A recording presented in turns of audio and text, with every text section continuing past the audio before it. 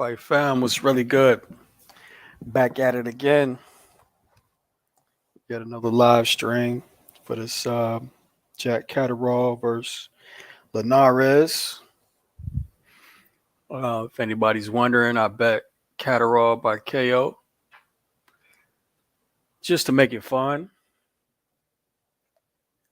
Only to make it fun. What's good? I see some people who's already in here. What's up, Kruger? PBC Central, Killer K in the building. What's going on with you, man?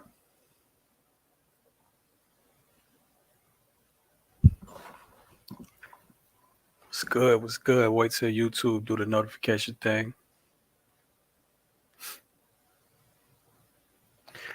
Put this link out in the chat. If anybody wants to come up and rap with your boy. Jacob, what up? Jeremiah was good. Look at Jeremiah, 13 months strong. Appreciate you, fam. Thoughts on Thurman versus Stanionis? Keith Thurman's retired. Yeah, we're going to talk about a lot of that, I guess. A lot of news, obviously, since the last time I had a live stream. Showtime is no more. You're supposed to be spending money on two retired fighters with other retired fighters underneath them. Call it the geriatric card. Sunnyside Retirement Homes card. Go, what up?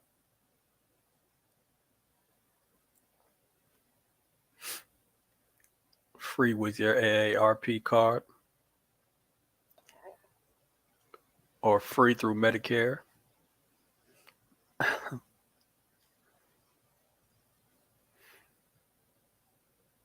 Just waiting on the wrong live. Okay.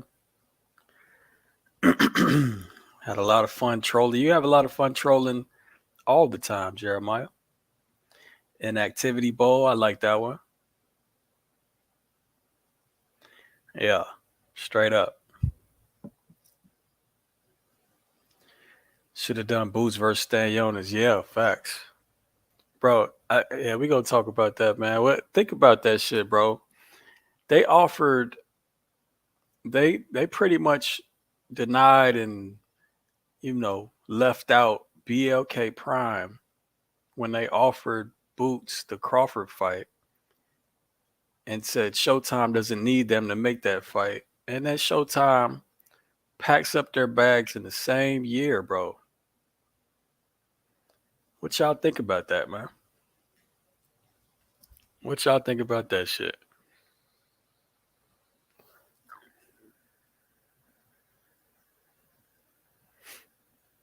Back down memory lane card, facts. Let me turn this shit on.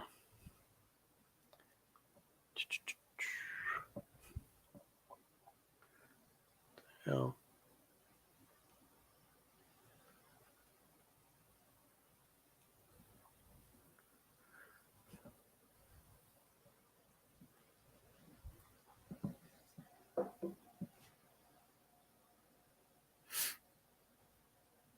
Anybody else watch a UFC pay-per-view? Nope. Plus 1,400 by decision. Still not putting any money on them, though. Yeah, that's putting money on Linares versus Catterall is tough, bro. Linares hasn't been Linares in forever.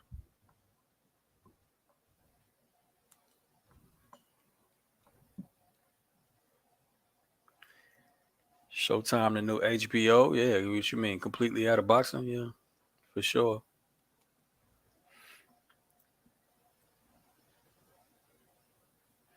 BLK Prime actually paid, right? I mean,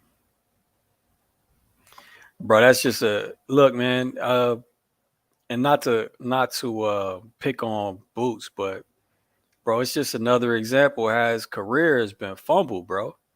Like, damn, bro, you said that shit in January. Like, how? Damn, bro, the same year, the whole network fold.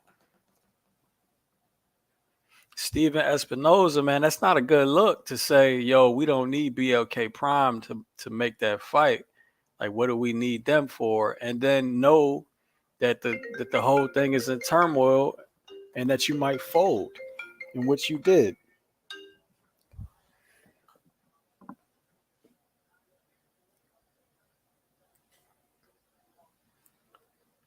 Who knows, man? Man, who knows how that deal would be structured either. Amazon Prime. Catterall by UD. I hear you on that. That was a good. That was a. It was a plus bet, I believe. Like Prime's just throwing money.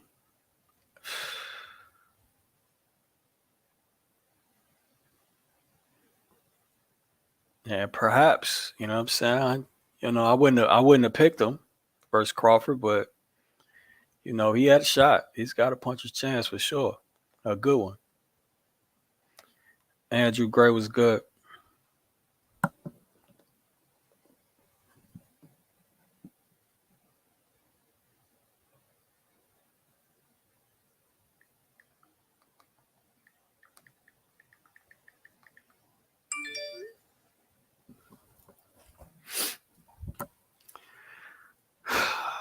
See, we're starting this off with a lot of fluff. Hopefully, Campbell hadn't fought already, so I don't have to see that. I think he did. I think he was on the prelims. Y'all let me know if whoever's watching this, did they fight already? Did Campbell hadn't fight? Wonder what Booth's gonna do now. I mean, we wonder what the whole PBC is gonna do now. So, yeah, what's anybody gonna do? And they say they were saying they didn't have a contract with Showtime, and it was just some loyalty shit, which makes it sound even worse since they folded, or folded the boxing program at least. But damn, yeah, I don't know, man. What's anybody gonna do now? What I mean, I guess they waiting on Al. I don't know what Boots and them waiting on. They should be shopping to Top Rank or Matchroom. That's the route they should be going. They already got somebody in the camp, and Andy Cruz. That's with Eddie Hearn. So shit, why not go that route? Jacob, what up, bro? Yo, what's going on, man? Chilling, man. What's Boots gonna do now, Jacob? Shit. Um Look, they're probably gonna stick with wherever PBC goes since fucking basically they're taking Espinoza wherever they go. Oh, they are. I would assume so. They fired Espinoza, so I mean Well, Espinoza. why would they need Espinoza then? I don't know, bro, because it seemed like, bro, Espinoza let a lot of shit slide. Yeah, but At Showtime when it's he was there. guaranteed that the next network or the next app or whatever they go to is gonna have another Steven Espinoza. That's a fact. So what the fuck is Espinoza doing? I don't know, bro. So yeah. It's, But either way, yeah, that wasn't through. Boots wasn't through PBC. Yeah, that's what I mean. Boots Yeah. was Showtime. So, I mean, I would assume, bro, that shit. I mean, since Showtime's out of business, you with PBC, so essentially you are only working with. I mean, you were with Showtime. Essentially, you're only working with PBC fighters. So, I would assume that they're just gonna stick with what they're kind of familiar with. You know what I'm saying? Yeah. Even though it doesn't make any fucking sense to wait for a company that just folded and their promotion to go to another broadcaster when you can just get with an established fucking, you know what I'm saying? But who knows, bro? I mean, God damn Cameron it. Duncan, he Hold hasn't been on. doing a good job regardless. Yeah, I hear you on that. Nah, his career been fumbled. I don't know if it's Cameron Duncan or whoever else, but his career it's been weird as hell, bro. But Tim, champ, appreciate you, bro. Shout out to Desert Storm in the building. Appreciate the super chat, fam. Bro, buy that Fury and Ganu on me. Boots should go to top rank. Yeah, you need to go somewhere. All right, I'm gonna buy that Fury and Ganu. I told you I wasn't gonna be here, but I'm gonna buy it though, just because you sent the money. Even though, how much is that shit? It's just $80. $80. Yeah, you about to be you $10 short, Tim. I guess I can spot the next 10, but you $10 short. YouTube take 30%. But appreciate the super chat. Man, I got the perfect comment for you, Jake Gems. Where is it at? Here we go. Respond to that. Mm, I don't know, Chief. I don't know, Chief. I don't know. A lot of shit gotta go right. That's all I'm gonna say right now. Yeah. He can fight Crowley. On what platform, sir? Boots could fight Crowley on what platform? They don't have one. The zone need to absorb PBC. I heard the word was they don't want to go to the zone. Yeah, it's a shame. But, I mean, kind of expected. Al want another fucking island. You don't want to have to be forced to actually work with these dudes. Yeah. Not a big power puncher, but yeah, remember Linares is, he's had to come up and weight over the years, and he's been knocked out several times, especially at 140.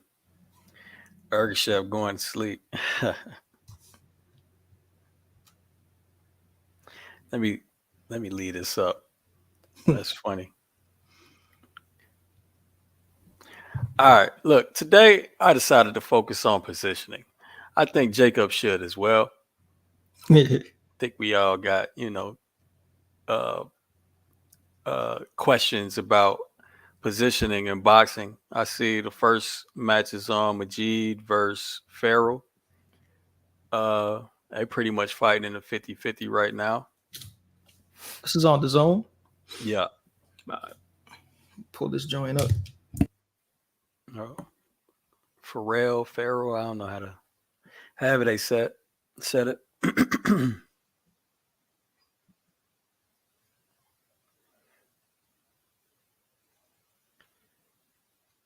Ego got them looking dumb. Yeah. I mean, look, again, it all seems silly, man.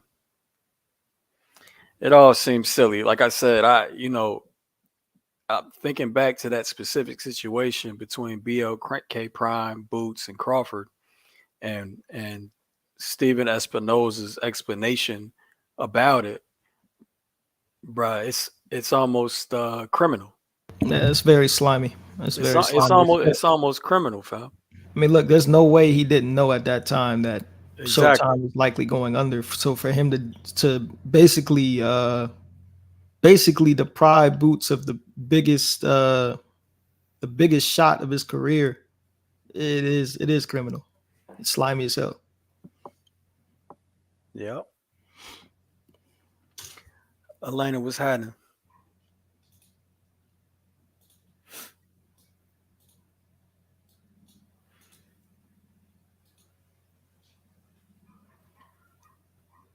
Fighters like Crowley been screwed. Yeah, bruh. I mean, I seen Crowley a few times on TV though.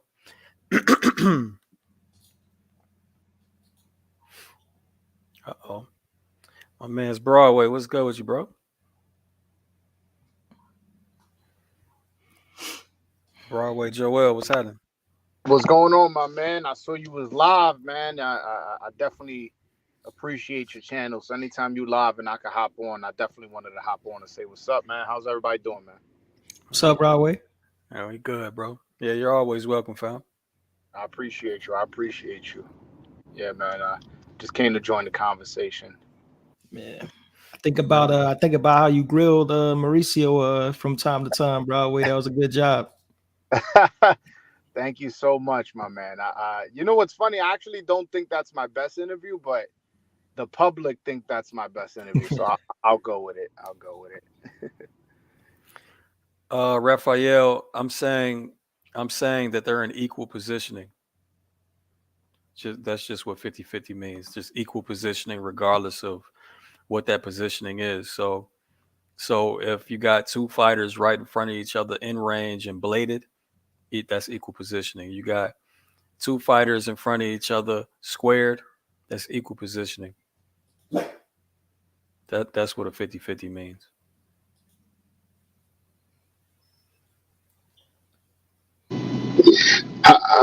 Gems, how do you see this Catterall Linares fight? I got Catterall by stoppage. Yeah, I got the same. I bet it. I bet Catterall by knockout. Yeah. You know, it's funny. I actually saw Linares spar back in August. I was in Las Vegas. I went to go interview. He was there at Salah's gym sparring. So I got to see a few rounds before I got kicked out the gym. Yeah, nah, man. Ismail Salah's wife is very strict. So she gave me a time limit as to when I could be there. Once the sparring started, she wanted me to leave, but the guy who I was with, Claudio Marrero, he's a boxer, who trains with Salas, was like, nah, just tell her you're with me. I was like, bro, she told me I have to leave at this time. And she's like, you gotta go. I managed to stay for 2-3 rounds, but then she just kept hounding me. I was like, all right, miss, I'm out of here, man. Right. Yeah. Hell no. And just on Linares sparring? That's what I said, but you know, listen, that's what I thought. I ain't say that. That's what I thought. I'm like, it's Linares. It ain't like this Robesi Ramirez who Salas trains. This is like this dude's a journeyman at this point. Wait, were you filming? No. So wow. I even showed her. I was like, no, my camera's in my bag. Look, and she was like, no, I don't care. You gotta go. God damn, you can't even watch the man spar, huh? Just not with. Nah, That's wild. I mean, the thing is, I don't know how many rounds he sparred, but I saw 3 or 4. So, like, I basically saw everything I needed to see. Not that I was there for that. I wasn't even there for that. I was there to interview these Dominicans, but one of them wanted to watch a spar, and I'm like, bro, I gotta interview you. I gotta go. I'm on the time limit, and she wasn't trying to hear that. Right, I got you. Yeah. Well. Nah, I don't expect him to do very well tonight. Actually, it might be competitive for maybe 2-3 rounds, but then I think Catterall going to eventually clip him with something. I like Catterall's footwork, and he moves. He kind of like glides around the ring for me. At least that's what I see. So, and then I just think Linares is washed, and he cuts easy. He has no chin. He's older. I just feel like this is a recipe for a stoppage. And this is believe it is his first fight at 140. I could be wrong, but I think so. Nah, it's the second fight. He got Second. stopped. My bad. He got stopped in 3 rounds. His last fight at 140. Oh, well, there you go. His history at 140 isn't that good. Right. Yeah. And he's been stopped like 6 times? I believe 5. I think he's lost 7 and been stopped 5. Right. So bro, this wasn't that hard of a decision betting. I mean, now the odds weren't shit. So I mean, that's what made the decision hard. But I think the odds on a Catterall KO was like -140. So I'm like, that ain't really worth nothing. But just to make it funner to watch, fuck it. Let me just put my bet up. Yeah, for sure. Nah. I don't blame you. Yeah, but Jacob, some confusion about what we was talking about over text. Gotcha. What's up? So basically, your thing is there is no in the open stance, there is no advantageous positioning if you're stepping strong side. No. Gotcha. No, because hold on, let me pull up the video.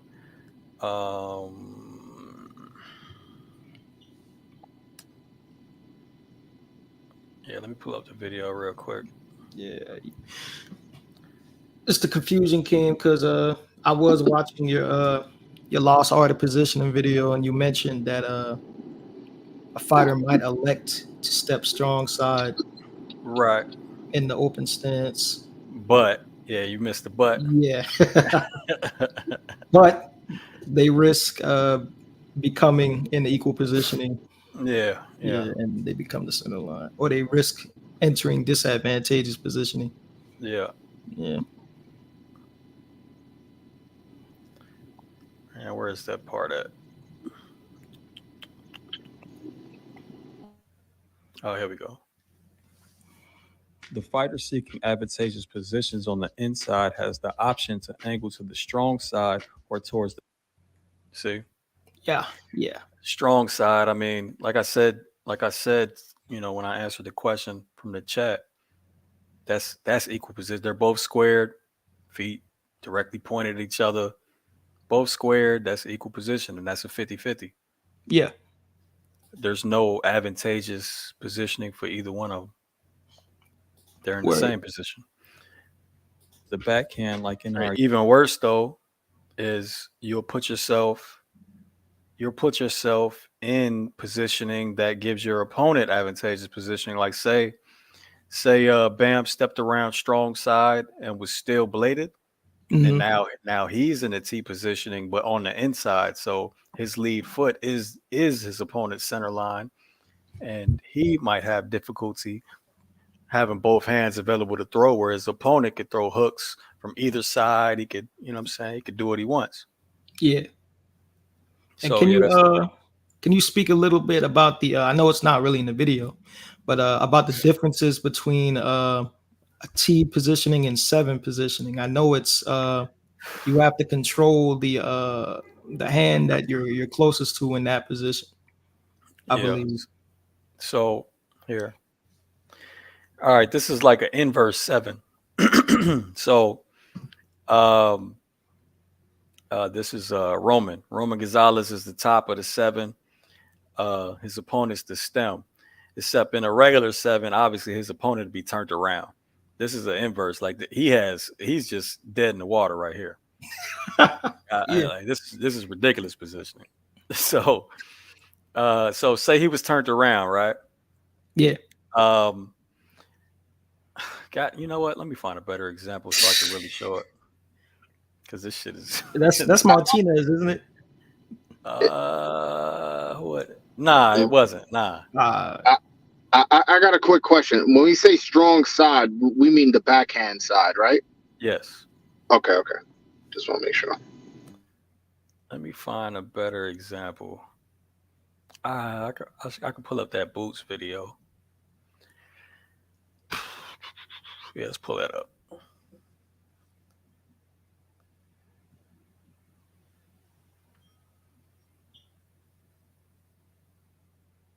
Oh, you know what? You know what? I'm thinking of the Boots live stream on Patreon. shit. That ain't on here. um, but I'm sure I got it in something. I just got to think about it. Yeah, y'all go ahead and continue a conversation. I had to think about where this is at. Yo, Broadway, man, you got some up and coming Dominican fighters, I can look at. Yeah. I got a couple actually. I got Yuri Cedeno. He actually fights the 27th on Amanda Serrano card on the Zone. He's 6-0, 6 knockouts. He was an Olympian. He actually won some fights in the Olympics. He was one win away from a bronze medal. He lost to the eventual silver medalist Alexander Kizniak. Mm-hmm. He is very, very good. Also, Jan Santana. He signed to Miguel Cotto. He's 9-0 with 9 knockouts. Benavidez has a long, quick, and my bad. Go ahead. No, you good. Yeah, he's 9-0 with 9 knockouts signed to Miguel Cotto. He actually ranked him as the number 1 prospect. Those two are my 1 and 2. And then I'll throw in the last one, Rohan Polanco, who, I want to see him a little bit more looser and to be a little bit more active with his hands, but he blows up right after the weigh-in. He has a really nice left hook. So I'm still seeing what he could become, but Yuri Cedeno and Jan Santana, those two, I would say, look out for those two guys. Got you. Yeah. All right, I'm gonna check him out. Yeah. There's also another guy, but he's just now getting out of a bad managerial situation. His name is Leonel de los Santos, and he actually beat Edwin de los Santos twice in the amateurs. He beat Shushu in the amateurs. He was a gold medalist in the Central America Games, silver medalist in the Pan American Games. He went to 2 Olympics. This guy, he may be the best one, but the only reason I don't have him number 1 is because of his managerial problems. But he's just getting out of that now. Let's see how he develops with new management. All right. All right. Now I know I'm going to see it. All right, here we go. Perfect.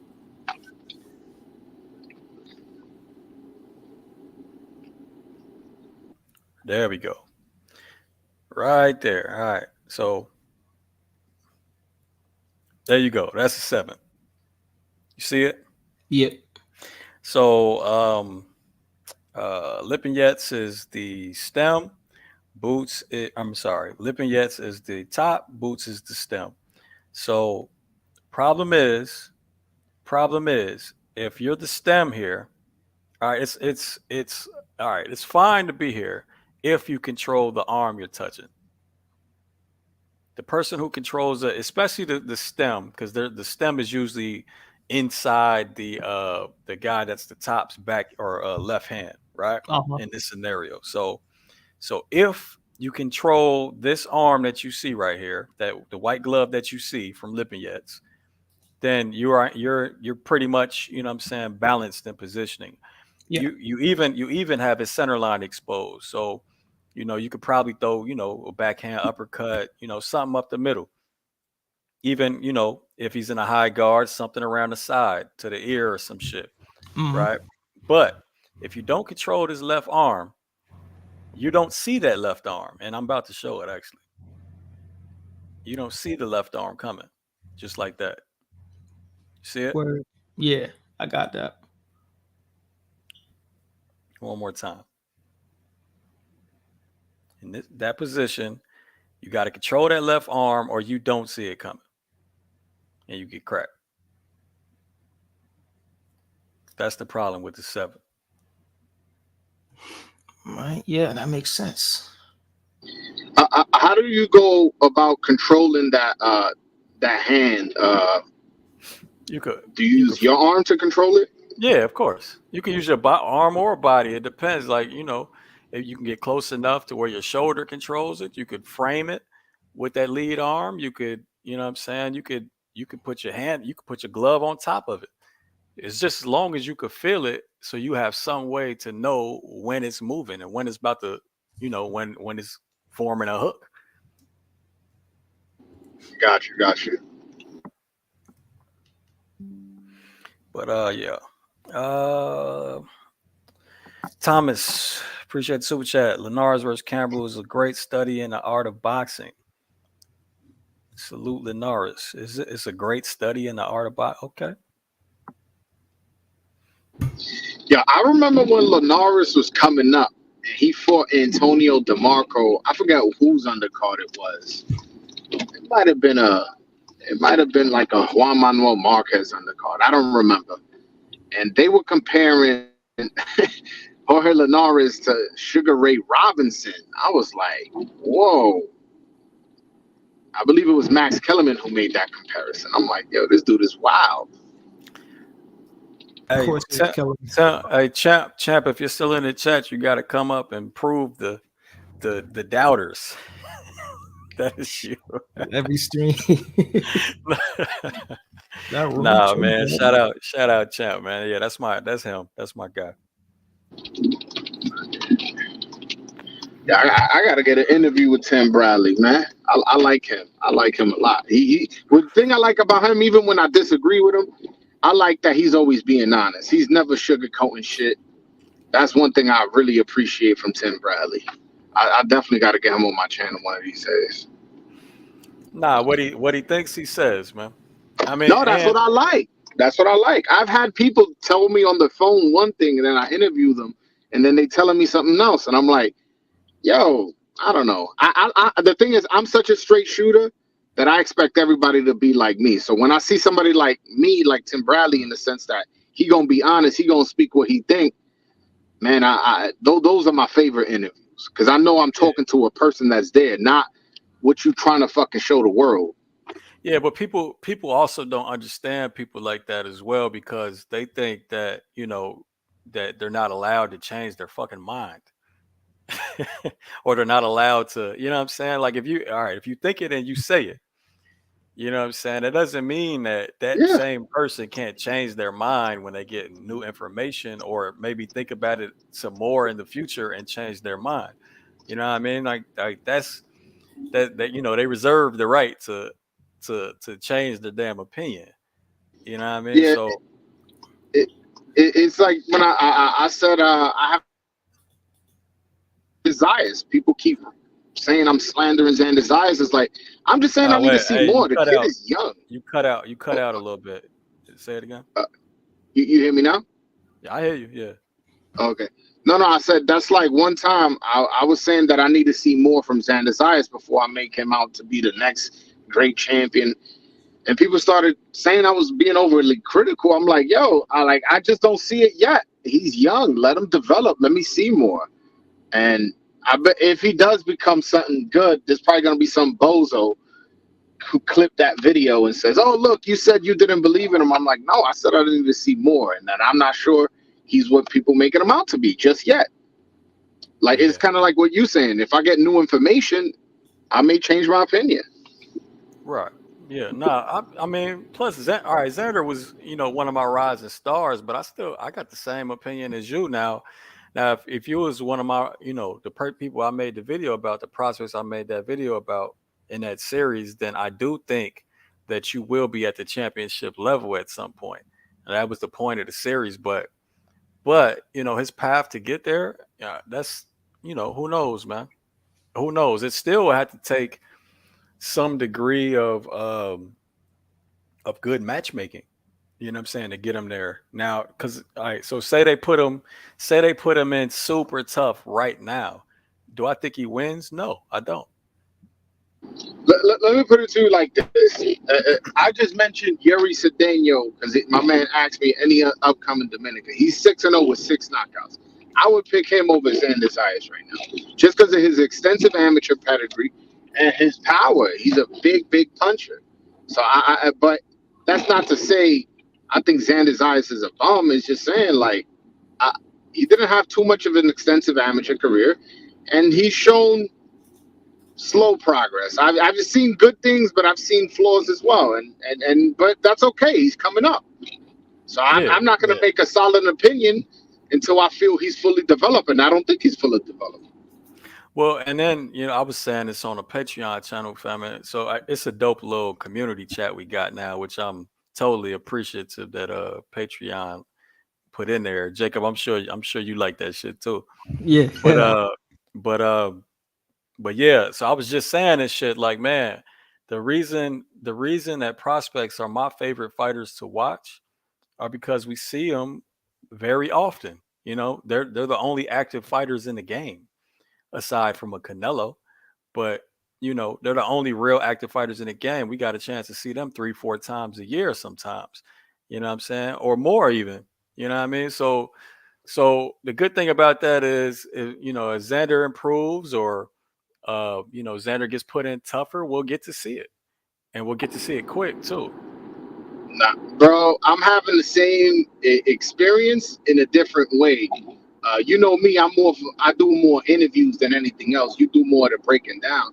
I've been Yeah. enjoying interviewing these younger guys more like these 12-0, 8-0 guys.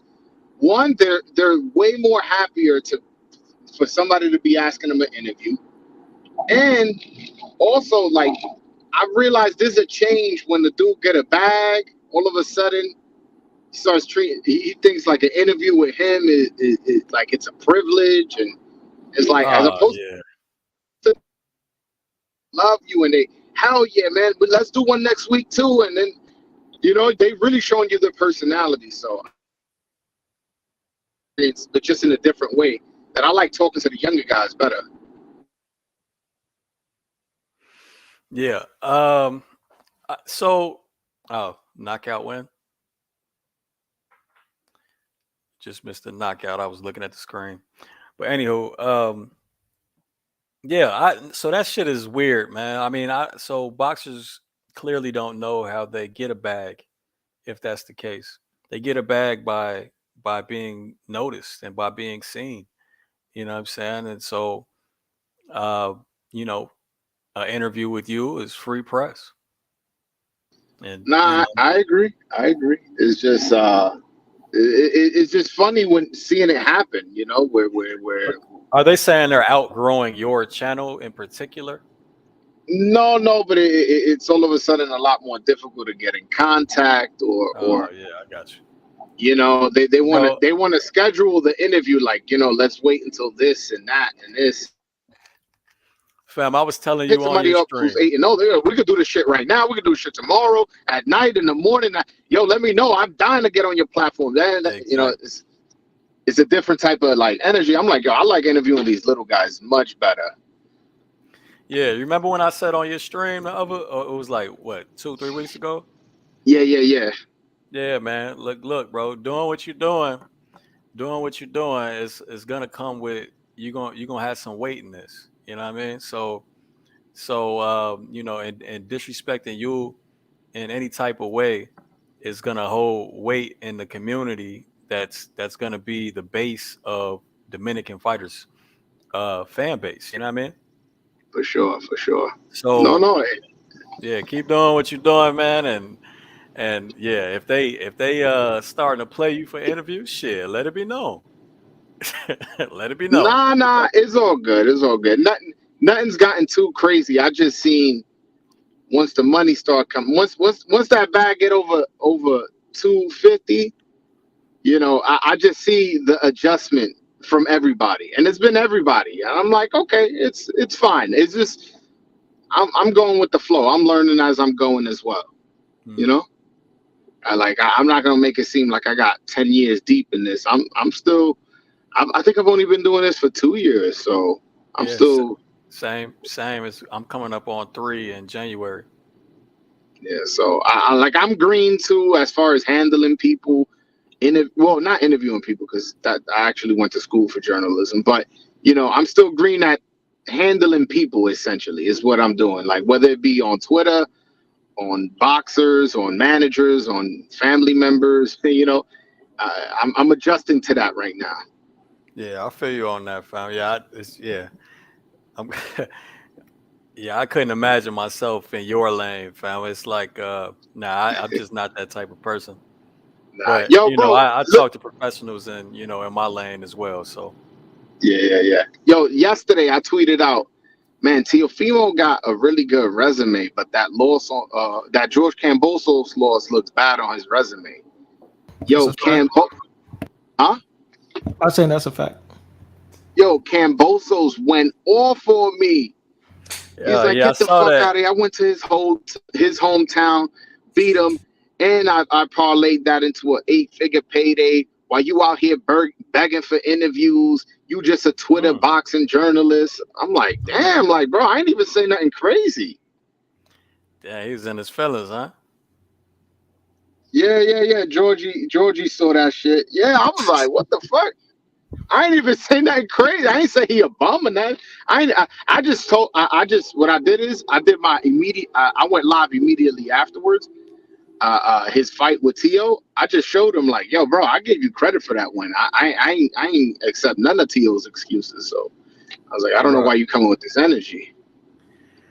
Yeah, I mean, what's the point? What's his point? I mean, I just I, don't understand him. I People don't gonna know talk, either. bro. We supposed to talk. If we wasn't talking again, we wasn't talking. Motherfuckers wouldn't have no fan base. It wouldn't be no interest. I So think I. what I think happened is somebody might have hurt his feelings, and then my tweet was the straw that broke the camel's back. Right. I think that's what it was. Yeah. Your tweet was the last one to pop that temperature gauge, huh? Yeah, I think that's what it was. I don't know Cambosos to be a mean spirited guy, but he made it a point to let me know he made 8 figures and that I'm just a boxing journalist on Twitter. And I was like, okay, if that's what you think I am, then God bless you. Yeah. Well, money, huh? Hey, I don't got 8 figures. If he thinks that makes him better than me, then God bless him. That's all I can say. Yeah. That shit don't never make you right. Exactly. Like I still stand by my tweet. But all right, cool, man. God bless. Now, I actually disagree with the tweet, fam. I think it matters in what context you're talking about. So is it a bad loss on his resume, compared to what? You know what I'm saying? Like compared to like, is he a great? Hell yeah, that's a bad loss on his resume. But if is he a top fighter today? Of course he is. So not exactly a bad loss. No, I mean a bad loss because when he's compared to his contemporaries like Haney, Shakur, Tank, those guys are undefeated. So especially Devin, who beat that guy twice, it just looks bad. Like when you're making the comparison as to who's better, Devin and him, you could say he beat Loma, but Teo beat Loma better. But then he's like, yeah, the guy who beat you, I beat twice. So it's kind of like a checkmate argument. I see. You get what I'm saying? That's what I was referencing. Not necessarily that Kambosos is this trash fighter who he should have never lost to. I was there live at that fight, man. I thought Kambosos fought a beautiful fight. I thought he boxed amazingly. At the Teo fight? Yeah, I was there. He had. Yeah. Well, I mean, it was obvious to me that Teo was out of his mind. Yeah, he had no game plan. He had no game plan. Yeah, it was ridiculous. He came out throwing haymakers from the opening bell. So as soon as I seen that, I'm like, fuck, man. All right, my bet and my prediction is all types of trouble. Like I'm not used, you know what I'm saying? Because he came out doing some shit he don't do. And it's a bad look, man. Got his ass dropped for it and then was trying to climb back the whole time. But he said, Killer K said your tweet was his Will Smith moment. Well, listen, ain't nobody smacking me. I can guarantee you that. Because even if he thought that, he'll see me, he'll see my size, he'll be like, you know what? Maybe I'll just say something. I highly doubt he'll smack me. I doubt it. Oh no, them boxers, bro, they will test you. It don't matter how small they are. Man. Yo, I'm not gonna mention his name just out of respect, but I had a problem with a heavyweight, and he said when he see me, it's gonna be a problem. And I told him, I'm like, bro, it's not gonna work out the way you think in your head. So when he saw me, we ran into each other. He saw I was about it, and he kind of just was like, all right, man, yo, no, it's not that serious. Let's just dead the beef. And I was in my feelings, and I was like, okay. I was like, all right, but just don't be threatening people because I don't take threats lightly. Yeah, I hear that, fam. I would never box a boxer. Yeah, I don't want to say too much, but you get what I'm saying. Yeah. Oh, I already know what you're saying. Yeah. So I'm like, bro, it's not gonna work out the way you planned it out. Like it's not. I ain't never lacking. But anyway,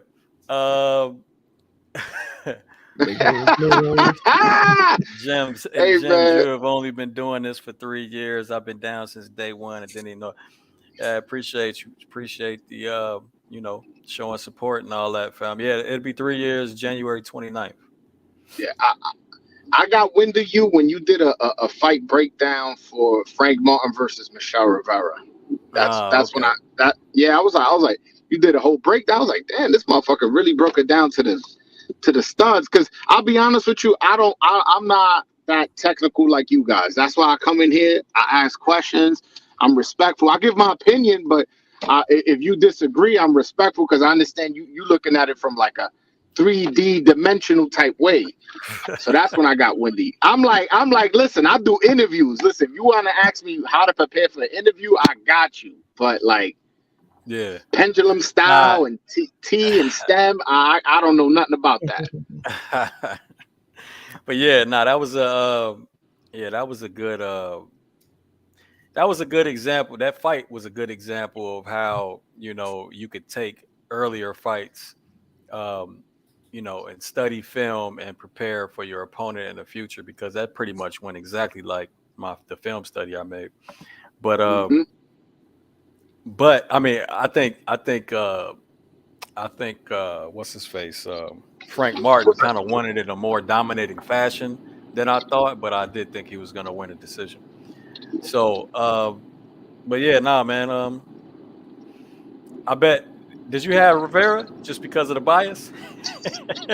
No, I'll be honest. I did have Rivera. No, I mean, I try my best to be unbiased. I'll be honest with you, but I thought his jab, he was taller.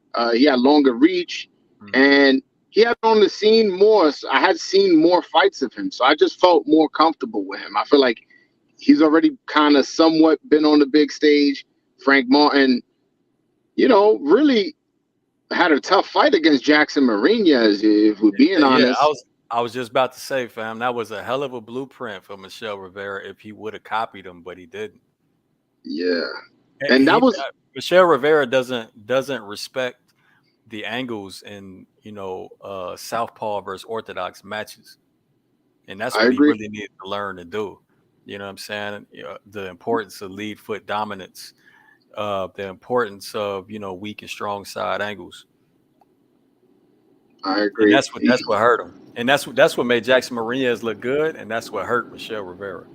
Yeah, Jackson Mariñez the thing is, he was on the Dominican national team and all that. Like, he had a lot more experience. Michel, I think he only had 26 amateur fights, and there were like local fights in the hood, like not like some tournament shit, nothing like that.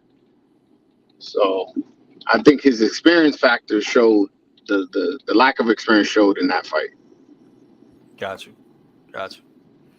Yeah.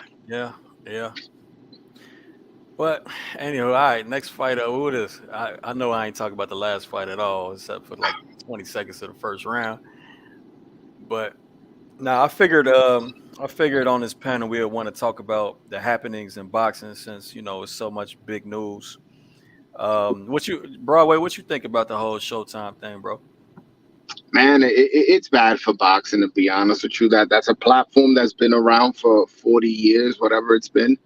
But what I will say is there's an adjustment happening in all of media, not just boxing, where people are cutting the cord and people going to these streaming apps and stuff like that. And the numbers on Showtime had dramatically decreased over the last 4 or 5 years, not because the content hasn't been good. It's just been, less people watch TV, more people watch on their phones and stuff like that. That's why I like the idea of it being on Amazon Prime. You buy a new smart TV, Amazon Prime is already on the app, on your TV app. Mm-hmm. So it makes it comfortable to watch and stuff like that. Also, Amazon has limitless money, so they could just throw $100 million a year at it and not even blink. Like, literally, it's a fucking tax write-off. So yeah, treat PBC like a tax write-off. No, $100 million tax write-off though. That's probably less than their normal tax write-offs. Yeah, for sure. Exactly. So I'm saying I like the idea of that, but listen, the people at Showtime, I got so much respect for them because they all love me. Yo, I was at the Ryan Tank press conference, and I'm realistic with who I am. I only have 4,700 subscribers, a little bit under 4,800. Yo, people around me, 100 subscribers. The people from Showtime came and they wanted to talk to me. They're like, man, we appreciate what you're doing. You're doing real journalism, man. Blah blah, man. That interview with Michel Rivera, and they mentioned the interviews they watched, and I'm like, oh, like I'm respected by these people. So Yeah. I really, really like the people at Showtime, and it's unfortunate. So there's a lot of good people that work there that unfortunately are going to be out of a job. Yeah, for sure. Yeah. So well, they say at least 40 people. Sheesh. Just Yeah, I don't cutthroat, know. man. Yeah, so this is my thing though, fam. Amazon Prime or Amazon period, of course they got a lot of money. But their willingness to break off bread just for boxing, I don't know about that. And plus, how will it be structured? Because there's no way Amazon is going to give them the same structure as Showtime did when they obviously see Showtime just failed. You know what I'm saying? No business would do that. No, So no. so what are they going to do? Yeah. You know what I mean? Well, this is where I would say the fact that Showtime had so much success on the pay per view, they can bring that to Amazon and be like, listen, this was last year. This I'm not bringing this information from Mayweather fights from last year. Tank Ryan did good numbers. Spence Crawford did good numbers. Canelo Charlo did good numbers. So like these are pay per views that are benefiting the company. And boxing, a lot of people don't know, it's ran off the big fights. Like that's how boxing survives. We need big fights. And we had 3 successful big pay-per-views that generated X amount of money for the network. And if you pick us up, that X amount of money will be going towards you. And the Right. free streaming is us building another pay-per-view star. And then you sell them a dream as to listen, we got this kid, I don't know, I'm trying to think of a name. Brandon Lee. That's the first name that came to my head. Sorry. Oh, he's a future pay-per-view star. Blah blah blah. And you can, Boots Ennis, this guy, we're gonna show him for free on Amazon Prime, but then he'll be what Crawford and Spence was, and then you can sell them that dream. Yeah, I got you.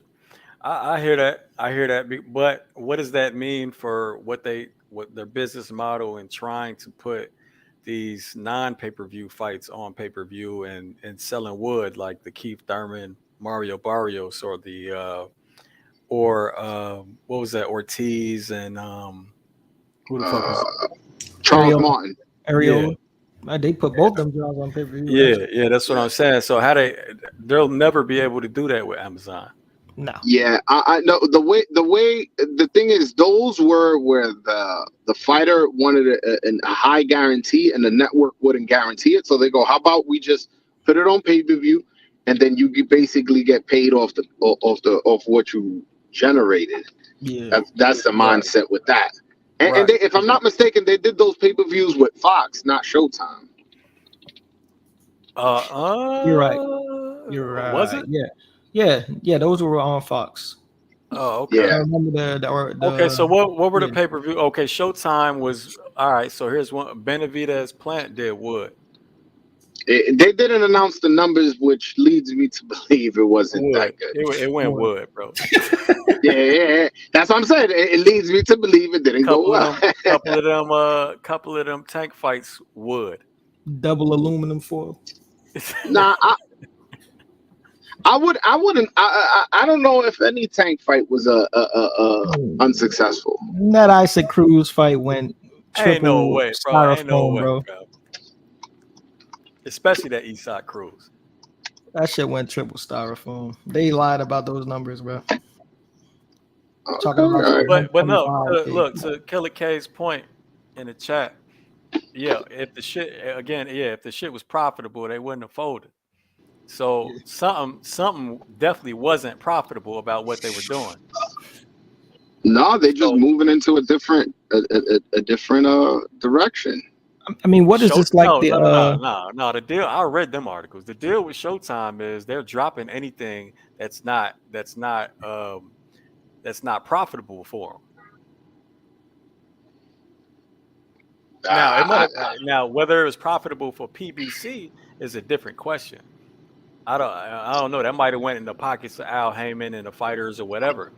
But the problem with being profitable with yourselves and not the goddamn network that you're fighting on, well, bro, you about to get dropped.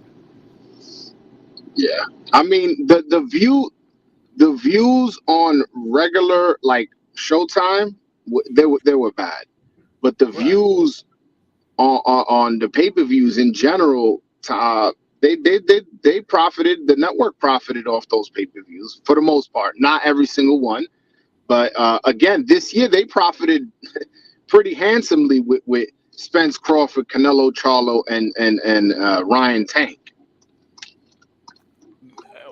So you say? I mean, are you sure? I mean, shit. What did Tank Ryan sell? 1.3 million. Like But it people ain't people what don't they understand. sold though. It ain't what they sold. I mean, so but I'm saying if that was the case, like what was the issue with Showtime? They definitely in them articles they were definitely saying that it was something like if they're less than anything that's less than 10% of our viewership or anything that's not profitable is we're dropping. You know what I'm saying? That shit is gonna no longer exist. And boxing was definitely one of them things. So you're saying that Showtime is just, like the free fights on Showtime with just a subscription. That was the only failures and the pay-per-views were all successful? Well, not I didn't say all the pay-per-views, but yeah, basically that is what I'm saying. Uh, like the big pay-per-views were success, and it was making money, but the show box, the fucking regular Showtime Championship boxing, like those things regularly did 200 and 300,000 views, which is not good. So from that perspective, no, they weren't a success. Absolutely not. But if we're talking about pay-per-views, they're the only ones. They're the only ones doing successful at pay-per-views. Like I Well, don't know. Top Rank ain't doing it. Neither is Matchroom. successful pay? Nah, they're not. Well, not that I can remember at least. But I mean, so I don't know. I don't know. I think we'll have to agree to disagree on that one because I can't argue about numbers that I don't really know. So uh, yeah, it is what it is. But fast forward, motherfuckers dropped. Yeah, nah, motherfuckers is dropped. Motherfuckers is dropped. What do you think of the? Because a lot of people talk about this Amazon Prime. What do you think about this curveball? This is not something I've heard. This is just me throwing a curveball in the air. What do you think of HBO coming back? I heard that too. I would love. I used to love HBO boxing, bro. I mean, Yeah, man. even when I couldn't stand, the commentators sometimes, HBO boxing was the shit. It's what I'm used Yeah. to. It's what I grew up on. You know what I mean? So, uh, but who would they have commentating and all? I'm pretty sure it won't be Lampley. Why wouldn't it be? Because Lampley getting up there. I spoke to Lampley. I interviewed Lampley. That's I saw actually that. yeah. He told me that he wants to he wants to commentate. It's just Oh, he uh would do it again. yep. But like he said, nobody's offered him a job since HBO Oh, left. okay. Oh well, So and then maybe he would. yeah. So I believe they will rehire Max Roy and Jim Lampley. I honestly believe that they would be like, hey, listen, this is what worked before. Let's just do it again. Can't satisfy everybody. Not everybody liked their commentating, but that's what was working when they were a success. That'd be Yeah. kind of crazy though if they got back into boxing for PBC. I mean, they got out because it wasn't profitable. Why would they get back in to get with a promotional company that basically was just cut off because it wasn't profitable on the last network? No, man. We're gonna get into another debate on if it was profitable. We're I mean, I don't know, bro. I Yeah, mean, we might as well. Yeah, leave that one. And yeah, yeah, again, we'll just agree to disagree on that one. No need to get into the same shit. Yeah. Well, we'll see, man. We'll see, bro. I don't know. Nice ass overhand. Is anybody in the chat watching the DAZN fights? or, are y'all cool with listening to us talk about what's going on in boxing? I think they waiting for the big fights. Quote, big, unquote.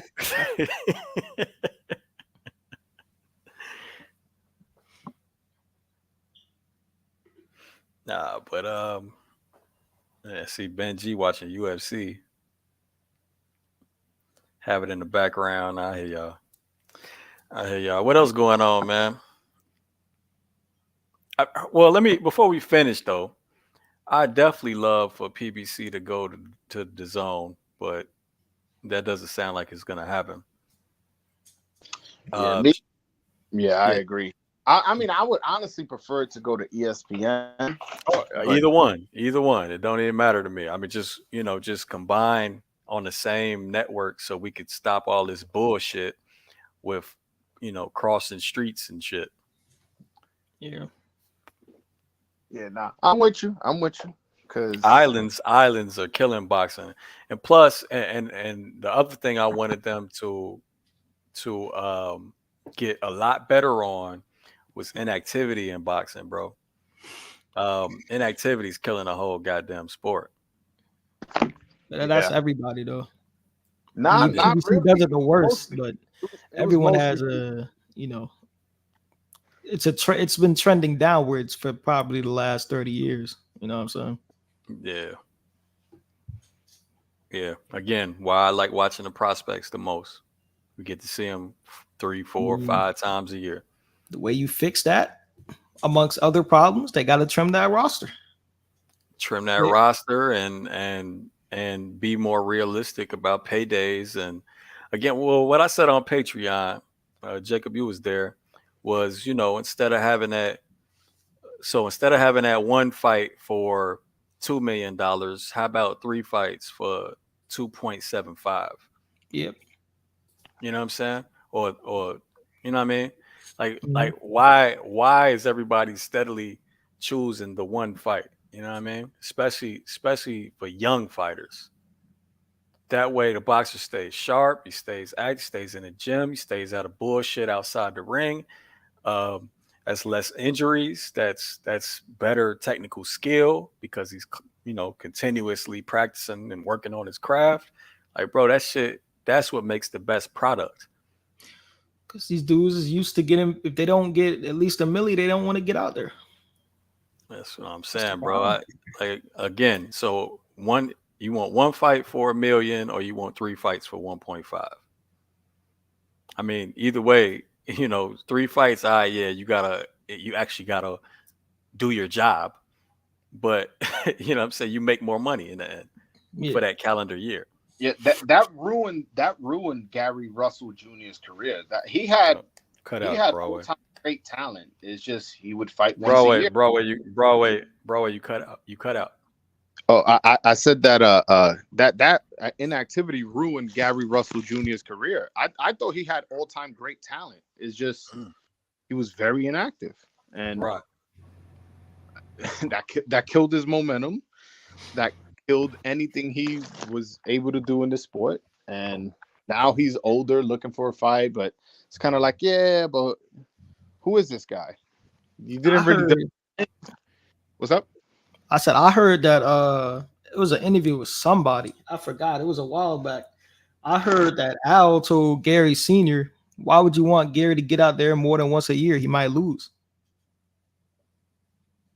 Man, they was beating Gary after he lost Lomachenko. I actually picked him to beat Lomachenko, but for sure, man, Gary was nice.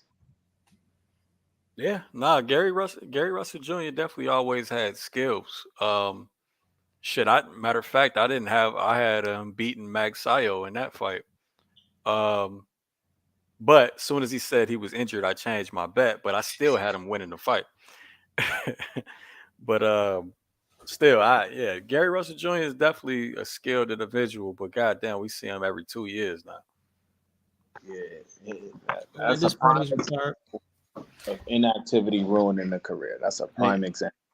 Gary Antoine just fought, right? He fought on the undercard of Emmanuel Rodriguez versus Lopez. I forget the guy's name. And also Trayvon Marshall versus Gabriel Maestre was on that undercard as well. Right. So that was what, 2 weeks ago? No, that was like about a month or a month and a half ago. Was it? Damn. Yeah, it was a while back. Time passing funny. But but yeah, I missed that fight. I never saw that fight, and nobody in the world is talking about it. It was the I first ain't round. heard it. It was a first round stoppage, but like that guy. But still, bro, he ain't get like nobody's talking about Gary Antoine Russell. I ain't hear nothing. Nothing. I mean, a first round stoppage shit, that's supposed to be impressive. Yeah, but people were disappointed on the opponent, so I think that's why he didn't get too much credit. He ducked Puello, and then when Subriel Matias' name got mentioned to him, he was kind of like who is he? And even though he has a belt, and then it's weird. He came out with an interview yesterday with my man Sibby. Shout out to Sibby, where he said he does want Matias now, but that wasn't the energy. At the press conference. Wait. So you saying Gary Antoine Russell said, "Who is he?" While Matias had a belt. Yeah, he did the same thing with Puello. And what the? Yo, the Puello one was worse. Let me read the quote for you. Let me find a quote. Something about these PBC fighters, dude. They move weird. They move mysterious. Hold on. Let me see if I can find this quote so you guys can laugh a little. Dude's a motherfucking contender, dog. Don't you want to fight for a title? Yeah, all right. So this is hold on, real quick. We can't keep blaming Floyd Mayweather, bro. The man been retired for a minute, bro. We can't keep blaming him. Canelo's the cash cow. Canelo got L's or got a L. So against that guy. So it ain't like losing in boxing isn't the end all to a career. It's just some fans start calling people bums because they lost. And that's it. But go ahead. I blame the promoters. Go ahead, Broadway. Yeah. So this was before Puello tested positive, so he still had a belt. So this is the quote. He goes, "When being a student of the game, you must consider the fact that every step a contestant takes is more than just self-gratification. And each and every last one of us do it for keeps. In other words, Puello got to catch up to me. He is behind me. No need to look back when the direction is you're going forward." What? Niggas are fake intellectual, bro. Oh, yeah. Well, he's not. He doesn't. He's out of touch then. Yeah, I'm like, bro, if this guy's such an easy fight, you know what you could have done? You could have got a world title. Yeah, you could have just knocked him out and got a. Nah, he's completely out of touch. That's what that sounds like. No, he's not out of touch. I think that's a creative way of ducking. Well, I mean, whatever it is. I mean, but then again, so I don't use ducking like other people, but now if it's not about money, then all right, now we can question, now we can go towards the ducking aspect. But I'm sure that's about money. I'm sure it is, because Puello, Matias, they don't offer a bag. Nah, but neither does Kent Cruz, your last opponent. And but then it's about risk reward. No, and on top of that, Jake Donovan from Boxing Scene reported that his team held him back from getting that fight because they felt he wasn't ready. From getting which fight? The Puello fight. Oh, wow. Okay. So you get what I'm saying? So it just, I listen. I don't think it's ducking if you're saying, "Yo, I'm just not ready for that kind of competition." That's not ducking to me, because you're saying like I'm a prospect, I'm developing, I'll get there when I get there. But then you come up with this whack ass quote. Like, there ain't no excuse for that quote. What did he say about Matias, Joe? He just basically said basically try to downplay him, like who is he and stuff like that. But he came out yesterday, so I'll give him credit. He came out yesterday and says that that's the fight he wants, and Matias got a belt, and he that's the fight he wants next. And although he would like Rize versus Haney, the winner, he's being realistic with the sides of the street shit. He also said that Amazon Prime, he goes, I don't know where y'all hearing that, but y'all getting good rumors. He said something along the lines like that. Mm. Getting good rumors. Yeah, he's. Let me see the exact quote. Hold on, let me find it for you guys. So that means it's likely, or I'm not. I get you the exact quote right now. Give me 1 sec, bro. He wants the winner of Devin and Regis. Well, that sounds like the money route. That's impossible. But who we waiting on for? So this is the crazy part. Why not go beat up Rolly? Rolly is quote unquote injured, quote unquote. Oh, he's injured waiting for Ryan. Yeah. Oh, okay, I got you. Yeah, man, these dudes. Bro, hey, the fact that Ryan Garcia entered into a tweet saying anything about the health of boxing, shit made my stomach turn. Ryan be thinking he a guru or some shit. I don't know what's good. Goofy ass out of here, bro. But by the way, I found a quote. He said that he heard people talk about Tank fighting in January on Amazon. He goes, yeah, Amazon. The word's getting out. The word's getting out. So. Oh, okay. So it's likely. All right. Well, we'll see how it's structured, man.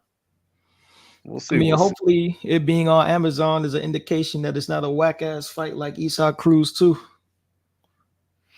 Yeah. Shit. It'd be insane if they managed to sell that shit to Amazon, bro. I would love for it to be Frank Martin if we keeping it on that side of the street. Yeah. We gonna bro that it. Let's see how this deal or supposed deal is gonna be structured, man. Because obviously, I don't think Amazon is gonna let them do the same thing. It just wouldn't make any sense business wise, unless it's literally like you said, Broadway, just a complete tax write off. Like somehow they make it into like charity or some shit, like they gave the charity by giving the boxing. No, not like not like that. What I'm saying is, you got to remember these people. They want to drive people towards their app, so they need content. Yeah, for sure. Boxing is something that it's most of the times weekly. There's bigger events than others. There's some that require pay-per-view where the app can generate money. And so they're looking at it from that perspective. Listen, they would still be, but you still said it like all right. So look, if PBC goes and does the same thing, then it's damn near. To me, it sounds like Amazon is allowing them to do it to report a loss, so they can report a loss on their fucking statement. No, that's not. If that's how I worded it, it's what I meant is they can invest heavily since they have the capital, knowing they're gonna get it back through pay-per-view. All right. Again, we're not gonna get back into the same debate. No. But listen, you're selling them. Hey, listen, we got Canelo, we got Crawford, we got Tank, and then we got these other guys developing who we think are good, and then maybe they can sell them on the prospects that they're high on, and be like, listen, these 4 guys have the potential of these other 4 guys, these 3 guys who we're selling to you as pay-per-view stars. All right. Broadway. All right. Benavidez, Andrade, give me the pay-per-view numbers. God damn. Yeah, that's a rough one. But that's a pay-per-view because the budget is not. That's what I'm saying. Felt like how would any business that seeks to make a profit let them do the same shit? Again, you banking on the pay-per-views. Plus, you could sell Deontay Wilder coming back. Oh, that's another one I forgot about. Wilder fucking Linares. That shit did triple fucking hockey puck. That definitely did win. God damn. Damn, Tim. I think Boo Boo versus David does. I think it does 200. No, I think you're tripping. I can't lie, Joel. Nah. Hold on. You know why? Because Stephen A. Smith is a big Benavidez fan. So is Mike Tyson. Andrade is a name. It is a familiar name to casuals. He's undefeated. Also, and then it's a solid undercard. You know It's what? All definitely. those. I definitely like the undercard. But real quick, Dirk. Read this comment. Dirk, what the hell does that have to do with anything we talking about? What? What in the world are you talking about, sir? Yeah. Damn. Hey, but Tim Bradley. Joel, What's up, brother? you know all those dudes that follow Stephen A. Smith gonna do if they want to watch the fight? You know, stream.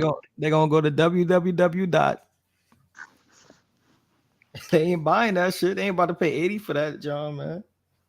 Oh, for which fight? For Benavidez Andre. Oh yeah, bro. Ain't nobody buying that shit, fam. I mean, I don't.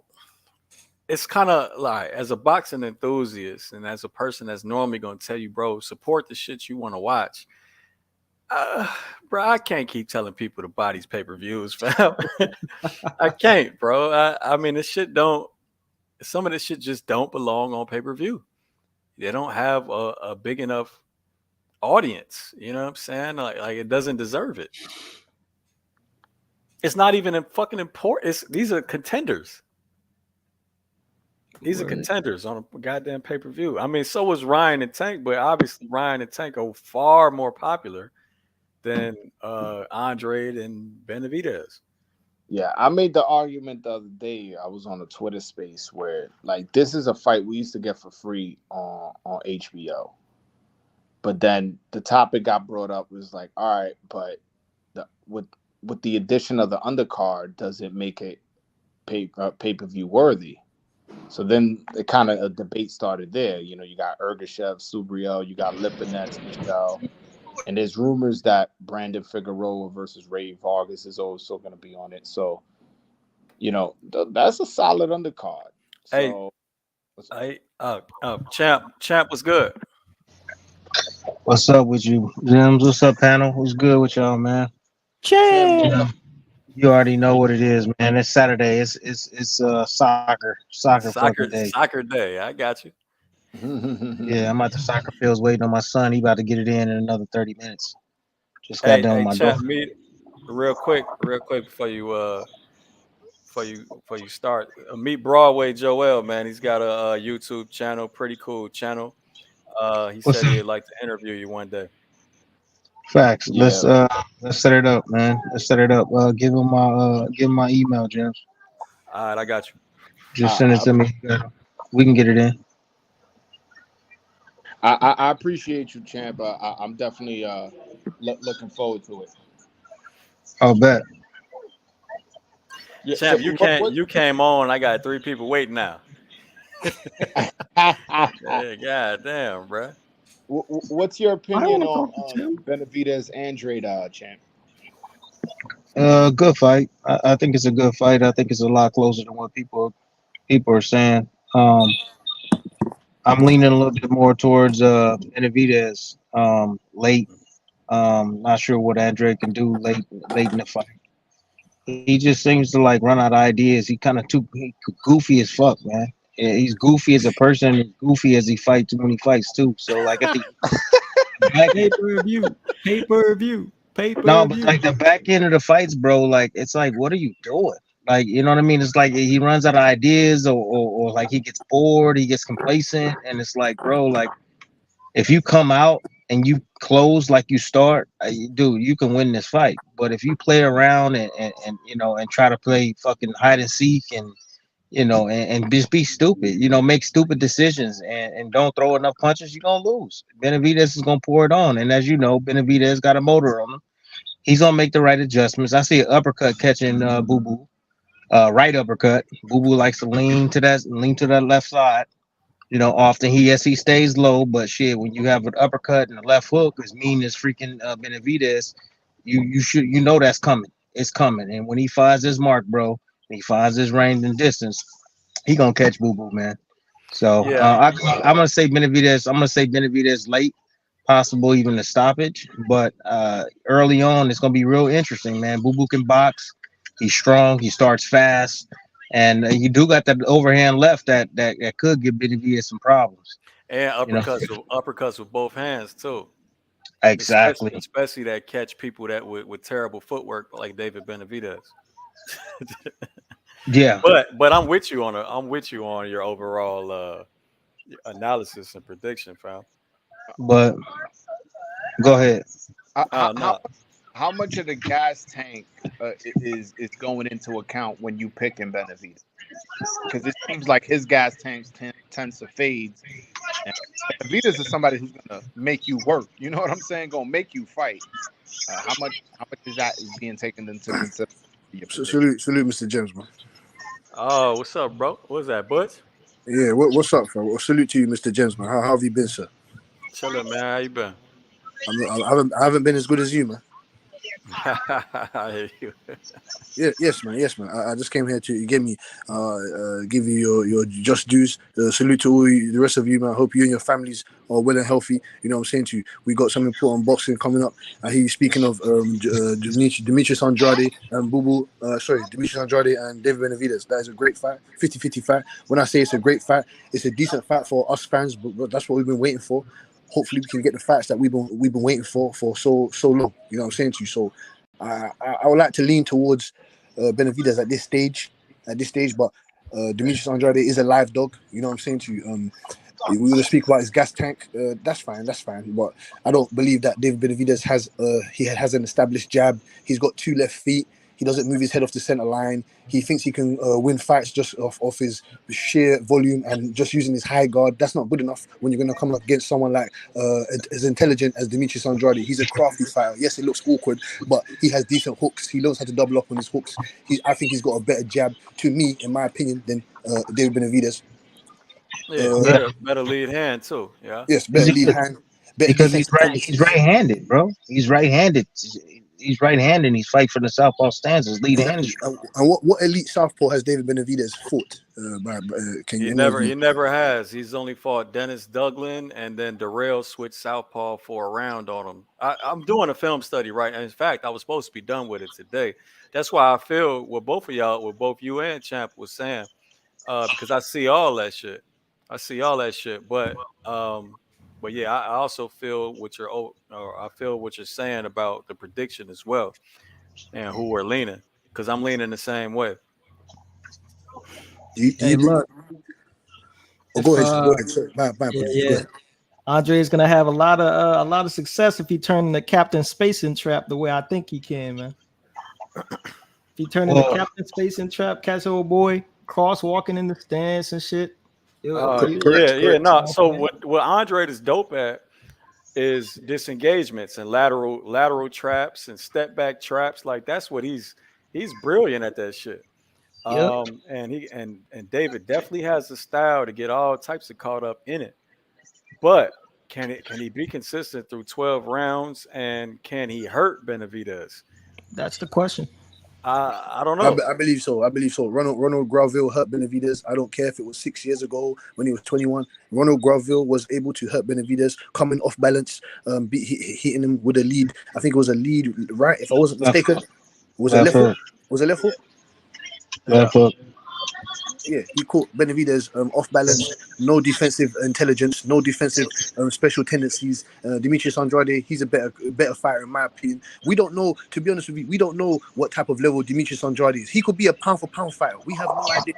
He could be a pound for pound fighter, or he could be an overhyped journeyman. We have no idea. So we're going to see in November. I hear you. Dirk, why are you talking about Crawford and Canelo? Because that's not helping the sport of boxing. Hey, Dirk, man. Hey, Dirk, man. Your boy don't want no smoke, man. Your boy Boots don't want no smoke, man. Stanionis and Keith Thurman, they're getting it. We're talking about. We're definitely not going to turn this into that. We're talking about Canelo and Bud. Let's keep it on topic. Oh, of course. No. Whoa. Time out. Let's keep it on topic. That had nothing to do with what we was talking about, Dirk. Let's keep it on topic. I'm just asking you a simple question. I'm about to move on. Okay. Crawford and Canelo ain't had nothing to do with nothing we was talking about. That doesn't help or hurt boxing at all. I mean, Crawford's about to be done, and Canelo is too at some point. I mean, I believe it's gonna be quick, but yeah, that don't have nothing to do with what we was talking about. I'm just saying both of them have plenty of smoke in around their weight classes they could fight right now. There's no reason to pull up people from 2 weight classes below or I fight these 100% agree. meaningless. Yeah, that's I all I'm don't saying. want to see the shit. Yeah. But you know, some people think Crawford could win. He gonna win. Shakur said on Twitter he's willing to bet a bag on He would have to make it real boring against Canelo to win that fight. Again, so He what gonna I've beat said his about ass. it is what I agree. you hear, champ. But what I've said about it is it takes away Crawford's versatility. He would have to fight one way and one way only to win that fight, and it doesn't really mean shit to me because it's not like he could do that against everybody at 168 because he won't be successful. David Morrell beats the fuck out of Terence Crawford. The fuck, champ. I'm talking to you. I don't believe so. I don't believe so. David Morrell beats Who the the fuck is fuck that? out of. No, I don't believe so. Oh, bro, y'all crazy, man. Crawford's skill Yeah, will carry. I'm not saying he's going to win. I believe David Morrell will beat him also, but Crawford is too skilled. We We've seen talking about Roberto Canelo, Duran. man. We're not talking about David Morrell. We've seen Roberto Duran. We've seen Wilfred Benitez. We've seen Floyd Mayweather. We've seen Pacquiao come up from weights after weights. Come on, man. No. But none of them dudes you named jumped up 3 weight classes and fought the man at that weight class. Pacquiao started at 108, man. 105, man. Butch, that's not jumping up 3 weight classes. That's going weight class by weight class, winning gradually. But he shouldn't even be going anywhere near there. Pacquiao had help. That's a whole different discussion, though. Pacquiao had help. I understand, Mr. James. And he was on that juice too. No, he wasn't. No, he wasn't. So you have no evidence. You have no receipts of that. You have no real receipts of him being on juice. You're just going on. I'm not gonna ask Champ's opinion on that one. Motherfucker head grew 10 times as big as it was. So Champ is in agreement. Why you think him and Floyd took so forever to fight? Because Manny wouldn't take the test. But they still ended up fighting though, right? Whose mic is that? What the hell? Somebody. I thought the feds will hack this shit, man.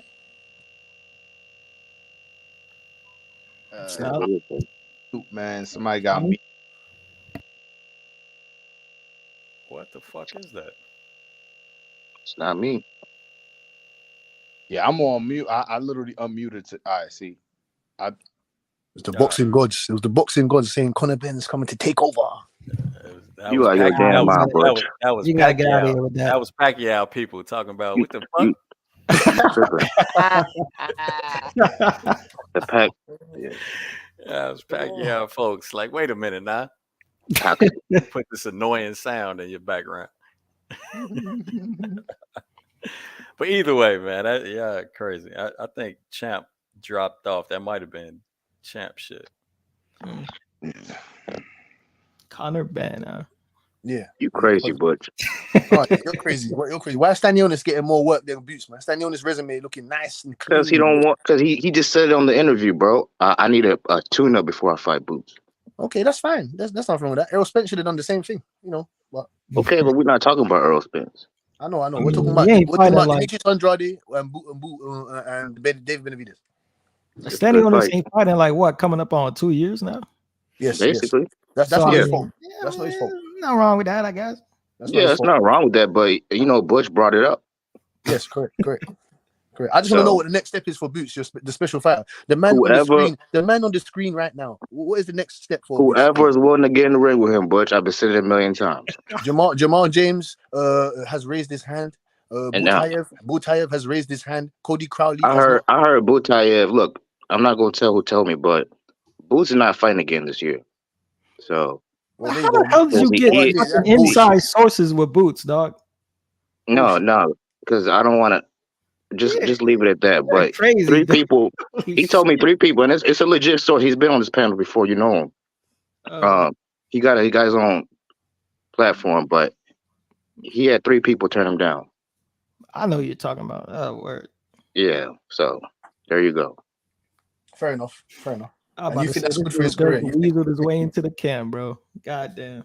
I told you. I'm telling you that you keep Boots inactive. He ain't fighting no Conor Ben. We gonna knock him out if he's inactive. Come on, man. You're Conor Ben is easy work. tweaking, Butch. You're tweaking. No, I ain't. Conor No, I ain't. Ben, bro. Like I wasn't I don't tweaking. I understand. wasn't tweaking when Nigel Ben beat Jerry McQuillan. I wasn't tweaking when Nigel Ben beat Iran Barkley. I wasn't tweaking. Connor ain't Nigel, I'm bro. not sure Conor Ben will beat me, Machine. Bro, you bringing up Ain't shit from the Nigel, dog. 90s, bro? What's going on here, man?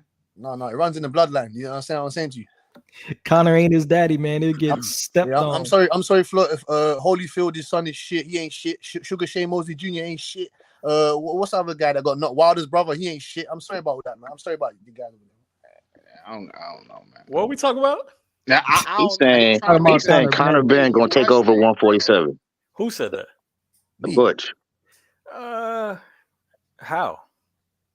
By taking on the best of the best and showing up and showing out.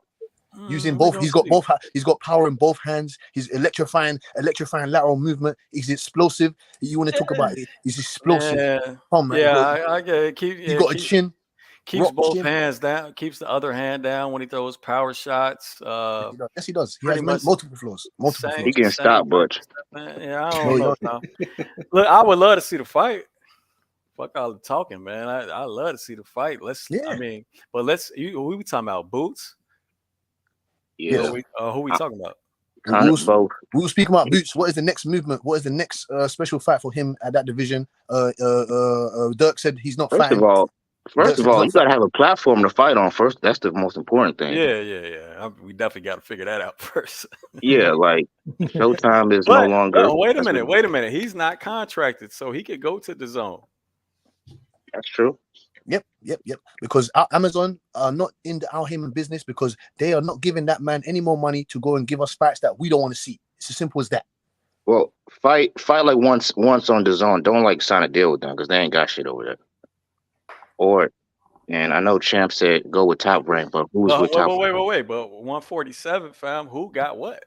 Yeah, who's got what? No one's got anything. I mean, Nothing. he could fight Ben. He could fight Alexis Rocha from Golden Boy. Yeah. He could fight. You know what I'm saying? Like Mr. Gems. That's about it. Mr. Gems and Dirk and everybody else, sir. Where is all these PBC guys gonna go now? Where is Wilder, Ruiz, Furman, Charlo? Where's Barrios? Where's all these guys gonna go? We're in flux right now. They'll find something, but we just hold on. It depends what network is going to do business with PBC. Gary Antoine Russell alluded in an interview yesterday that it would be Amazon Prime. But that's a fighter saying it, not necessarily an executive. But we'll see. Yeah, look. So correct me if I'm wrong, but most of them dudes not signed to wasn't signed to Showtime. They were signed to a management deal with Al Heyman. Mm-hmm. Exactly. Right. So it wasn't like shit. They can go wherever the fuck, but I'm pretty sure they'll follow PBC. Exactly, that's what I'm saying. Because if they had the opportunity to leave already, no one left. They wanted to stay on that ship until the wheels fell off. So now the wheels have fallen off. What are they going to do right now? Because the only money movement that's happening over there is Tank Davis. So where's Tank Davis going to fight now? Where's he going to fight? Because I don't see him fighting on no Amazon Prime. He's fighting wherever Al goes, Tank Davis is going.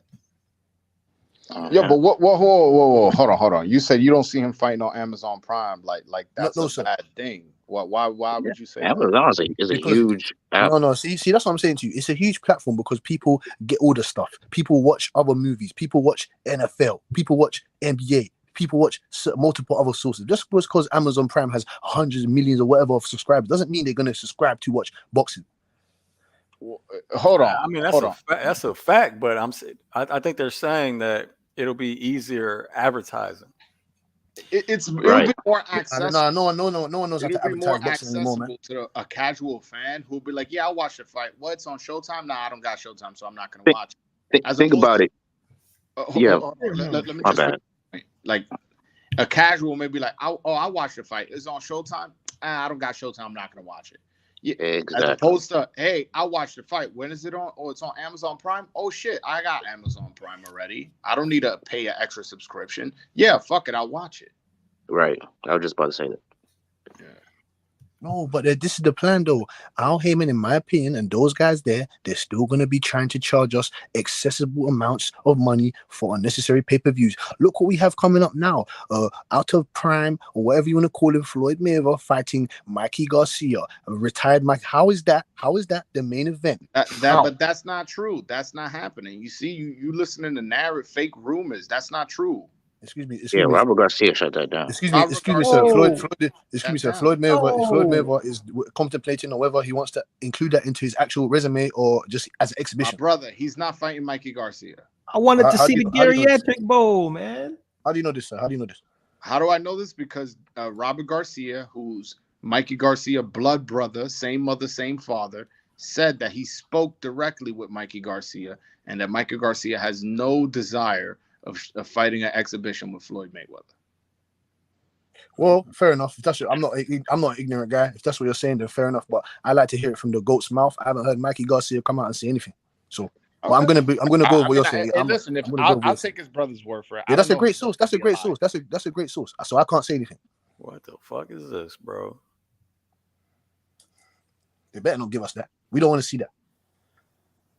Hold on. To K Moleri says Amazon ain't showing no free fights. I mean, they show NFL football for free.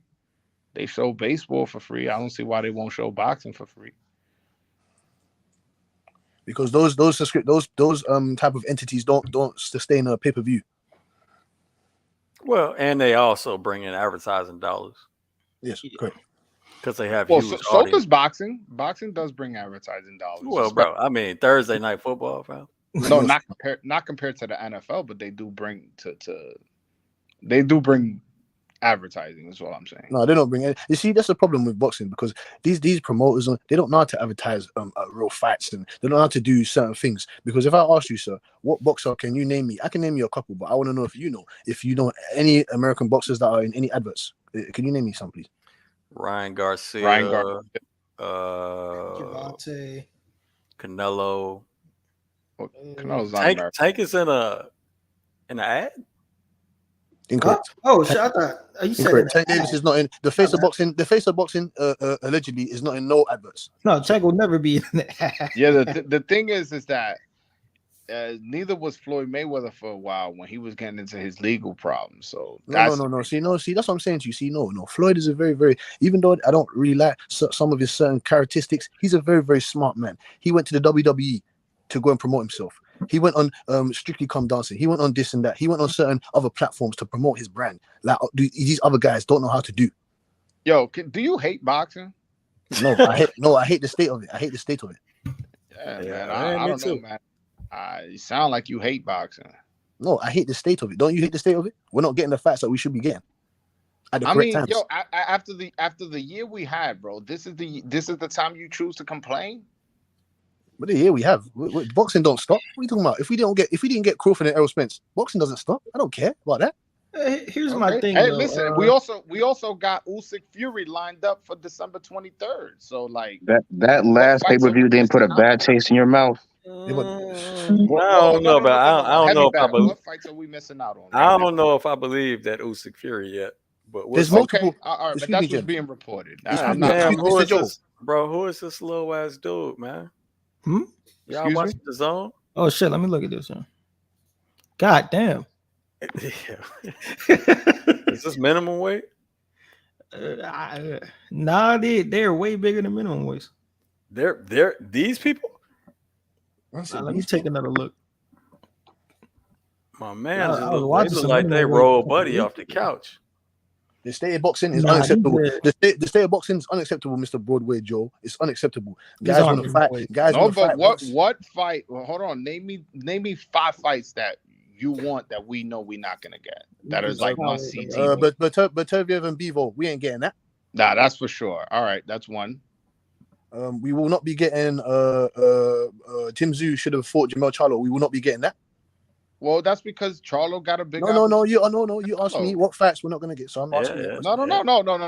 But there's context. It's 126, James. Context.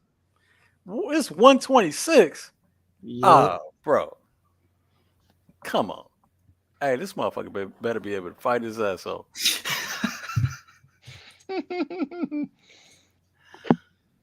Dude, they're pulling up might be a fucking minimum wage. Go ahead, finish, Butch. Yes, we didn't get we didn't get Keith Thurman, Errol Spence. We didn't get Keith Thurman, Terence Crawford. We didn't get you bringing up old fights, man. I'm talking about right now. Right now. What fights right now are we not getting that we're not seeing? We're not getting Devin Haney and fucking Tank Davis. We're not getting that. We should be getting that. They rolled this motherfucker off the couch like it looked like, bro. Oh my! Oh, holy shit! Oh my god, bro! This shit terrible. They rolled his ass off the couch. Anyway, y'all go ahead. Look, so I agree with Butch a bit, and I agree with Broadway a bit. I mean, I think both of y'all just at opposite ends, and it's more of a balance to it. We need guys like Gems to come here and open up platforms for the boxers to hear what we're saying as fans, so they can understand where we're coming from when we're paying our hard-earned money. Because I buy pay-per-views. I'm not none of these asshole streamers. It's not the boxers though. It's they're partly to blame. Also with the boxing. The boxing problem is the network deals. If it was back like how it was when HBO and Showtime, where no promoter was directly signed to the network. It was just they would just buy the fights if they thought it was competitive and if they thought they were good. That's the best way of doing it. But we got to be realistic. This is moving forward. This is what's going on. Hold on, bro. I'm sorry, man. I'm watching the zone, and this is just a whole joke. So I'm saying, look, Boxing Jim's not happy. Look, he's not happy with the product. He's not happy. He's not happy with the product. You're telling me product is awful right now. Imagine you paid for that. I'm sure you're subscribed, Mr. James. But imagine you paid an extra fee to watch this. You would be upset. The product is low.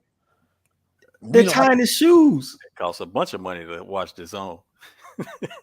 $250. What's the monthly for the zone? What was it like? Like 20 something bucks. 27. I think it's 27. Yeah.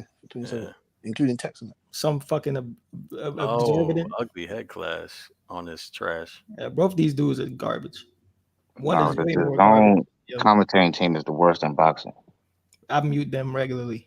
Chris Mannix should be out of a job. Respectfully. Well, get some real people on it to go. I was saying, man. Some real people on it that know about boxing, that understand. And Bradley, Andre Ward, that's a hell of a duo. Yeah, they have to cut that shit off. Surprised Andre Ward didn't get picked up by nobody. Look, my whole thing about the Prime shit, though, is we're all speculating on structure. And I think that was the original conversation we were having. I mean, we don't know the structure that they would, or the deal, or how the deal would be structured. And what this motherfucker been down 20 times in one round, bro. But anyway. We don't know how that shit's gonna be structured and what they're gonna change or not change, and we don't know shit about it yet because it's all speculation. We don't even know if they actually have a deal yet. So I don't know, man. I think anything could happen, and we just gotta wait for that shit. We just gotta wait and see. Yep. I wish that it wasn't. I wish it wasn't Amazon Prime unless a bunch of different companies was going to Amazon Prime. I hate the fact that it's still going to be an island. Well, that's what I'm saying to you. That's what I'm saying. How it's still going to be an island. These promoters, they don't want to see the greener grass. They don't want to see the green side of the grass. You get me? And come together as one, as Omegatron, and do this thing properly. This is what I'm saying to you. It doesn't make any sense, man. It don't make any sense. It might make sense. It might make sense for their individual pockets, but it doesn't make sense for the sport as a whole. I don't believe. Exactly. This is why it's going down the stream of nowhere. We want to see the fighters fight. We want to see them fight. We don't want to see Crawford and all these guys, or Jamel Charlo, what's he gonna do? Is he gonna stay out again for another 2 years or whatever it is? Man, we tired of this shit, man. We got guys like Tim Zhu. We got guys like other guys are active, staying active. Even though you want to hate and chat shit about Cambosis and guys like that, they're fighting and they're fighting tough fights. They're fighting. That's what I'm saying to you. It's ridiculous. Yeah, I can't disagree. Word. Because wherever they go, bro, it's gonna be a whole nother shit. Cross the street, call out. Cross the street, call out. Cross the street. This is why we need someone like Dana White in there. Dana White's gonna try and give us what we want. Say what you want to say about him, but he's gonna try and give us what we want. Look what he's giving them already. Volkanovski and Chamaya Usman and the other madman. This is what we want. We want to see big, tough fights. I'm tired of it, man. I was just thinking about it. I'm gonna just go off what Butch said because I don't know shit about what he was just talking about. You might as well spoke Chinese just now. Right. He said Volkanovski and Chimaev. But I was just thinking about it, bro. Like in the UFC, bro, Chimaev, for reference, Chimaev was just like a prospect level, bro. And now he's about to fight a former world champion. Right? He was a boogeyman. Yeah. So, bro, in boxing, that's in like the span of like a year and a half, 2 years. Bro, in boxing, when do you ever see like a prospect in a year and a half fight not only a former world champion, but formerly the man like a fight ago? And boxing, like I said to you, sir. Oh, go ahead, Doug. Go ahead. Yeah, real quick. Boxing fighters like Bud, Shakur, you can be blackballed if you're too good for your own good. Bro, comparatively, it would be like if Boots right now fought Spence. Yeah, that shit doesn't happen in boxing, bro. No, but this is no. Listen. It used to happen in boxing. This is what we need to try and get it back to, because when Azuma Nelson came all the way from fucking Ghana after his 13th fight to go and take on that madman monster, Wilfredo Gomez, no one's complaining about that. When Hagler gave what's my man's Mugabe a chance, come on, man. Yep. Tired of shit, man. Even Floyd gave Canelo Alvarez a fucking chance.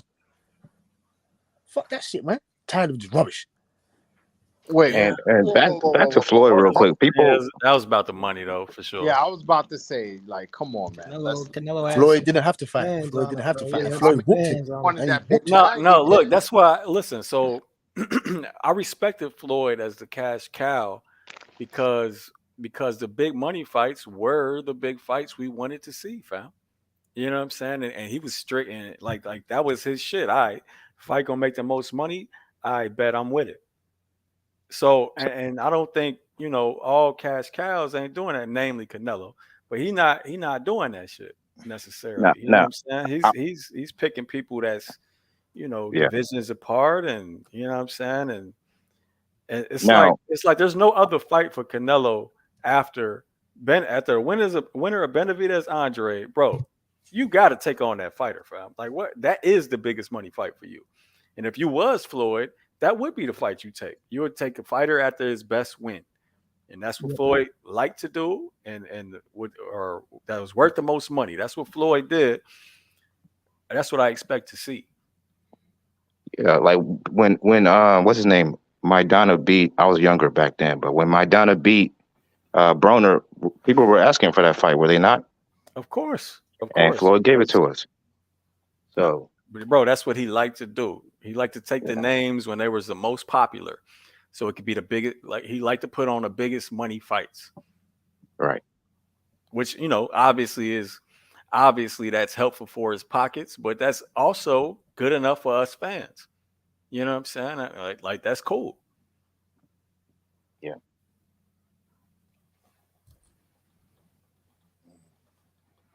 Meanwhile, Tank Davis, he ain't doing shit. Yeah. No comment. Yeah. It's an exhibition fighter, bro. Dust bull. Yeah. At this point, he's a showcase fighter. Dust bull. 1 minute, Calvin Ford wants to talk about, Tank, the free division world champion. The next minute, the belts don't matter. Oh, we don't. You gotta do that Baltimore accent. Yeah. I can't do that. I can't do that. All I can say is two and all that. Two. That's it. That's what I can say, boy. Ellaby, he's there talking about, Devin Haney. Haney has to get to the back of the line. Haney has to get to the back of the line. How can How can undisputed champion get to the back of the line? That don't even make sense. How are you saying to us Isak Cruz is a bigger fight than Rolly? They're not speaking your language, Butch. No, they're not. It makes perfect sense to them. It's exhibition language. Or he goes, and you don't necessarily need to fight Devin or Shakur. You could fight Subriel Matias at 140. There's Teofimo. There's Frank Martin. They're not putting him in any tough fights. Don't you understand? Don't you understand the monologue? Don't you come on, man? Can't you see what's happening here? Exhibitions. You remember? You're running out of B-level fighters to fight for a lot of money, so eventually you're going to fight somebody. The guys remember when he moved up to fight Barrios at 140? Yes. I remember there was an interview with Leonard Ellaby, and they were talking about Josh Taylor, and he was like, "Well, Josh Taylor's undisputed, but what does undisputed mean really?" You can't take the belts to the bank. Tank. Tank. Oh my God, Tank. The Bevol's not an elite fighter. Bevol's not an elite fighter. Man, shut up. Shut up. You don't know what you're talking about, man. What are you talking about? Nah, he's unapologetically he's a company man. Company guy. Yeah, bro. It's just it doesn't matter to him if he lies to you or not, or if you know he's lying or not. It doesn't matter to him. So yeah, bro, you just gotta ignore that motherfucker. He goes, woo.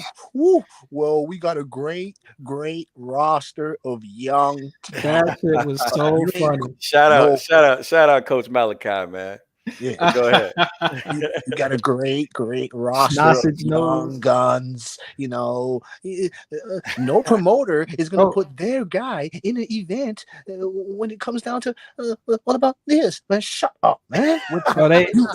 Hey, Coach played that shit so many times. Butch got the whole scene down. God damn. But they asked him to name one fighter coming up. By the way. Yeah, and he went into that whole. Nah.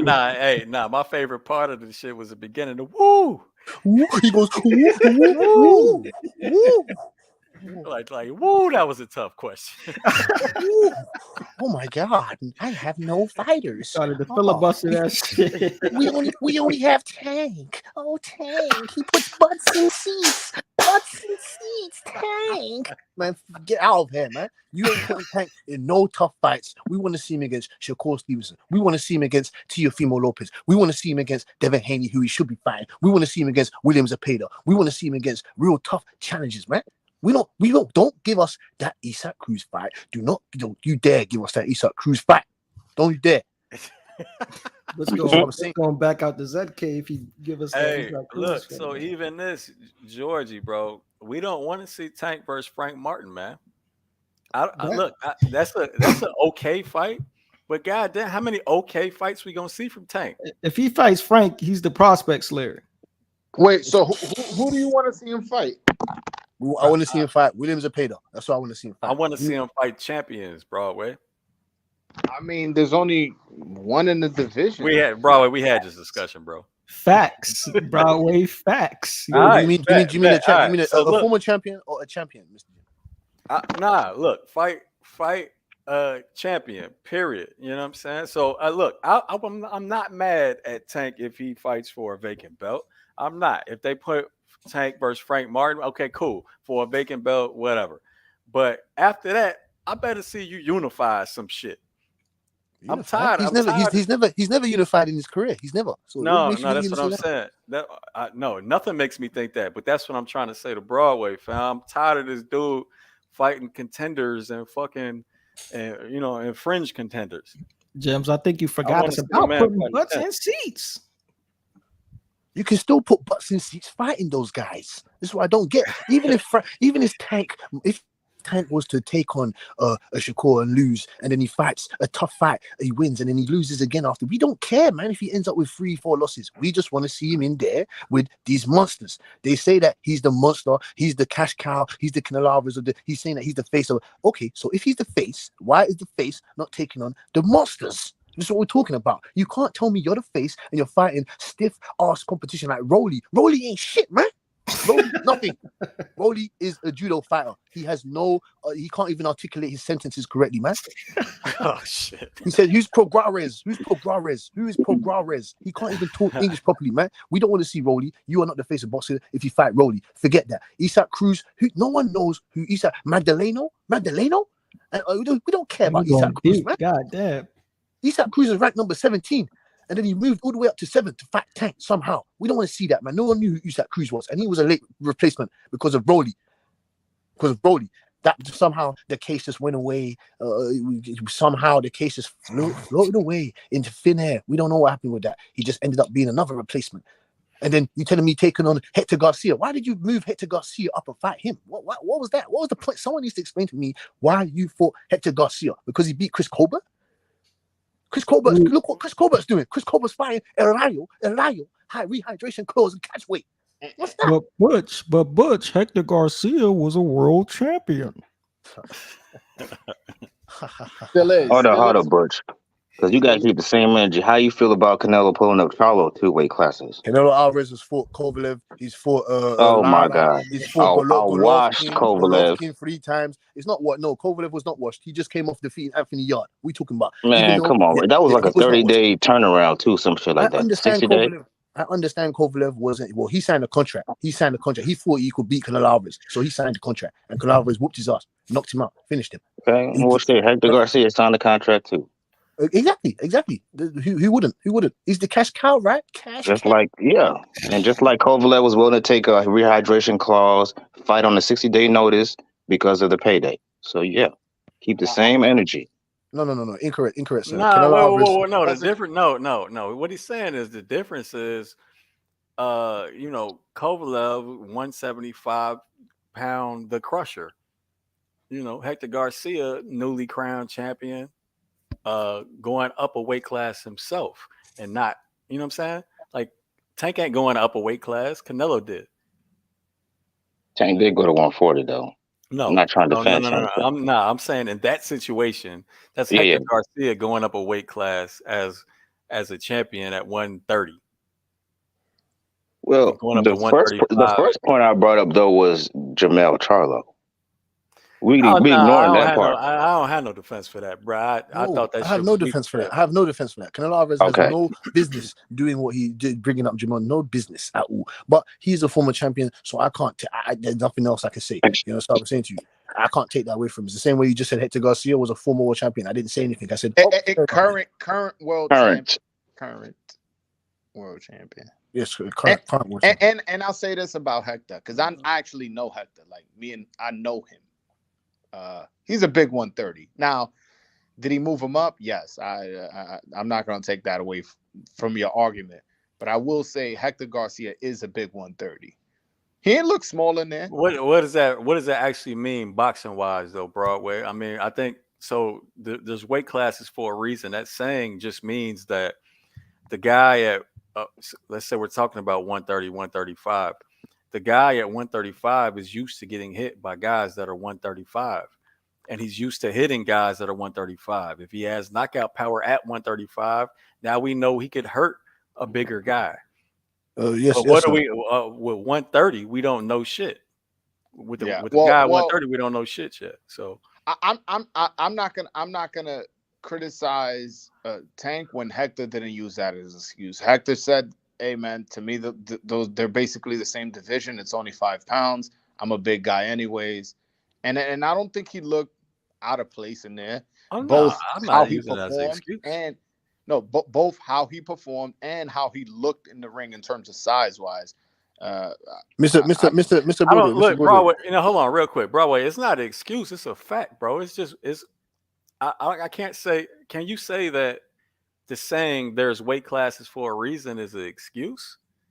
No. I wasn't referring to that. I was saying that if Hector himself is not going to excuse his loss due to, and blaming it on the weight class, I'm not gonna use it for my own argument. Is my positioning. Mr. Broadway. I'm not exactly saying that's why he lost. I'm saying I'm got you. saying we're just comparing that shit to Canelo going up to fight Kovalev, and I was just saying how that was different. No, well, it definitely was different. I would agree with that. Mr. Broadway, what chance did you give Hector Garcia to defeat Tank Davis? What chance? What percentage did you give him, sir? No, I didn't think he had much of a chance. But to be fair, he proved me wrong by how he performed. Before he got clipped with that shot, he was fighting a good fight. I think I had it 5-4. I forgot which way I had it winning, but I had it 5-4. That's not like, that's not like fucking totally overwhelming Tank side. I think I had a 5-4 Hector. I don't remember. I gotta check. But my point is, it was a close fight. He didn't look outclassed in there. He didn't look like a clown in there. It was a close fight, and then he ended up getting clipped, and whatever. He didn't come out the corner. Oh, fair enough. Yeah, he got set up for that knockout, but I did think it was a good fight. Yeah, But again, with Tank, bro, I want to see him fight champions, fam. That's it. Yes, I'm not going to disagree with that. Yes. The 5 people that he should get a hat and put 5 names in there and put his hand in the hat and select one. Look, the good thing is, right, once De Los Santos knocks out Shakur, that belt will be on the side of the street. That belt will be what a jab. No, he's not. There's no way, and he's got 2 chances of winning that fight. Slim and none, and Slim out of that building. God damn. Okay. We'll see. He's got a puncher's chance. Yeah, a very tight Slim to none. William Foster. Did you watch the William Foster when William Foster beat the shit out of him? Did you watch that fight? Nah, I can't find that fight. I saw it. Actually, no. You know what? I did find that fight, but since he's not a southpaw, I ain't give a damn. I did watch. That's why it's going to be even worse, Mr. James and Mr. Broadway. William Foster ain't even a southpaw. William Foster picked that boy apart. He was destroying him. He was destroying him from mid range. That lets me know you ain't watched the fight. If that's your assessment, that lets me know you didn't watch the fight. What do you mean? You said he got picked apart. That's not what happened. You didn't watch the fight. I didn't watch the fight. So how did you assess it? No. Tell me what happened. If you saw the fight, tell me what happened. Hold on, sir. I was explaining, but then you intervened and said I didn't watch it. So I want to know from your perspective. What did you? No. I want to know if you watched it. So tell me what happened. Of course I did. So I asked you. So tell me what happened. All right. So I was explaining, and then I was explaining. Yeah, damn. Somebody gets to explain in the fight. Yeah, please, Mr. Broadway. Mr. Broadway, you said I didn't see it, so I want to know from your perspective because obviously. No, wait a minute. How I asked you a question and then you want me to answer my question? No, you answer my question. No, sir. I was explaining, and then you. Fuck it, man. We're gonna go on to the next topic. If somebody else start breaking down the goddamn obviously, fight, you didn't bro. watch the fight, and you. I did watch the fight, sir. I did watch it. That's why. Hence why I asked you, did you watch it? Next subject. That's why I asked you, did you watch it? Next. Well, you're drunk anyway. You think that the Santos is gonna beat Shakur anyway, so you're drunk. We can't listen to you. You don't know what you're talking about. Okay. All right. Yeah. All right. Yo, Joel, you is that the love for La Raza speaking or? You know, Hey, I'm on my Mikey shit. I see something.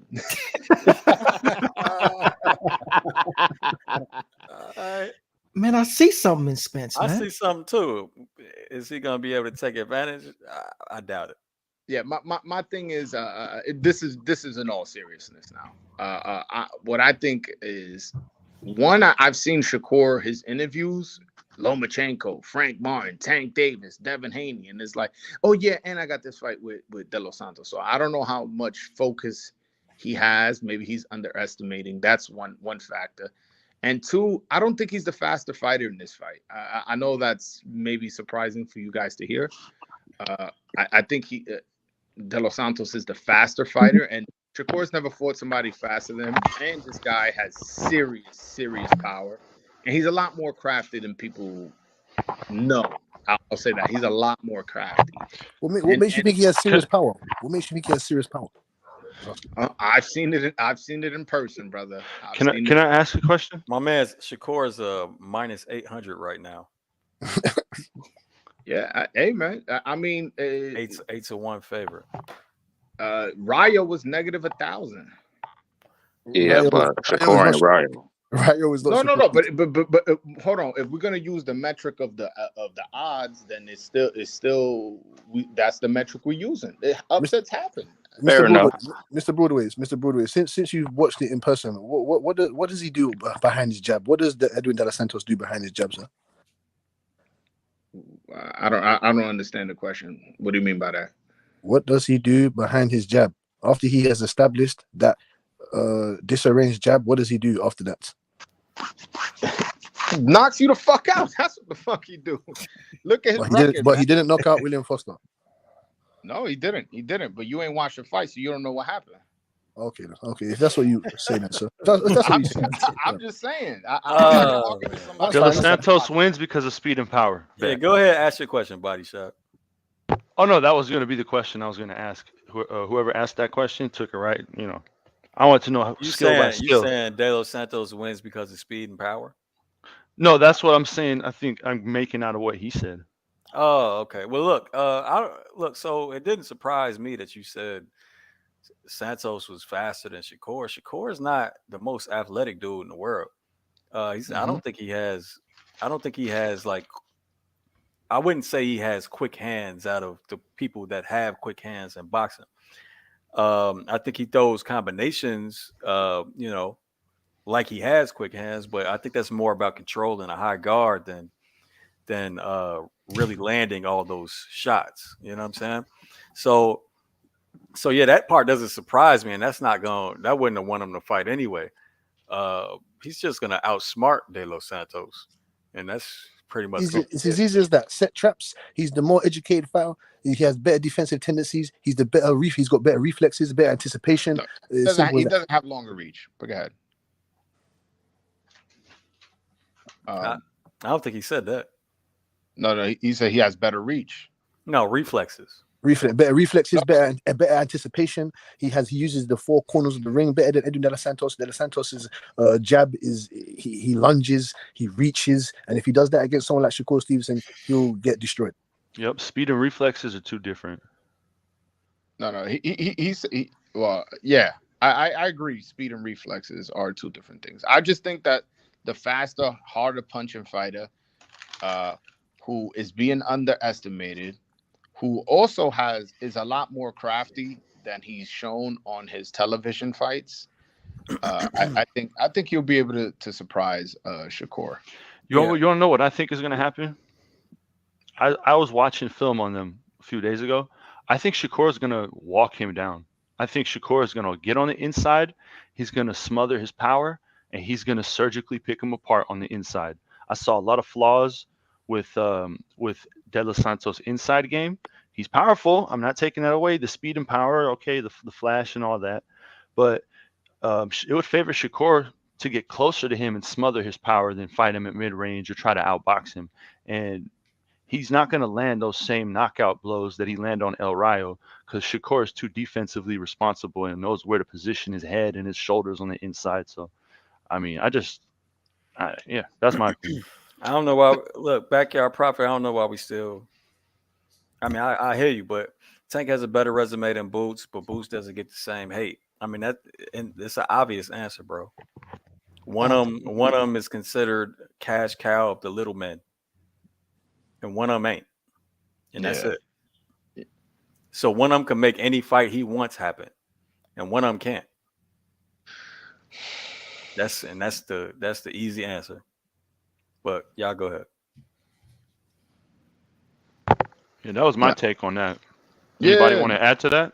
I, as far as getting back to the Edwin Shakur thing, I just think this fight is a lot more competitive than people giving it credit for, and we'll see November 16th. Richardson Hitchens, who's a good friend of Shakur and has sparred Edwin, he said it was a 50-50 fight. So he has to say that. That's his homie. He has to say that. Why? Richardson, Richardson just said that. Yeah, he does, because if he says that it's not a 50-50 fight, then this guy that he's been basically pumping up for so long, he always says how Shakur is better than these guys, and all these other guys aren't fighting competition. So what if he just says, "Oh, this ain't a 50-50 fight. Shakur just gonna wash him." Of course he has to say that, bro. Yo, hey, hold on. I gotta interrupt y'all again. This is the strangest comment I've ever seen in my comment section, bro. What he This said. this is the strangest comment I've ever seen in my comment section, fam. That's a bot, Jims. I don't even know what to say. Yeah. That's a bot. It's a bot. It's a bot. Yeah. Like in the figurative sense, or No, I'm serious. They have bots like this. What the I'm pretty fuck? sure that's a bot. What the fuck? Not yo, Lucas, bro. I ain't gonna mention this. Look, like this. If you guys know about the woke mob, they have bots like this to spread their agendas. woke mob. hey man, Shakur This is, Stevenson, I believe he's gonna fuck him up. He's a better fighter, man. To balance it, I think he's trolling, bro. No, me too. But it's just Probably a bot. That's just a strange way to troll, man. I mean, Not yo. Hey, but Mr. James, man, you heard Mr. Code, Mr. True Media, man. One gig you were there called in there and talking about. Do you remember that, Mr. James? what? Do you remember that guy called in from San Francisco, man? He called Mr. Coach Malika. He called in from San Francisco talking about. I must have missed that one, bro. Yeah, he called something talking about yeah. I just want to. I don't even watch boxing. I just watch you and your channel. Oh shit! Shit. Yeah, man. So you get these weird motherfuckers, man. You get these weird. Sounds like Gems. a gamer. Gems, you know my man Truth from ASAP Boxing Talk. Yeah. Yeah, one time he had went live and he was on the he put the link up and I have wrote in the chat like, yo, I'm gonna hop on in a little bit. Some dude hopped on with my name and fucking put gay porn and shit and all that. Yeah. I used to have a couple people doing just that. haters, man. Just haters. Yeah, I'm like, And yeah, it's just people that's weird. I mean, bro, what's your life like, fam? Back in the days on like PlayStation, when people would add you to random group chats, there'll be people posting all sorts of gay shit. I stopped joining them chats after that shit. Yeah. People be that's why I said I think it's a gamer, because gamers love to do gay shit. This is the truth right here. If that wasn't a troll, this is the truth. For sure, bro. If y'all don't think this shit is true, y'all some fools, fam. You like what? You don't think that's a real like? Bro, no comment.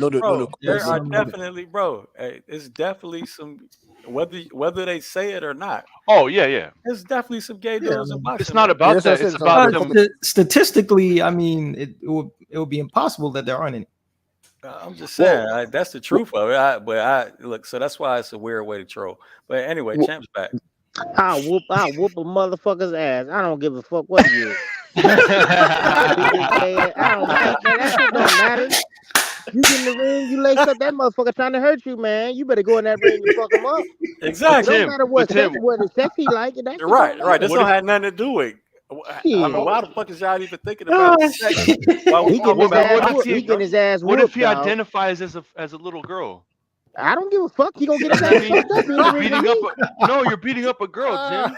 I don't give a fuck. Listen, man. That shit don't matter, dog. You get in the ring, you get dealt with. Period. Yeah. That's the crazy part about it. Why is y'all even talk? Like, why would that even come up in any type of boxing talk or any type of fight or any type I don't give a fuck. Trolling, bro. I don't give a fuck who you sleeping with. I'm about to beat your ass. Well, the first gay fighter to come out was Orlando Cruz, and he was from Puerto Rico. Yeah, I remember that. Nah, you know that's not true. The first openly gay boxer was the first Hispanic boxer named Al Brown from Panama. He was like openly gay. This is back in the days. See, I don't remember that, but I don't remember hearing about that. But I remember I saw the Puerto Rican dude. Yeah. Orlando Cruz. Yeah, he wasn't that good. So yeah. Who cares? Hold on. I want to ask Champs because he has a really interesting perspective on Edwin versus Shakur. I wanted to know your perspective on that fight. I know you called in the fight. You can't give a prediction, but what's your perspective on it? He does that shit all the time. Oh, all right. Well, then give your prediction, I guess. Yeah. Tim, you there? He's still dealing with his kids in soccer, so he's probably Yeah, on he and probably off. stepped Hey, away. He probably I, stepped I away. consider broadcast Tim Bradley and panel Tim Bradley to be two different people. He came in here like, I don't give a fuck. I will fuck him up. Shout out to Tim, man. I've always liked Tim. That's funny as hell. But nah, yeah, man, strange way to troll, bro. Yeah. Boy, Linares. What I to check? wonder if Tim knows my coach. My coach said that that's his guy. That's his what? My coach said that's when he was referring to Tim, he said that's his guy. What's his name? I don't know his full name, but I call him Coach Johnny. His name is Johnny. Well, Mr. James. when Tim unmutes and comes back on, maybe. Mr. James. Go ahead, Butch. I wanted to ask you a question and the rest of the fellas. When Shakur Stevenson, his contract runs out, do you see him reeing up with top rank, or do you see him trying to get the best fights he can? I see him going after the most money. So you think he's going to end up? You think he's going to end up where PBC end up?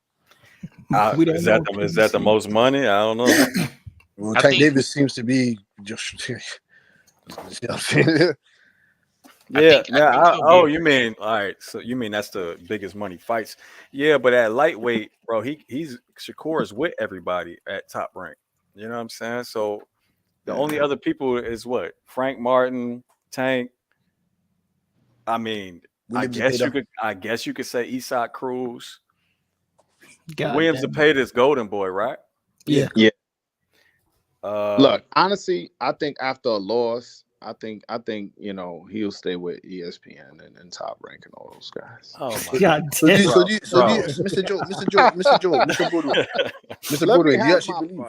Mr. Woodward, do you actually believe that Edwin De Los Santos is going to beat Shakur Stevenson? I do. That's my prediction. Yes. Fair enough. Hey, but man. No, but I think he's staying. I think he's staying with Top Rank. I don't know. What's his manager's name? Jay Prince. I don't know. Yo, I'm back. Business with anybody else? I don't know him to do business with anybody else but Top Rank. Hey, Tim, do you know somebody named Coach Johnny? Johnny. He sounds familiar. Where you from? He originally from New Jersey, but his gym is in Georgia. Light-skinned brother? Huh? Light-skinned, like Puerto Rican guy? Light-skinned brother? He dark skinned. He black. He black with a beard. He like 50s. If I see a picture, bro, I probably know who he is, man. If he deep in the game for how long? He been basically all his life. Oh shoot, I must have ran into him in the amateurs then. Yeah, I must have ran into him in the amateurs, bro. For real. Yeah. Did you got any pros? He fought Caleb Plant. That's the only one I know of. He fought Caleb Plant. Yeah, he fought Caleb Plant. Man. What? And he in his 50s? Yeah, he in his 50s. What the? Yeah, that's weird. Yeah.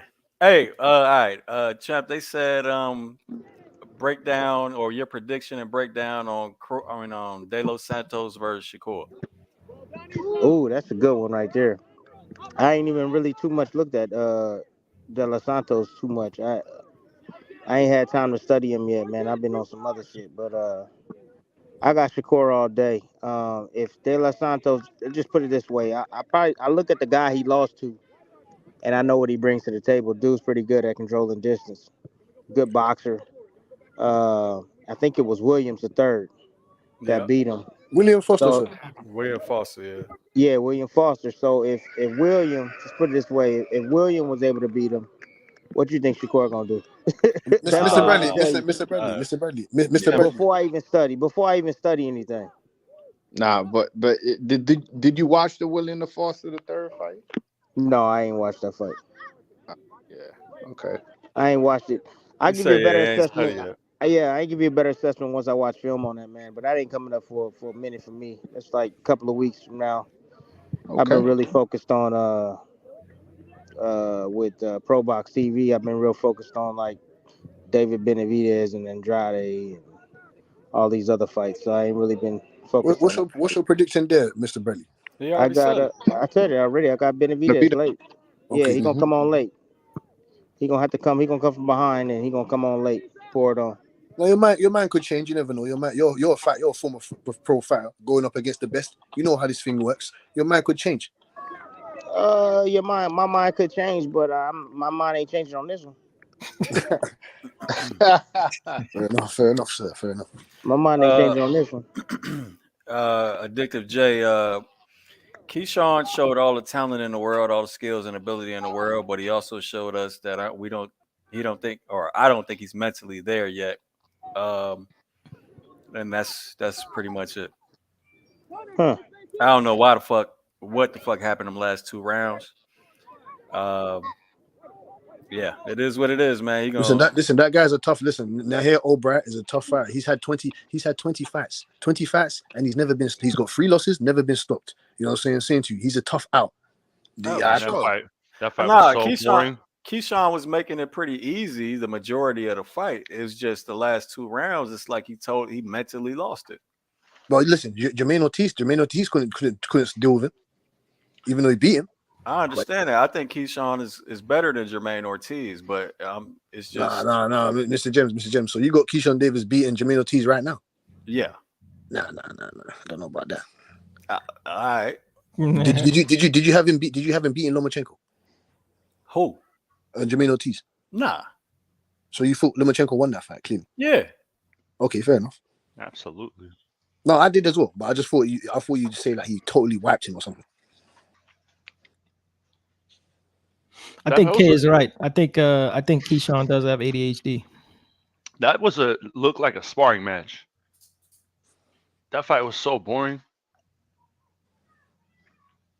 Yo, am I on? Yeah, Yo, you am I on? on? Yeah, you there Bro, too.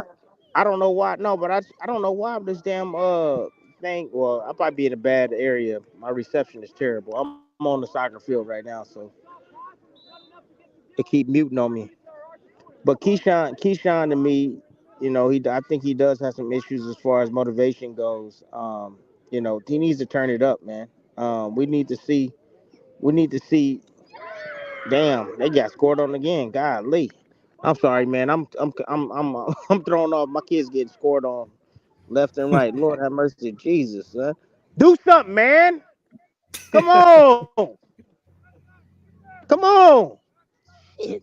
Anyways, I feel the same way y'all feel, man. I thought the fight was boring, no doubt about it. But then again, like I could make a case for Keyshawn and the type of level of opponents that he's facing. He's facing some top opposition out there, man. He only has 10 fights, man. So, everybody has they do that. You know that it took Shakur 13 fights or something like that before he was ready for a championship. So, I think Keyshawn's right around the same as Shakur when he gets ready to fight for a championship. So, little growing pains here and there, but he clearly won the fight against Albright. I don't understand why everybody's saying that it was hard. Shit wasn't a hard fight for him. Judges was smoking crack. Exactly. I mean, he was outboxing him. Albright came on strong at the end, but that was it. 2 solid rounds towards the back end of the fight. But as far as what I see, as far as skills go, his motivation needs some help, no doubt about it. And being a killer, that need help. But as far as him winning, that shit was easy, bro. That wasn't nothing. Yeah, that hasn't happened in a while. It happened last time. I can't wait to see him. I can't wait to see him fight against. I can't wait to see him fight against Pedraza though. I think Pedraza have a little bit more to offer. I still think he beats Pedraza, no problem. But I think Pedraza will definitely push him. Yeah, I think Pedraza has the same issues as Yigit had, or Yigit, whatever the fuck his name was. How do you have him beating Andy Cruz at this point right now? Andy Cruz? That's the kryptonite. Yes. That's his kryptonite, right now, I have Andy Cruz beating him right now. That's his kryptonite, bro. I don't know about that, bro. I got Keyshawn. Hey, who you got right now? Keyshawn or Frank Martin? Keyshawn. But I think that's more of a 50-50 fight. But it's Keyshawn, bro. Look, man. Frank Martin showed me he could be hit by the same punch over and over and over again, and I've seen that in 2 different fights with 2 different tactics and 2 different punches. Yep. Like, bro, that's not elite level shit, bro. That's not, man. Nobody. I mean, shit. Tim could tell you what's up, bro. Tim wasn't known as a defensive master, but he ain't gonna get hit by the same damn shot the whole fight. Like, that's not championship level material. Absolutely not. You're Hmm. right about that. You are right. So when I see that happen, man, it's a red flag for me, bro. I agree with you 100%, James. 100%. Yeah, You shouldn't get hit by the Broadway same know what shot. I'm facts. Broadway know what I'm talking about because it was against Mourinho's. Yeah, And Mourinho is definitely. and then the last fight, what's dude name? Hira something. Artem Haratouian or something like that. Haratui, yes, Like, whatever his Haney name and was. Yeah, same shot, bro. Even made him big eyed on a body shot. he always big eyed. Yeah, Oh no, them bitches popped out on that body shot. But nah, man, I got Keyshawn ain't no punk, man. Keyshawn ain't no punk at all. And if it's and I believe if his opponent is up to snuff, then he's not gonna get bored. He's Yeah, not that gonna makes sense. lose himself I, mentally, and he'll beat some ass. I do worry about his ability to take punches to the body, though. I've seen him fold over a little too many times for my liking. Well, Albright rocked him to the head. And he shook that off pretty well. It was a clean ass shot too. Yeah, That's but While he nice. had that was just a shot. That's not something a recurring issue I've seen. I've seen him hurt nah, to the body a few times already. I ain't Uh, never seen him hurt to the body. I hurt. I don't want to say hurt like he had a run after that. Like hurt in the sense like where he literally had folded over. Like he did in his previous fight before the Albright fight, and there was a couple other fights too that the same thing happened where he would get hit to the body. He would just kind of you would visibly see him fold over because of the shot. Well, was it like I definitely wasn't like Frank Martin in the last fight because I ain't never seen that. Frank really visibly got hurt to the body. Yeah. Frank just looked confused most of that fight, man. Yeah, I saw Shu was really overly critical of his performance, which surprised me because usually boxers don't openly criticize him like that. But he was like, "Man, like that guy was so basic. He adjusted way too late. This is something you learned in the amateurs and this and that." He was like, "I was like, whoa!" And Oh, of Shu's a pretty well spoken guy. So, Frank Martin. yeah. Wow.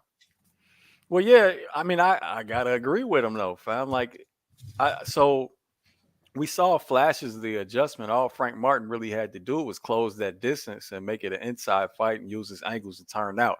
Now, that's exactly what he did in the championship rounds to win all last three and have dude drop to that knee for some crazy reason. He threw that shit away doing that. Yeah, God that shit damn. was wild. But yeah, that was the adjustment, and it was finally made. I think I want to say Derek James was telling him to do it, but I can't really remember. But nah, I have to agree with Shu on that one.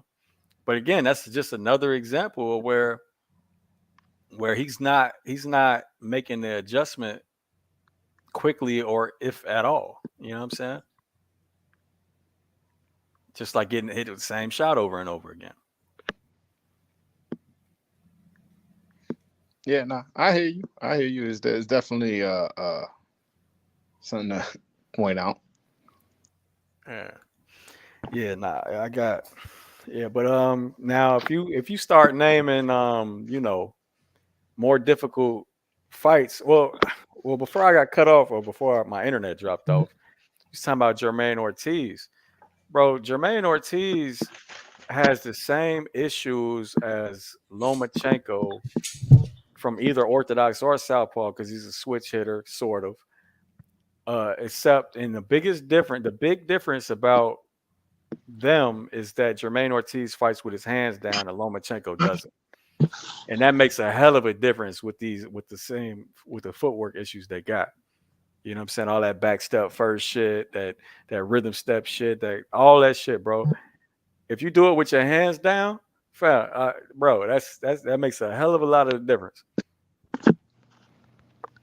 But so yeah, that's why I got Keyshawn in that one.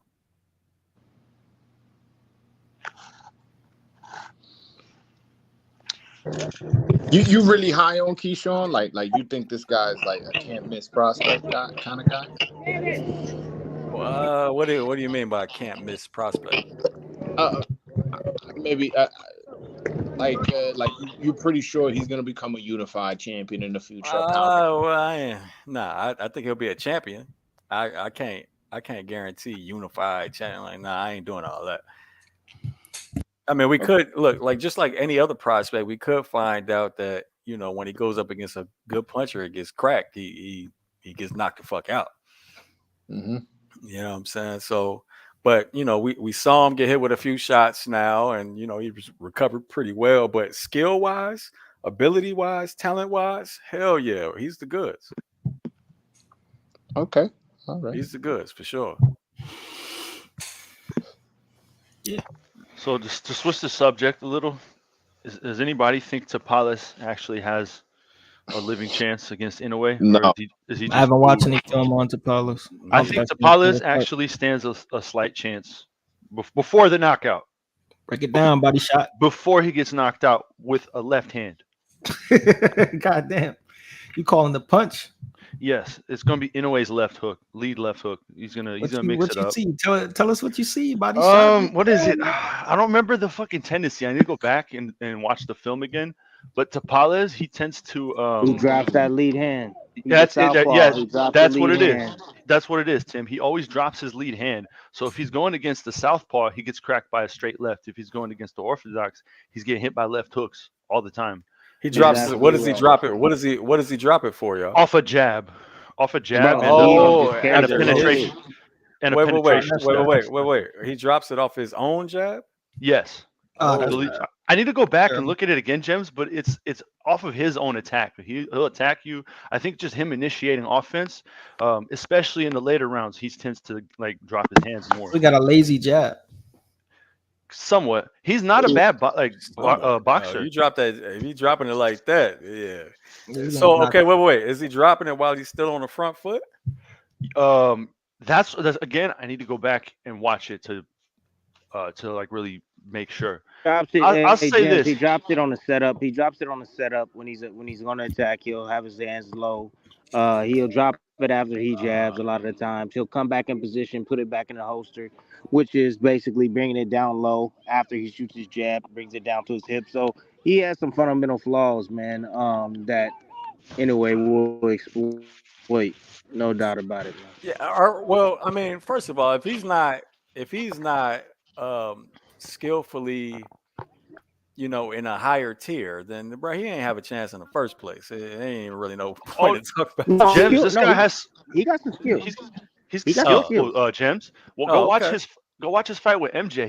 He's pretty freaking good. But I noticed in the later rounds, that's where he can really get picked apart. In the two fights where he's been stopped, they were in the later rounds. Bro, he's like a front runner. You know what I mean? See, that's a hell of a problem versus Team Inoue, fam. Yes, Team Inoue, bro. I'm telling you, I keep telling people I think them dudes is monsters at film study, fam. They monsters at it and picking their opponent apart before the fight even starts. So their game plans that they come out with end up being damn near perfect, fam. So a fast starter like against that, bro, it's gonna be bad.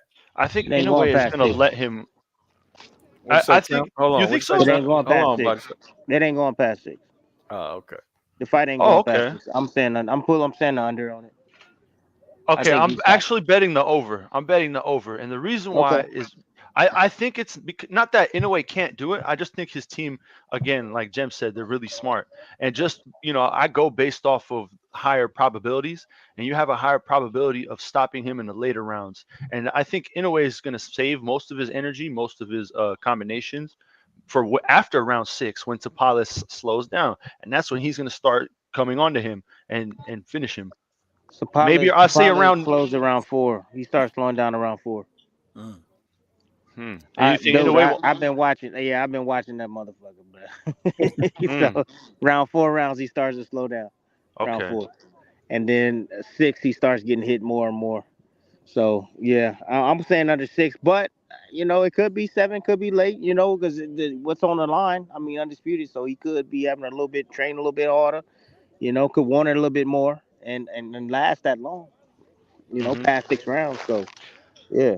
Just I'm going based off of the experience that I think he has, which is not really like in terms of film study, but I think just based on his experience, seeing the difference of how he used to fight and in his earlier fights, and then watching him as of recently, I think Tapales can carry himself to round 9 or 10. Mm. But I think he's getting stopped. I think it's going to be Inoue is going to turn the switch on after round 6 or like maybe round 4, but he's going to know like I can finish this guy right now, and he's going to go for it. We gonna see. But it's an I interesting I don't fight. know. I might do a film study on that, but the problem is that not a lot of people end up caring because the shit comes on at 4 in the morning, 5 in the morning. I don't Mm. know, James. That in a way Fulton video, it had a lot of And views. that's much different, don't you think? Yeah, but if you put Yeah, the that's a very Japanese rare and dynamic. they gonna fuck with it. And then you got the Filipino though. Yeah, So I mean, you're right. Hmm. If I actually put the uh, Japanese text in yeah, we'll see. the Filipinos though. Yeah, KP from KC was good.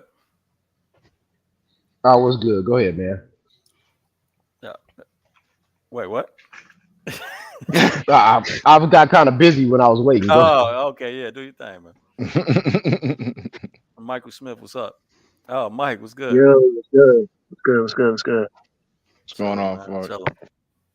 Uh, did you already do like a prediction for Haney versus Prograis or Yeah, that video's out.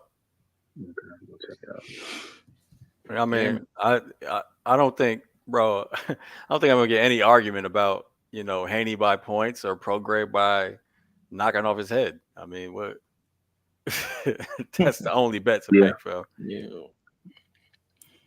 What's I'm your going official? because I I'm was going Haney by going knockout. back and forth I with mean, my Prograis by coworker. knockout. Wait, wait, What? wait, Whoa, wait. whoa, whoa, whoa! Hold on, man. One at a time.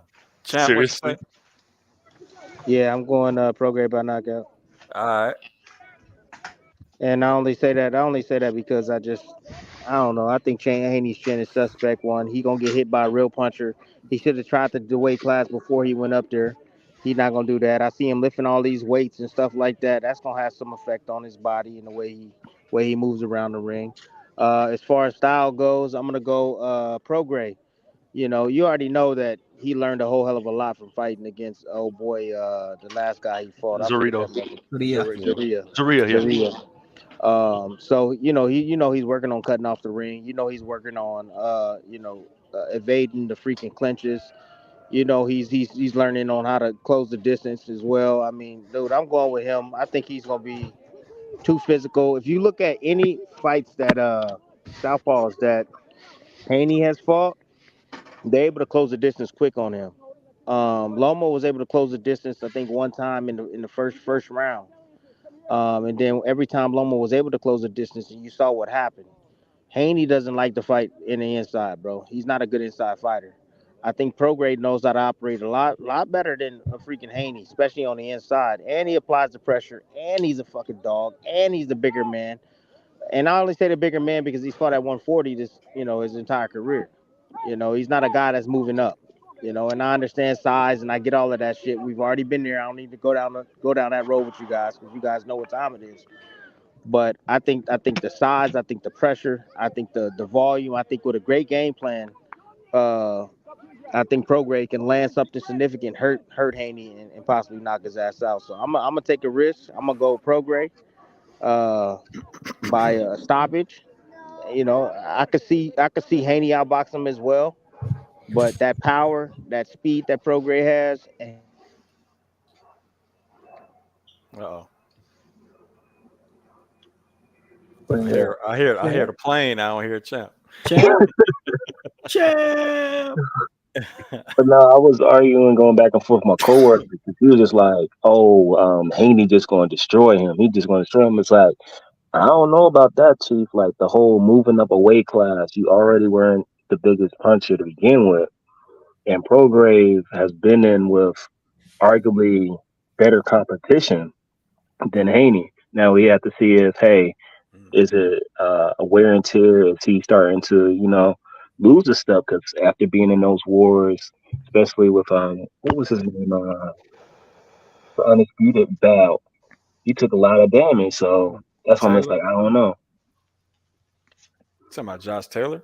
Yeah, Josh Taylor, that was a war of attrition.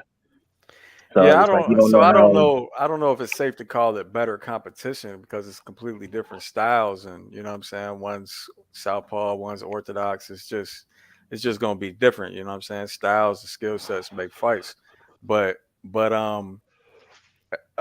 and then I mean we're talking about two undisputed fighters as well. So I don't know about better competition, but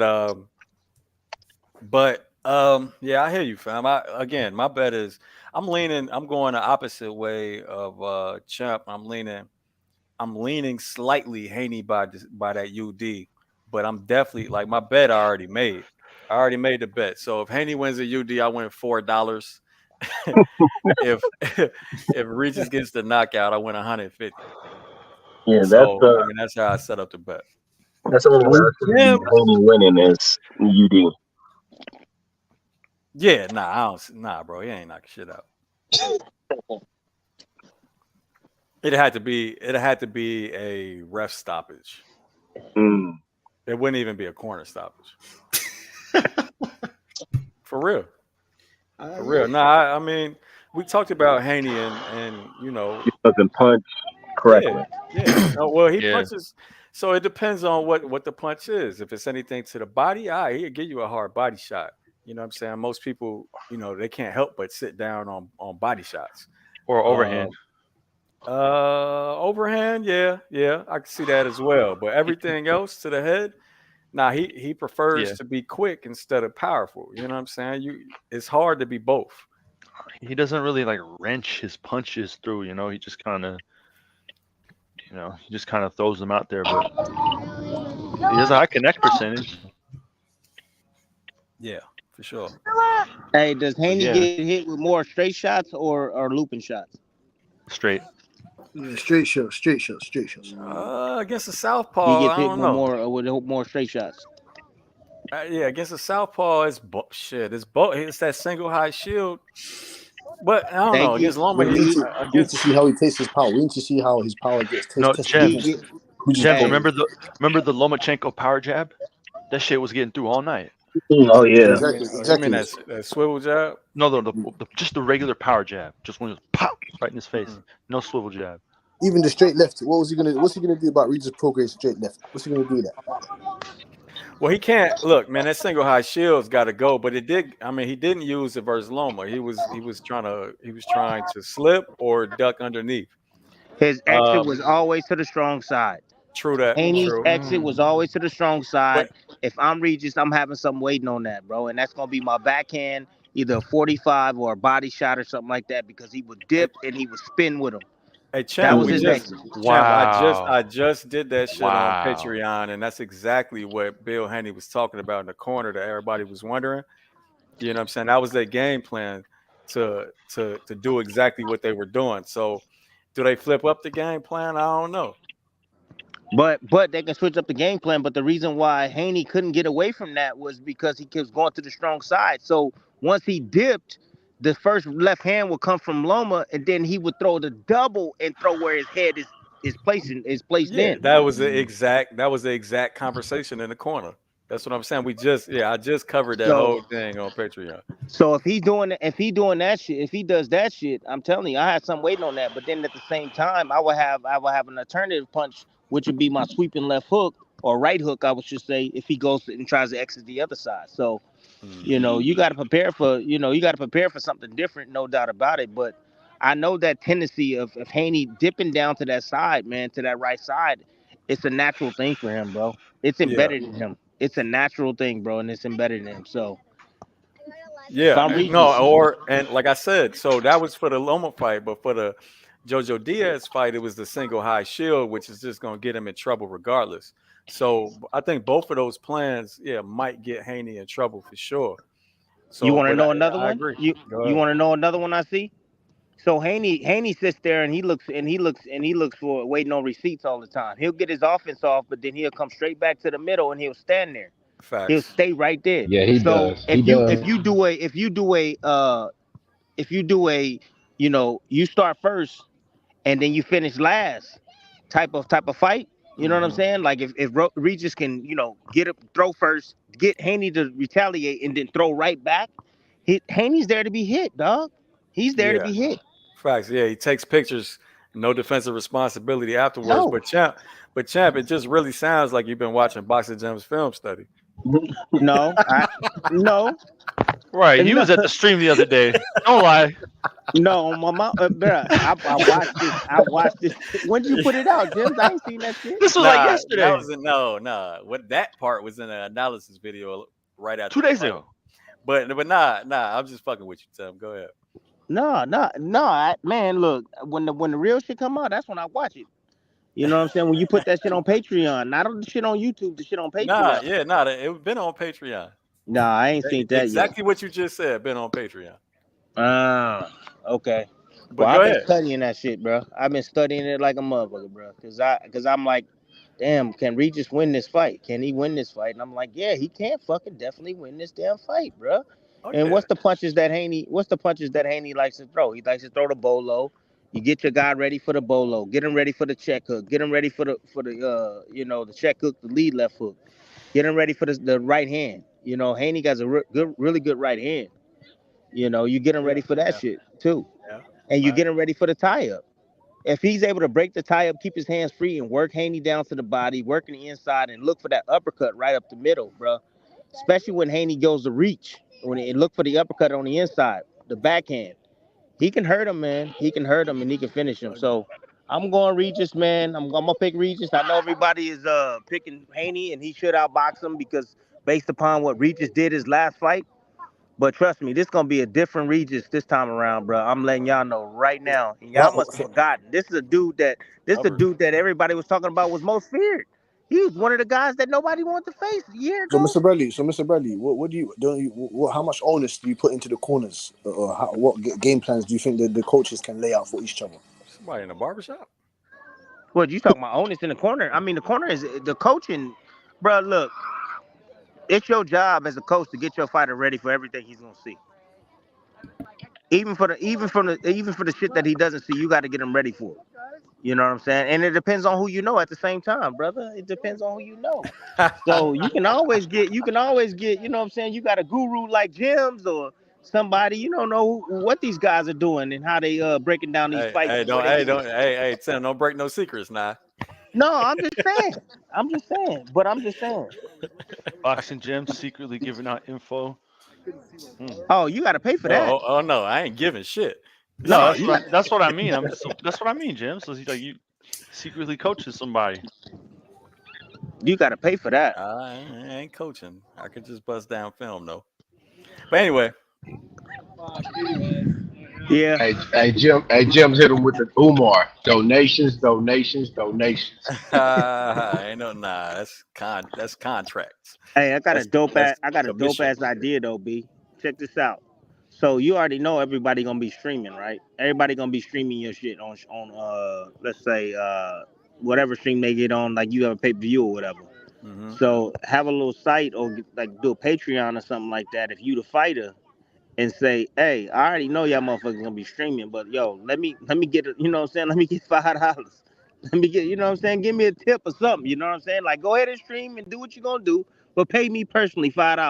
Now, can you imagine a million people that stream, bro, and you get $5 Oh from a million people? Well, that's Think gonna take about that, away bro. from the Even actual even pay-per-view $1, buys. even I $2, don't give a hey, check this even out. I don't $2. give a damn. My pockets is fat. My pockets is fat. I don't care. They gonna stream it anyway. Millions of people on stream it anyway, bro. And if you're gonna watch my fight and you're a fan of mine, go ahead and give me $3. Go ahead and give me a tip. Go ahead, you know what I'm saying? Like stream it. That's fine. Do what you're gonna do because you're gonna do it anyway. But hey, give me a tip. Shit, give me a tip, dog. Yo, hey, read that, Tim.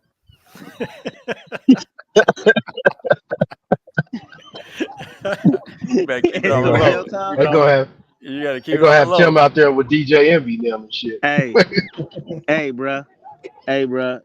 How you gonna get there? They gave me a tip, bruh. They gave me a Nah, it tip. wouldn't be jail time. It'd be lawsuits up the ass. But Hey, it'd be all it right. is what it is. But you saying, but I don't understand. You saying you would stream the fight on your No, Patreon? I ain't streaming shit. Oh, you just I'm just gonna put asking a for. Patreon up. You just I'm gonna okay. put a I get you. Patreon up, and I'm gonna say, hey, I already know y'all gonna be You streaming just my asking shit for for free. courtesy. Let me get it. Yeah, let me get a tip. Oh, I see. Mm. Let me get a I don't tip. know, man. You motherfuckers be broke out here, Tim. I don't know, bro. Come Yeah, on, they man. doing bad. $5, They $3. doing bad, Tim. They doing Bro, bad, hey, Tim. my Patreon $3, and I still got people saying If they can't saying I'm supply doing a $3, they should not be watching bro. boxing. They saying I'm scamming people because I Are got a you serious? Patreon channel, bro. Hey, that's a Like, deal, bro, man. Round it up to 5, man. I'm about to subscribe today. Round it up to 5. you I'm talking about, subscribing right bro? now. Tim Drop it just in the told link you. right now. Tim just told you it's a professional analyst breaking down boxing for you, and $3 is scamming you. Like, bro, That's $3 a ridiculous. fucking month. You know So I why, said, Jims? Because they want to feel like they right when they pick their favorite fight. Look, man. Look, man. Look, man. I'm gonna tell y'all this right now. How many of y'all on this panel, bro, has won more money listening to Jim's and his breakdowns and how he betting, bro, than you by yourself? Be honest. Jim, you may, I'm I don't sure. know. No, I don't know if the folks on this panel. Well, I know Jacob does, but I don't know if everybody gambles here. I don't But gamble. the ones that are listening, not just listening just to be listening, they want insight because a lot of them are betting on these Hey fights, Tim, bro. I bet the Canelo Charlo fight, and Charlo lost me the money because he ran. He was supposed to get knocked out. Oh He yeah, was supposed to facts. get stopped. Facts. I bet the I mean, stoppage, and my man ran around the whole ring like a super track star. He put the Carl Lewis on him. yeah. Well, look, man. Hey, hold on. Look, I didn't even notice. Coach Joey Jams was good with you, bro. I Joey What's going forgot. Jam. on with y'all, I man? forgot. I let your ass up here. Shit, I was just letting y'all bust down the film on Haney Prograis, man. I was just enjoying what I was hearing. Nah, like Yeah, that was I ain't gonna, Coach Joey on that breakdown.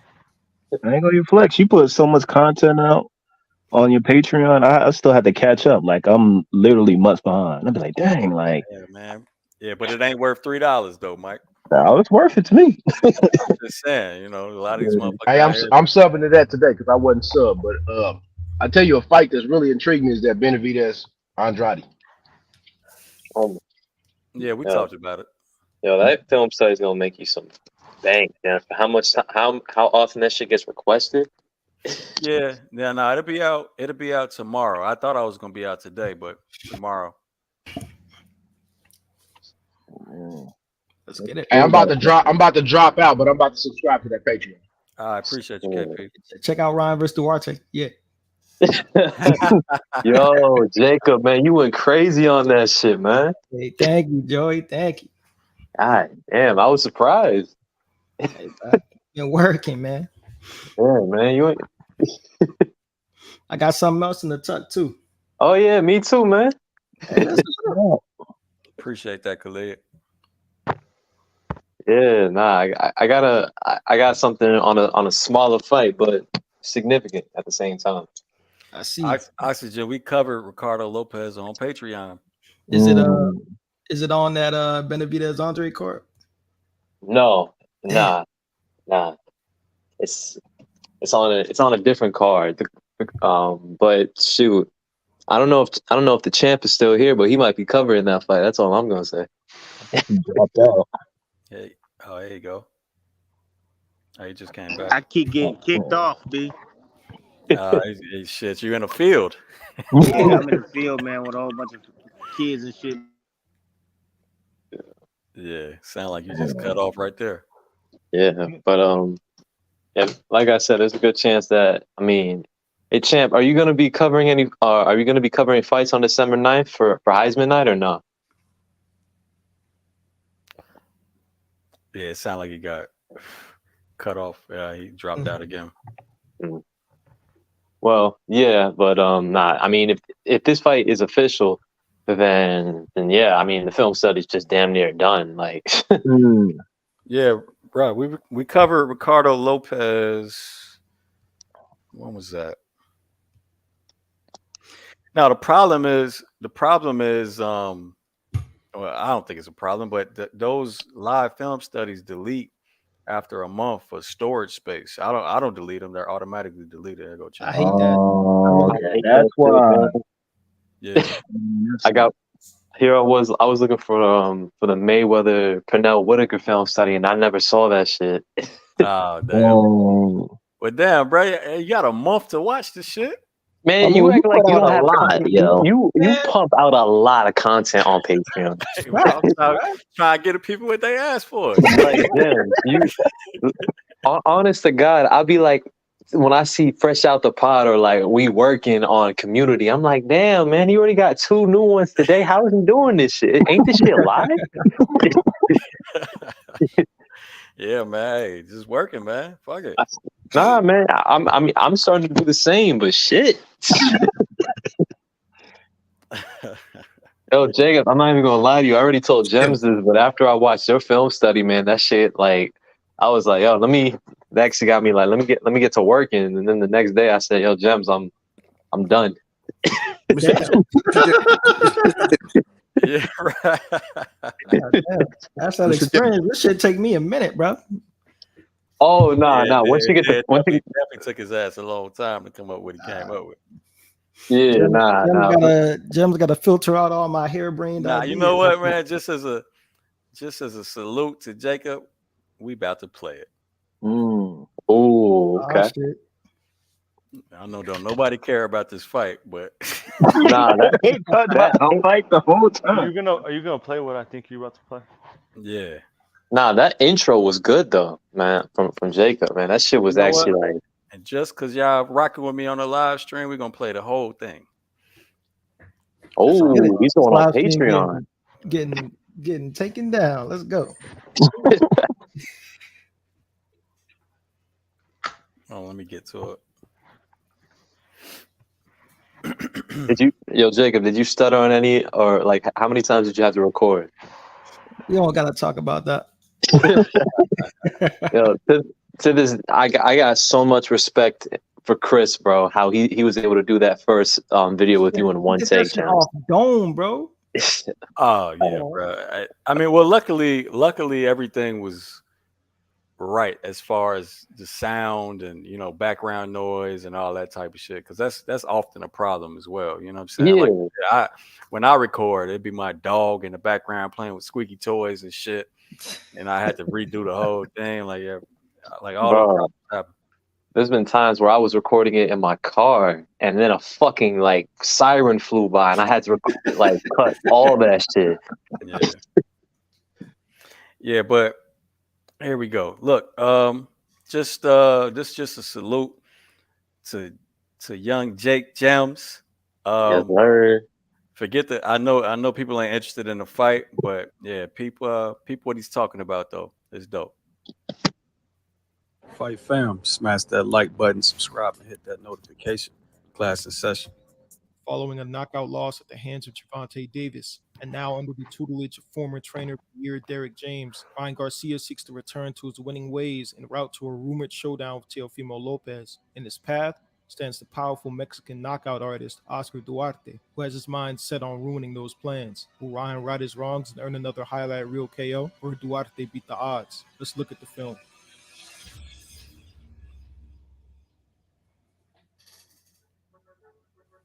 Shout out to the editor. Off of a constant He uses a combination of pre-slips and level changes to inch his way into range and set up his offense, where he'll explode into vicious combinations.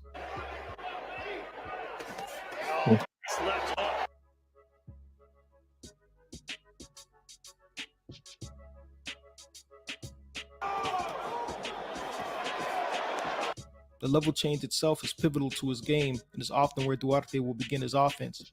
Off of it, Duarte will most often throw a 2 to the body or head or a leaping 3. Fresh, what up?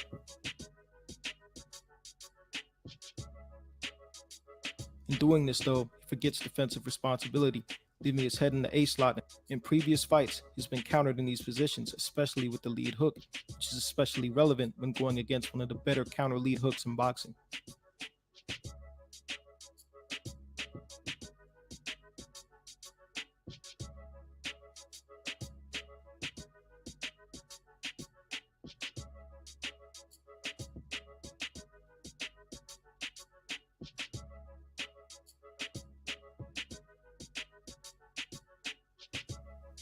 Triggs can't believe it.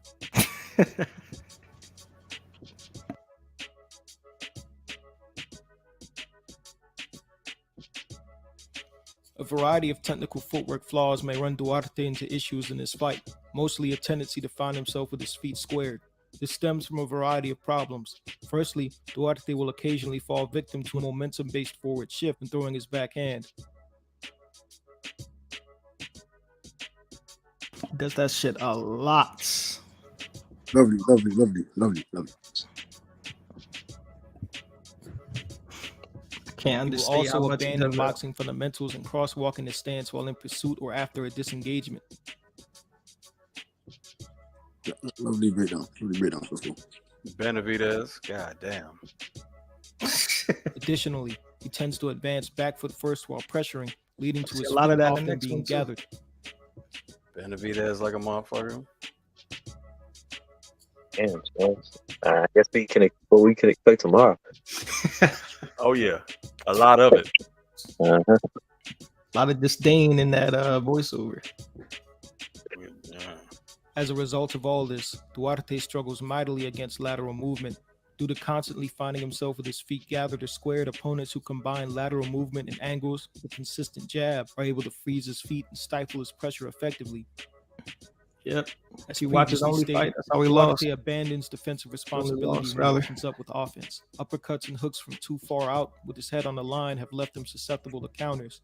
On top of these problems, dominant defensive system, the inactive high guard, often falls prey to speedy punchers, which of course is a premier characteristic of Ryan Garcia. Facts. Yeah, much love, KP.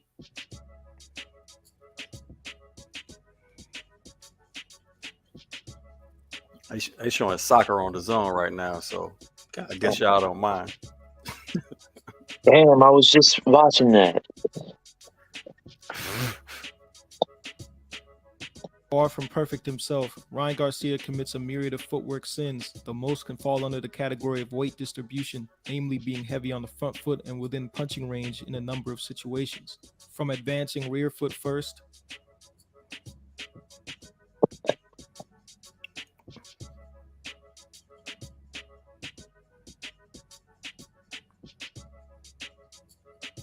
cross-stepping while circling,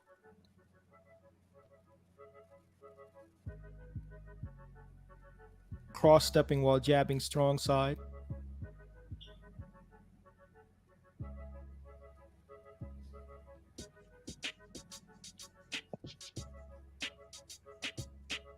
to even cross-stepping while throwing his signature lead hook. Bro, that shit ain't going away that next fight. I don't give a fuck how much he's trained with Barry James. It's gonna be a problem. Ryan has been given issues by opponents who have incidentally timed these vulnerable positions. Yo, can you pause it right here? Defensively, James? Ryan leaves much to be desired. Hold on. He showcases some understanding of. So, if you want to see a fight, a Ryan Garcia fight that incidentally has Oscar De La Hoya on the commentary, and you want to really hear Oscar De La Hoya be scared for his life, watch Garcia versus, I think his name was Carlos Morales. The clip isn't in this study, but Morales did.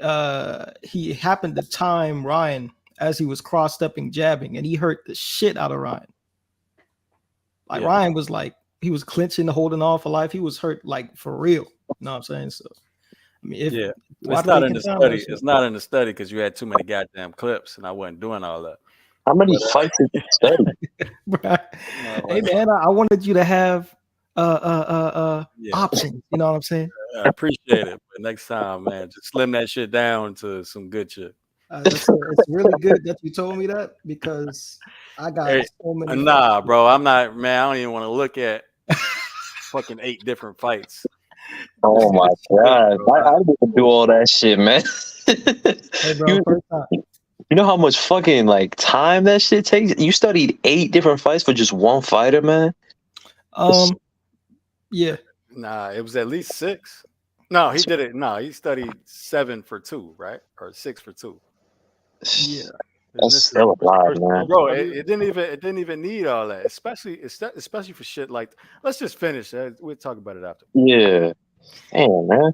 God damn, guys. Defensively, Ryan leaves much to be desired. He showcases some understanding of distance management, employing reverse shuffles and a long guard to avoid offense and discourages opponents from entering their preferred range. Although at times, Ryan will opt to utilize the long guard purely to control the head and not to occupy punch lanes, still leave him vulnerable to attack.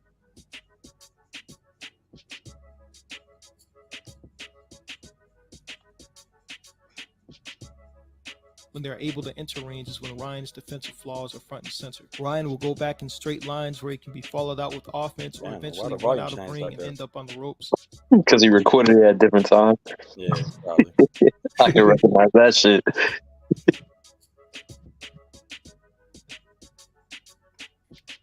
Surprised I ain't catch it editing. Head movement in general is absent from his game, so his opponent can be nearly assured that his head will remain in the A slot present for counter fire. That was a nice hook. I was trying to display it as best as possible, but is this inside work? Should pressure prove too relentless, or Ryan finds himself out of real estate and against the ropes, he will often default into an inactive high guard. However, Ryan may enjoy his body away from his opponents in such positions. Though a basic instinct is trained out of most boxers after their first sparring session, at any level beyond that, it is one of the worst positions to be in. Ryan and his op will assume T positioning on the inside, with Ryan forming the base or stem of the T. From here, his opponent has unfettered access to their full punch arsenal, with Ryan being defenseless except to attempt to clinch. Should he find himself frequently in this position against Duarte, Ryan will find his opponent having much more options and physicality at that range, and the chances of an upset increase dramatically.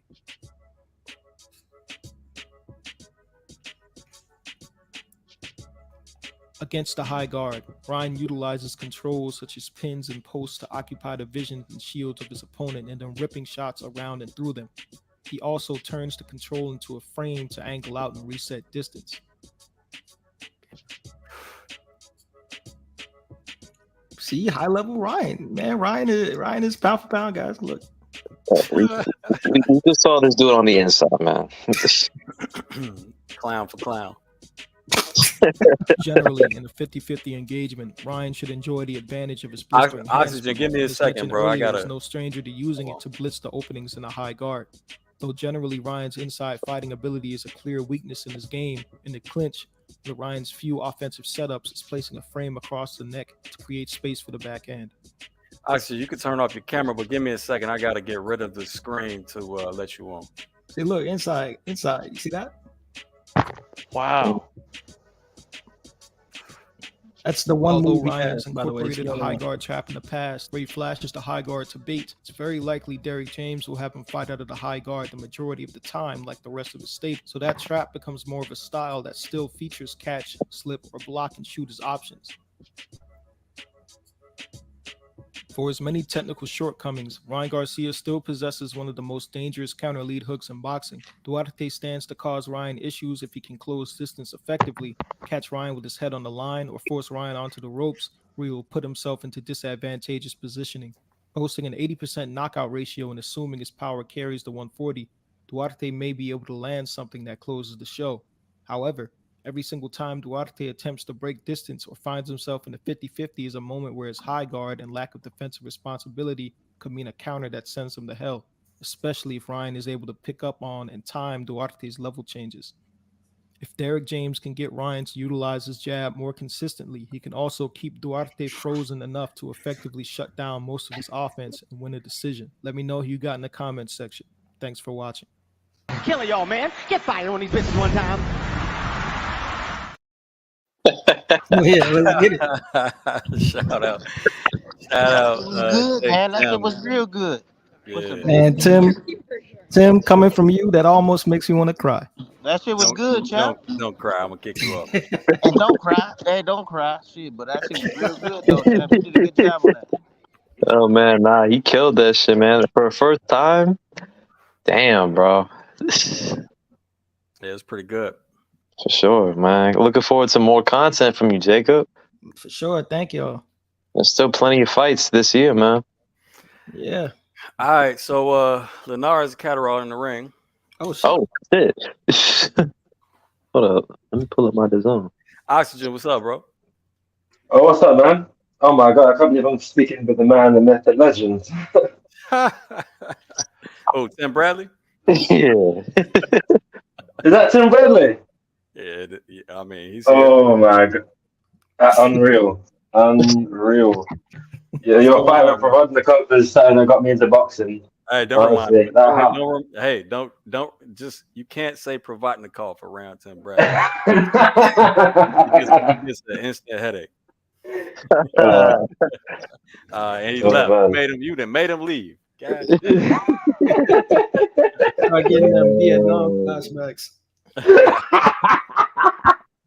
All right, what's good with you though, man? What was you saying in the comment section?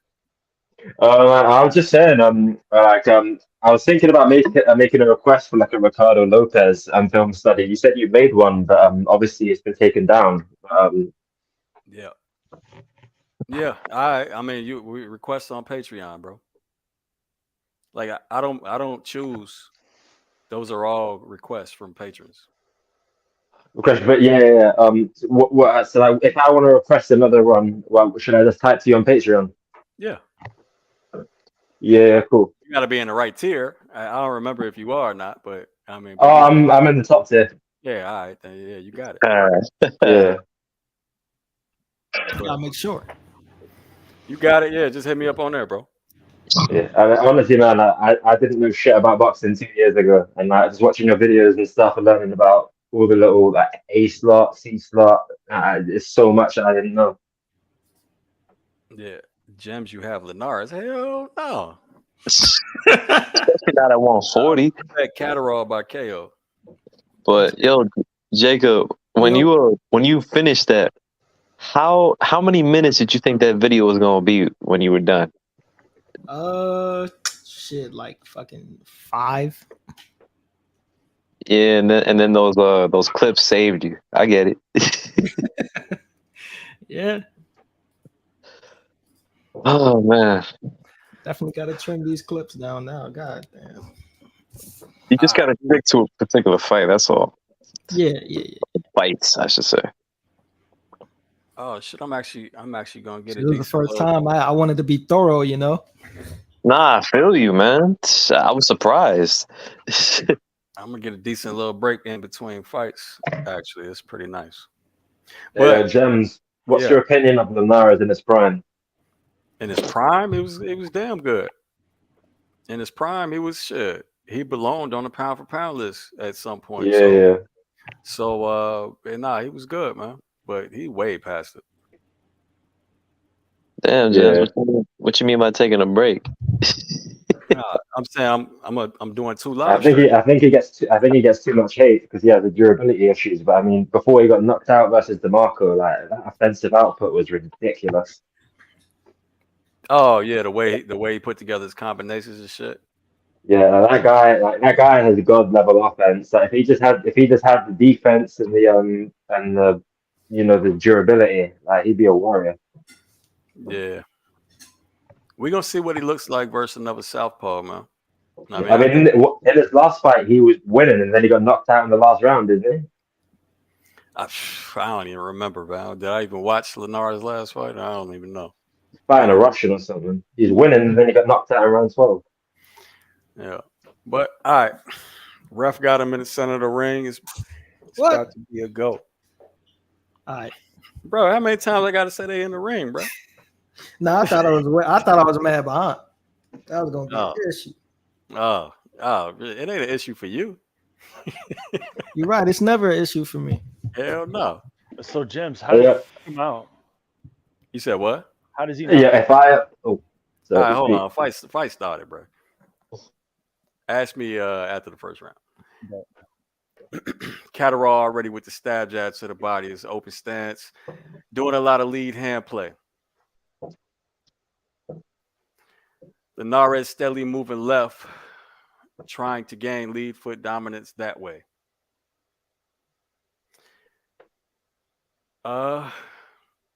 Catterall still lined up with backhand. He kind of reached for a body shot and already was countered by a lead hand hook from Linares.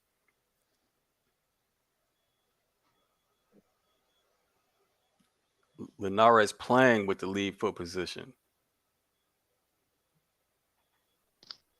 A little feint. Oh, feint. Came back to the ace slot.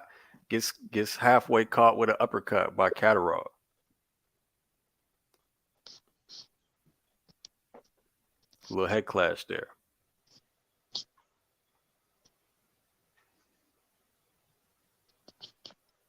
Linares still moving back and forth, playing with lead foot position, gets himself caught up in that 1-2 from Catterall.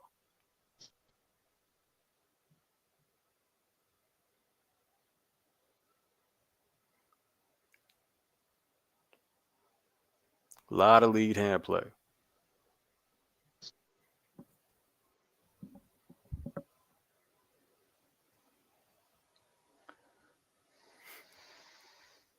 Nice little forward to the body by Linares.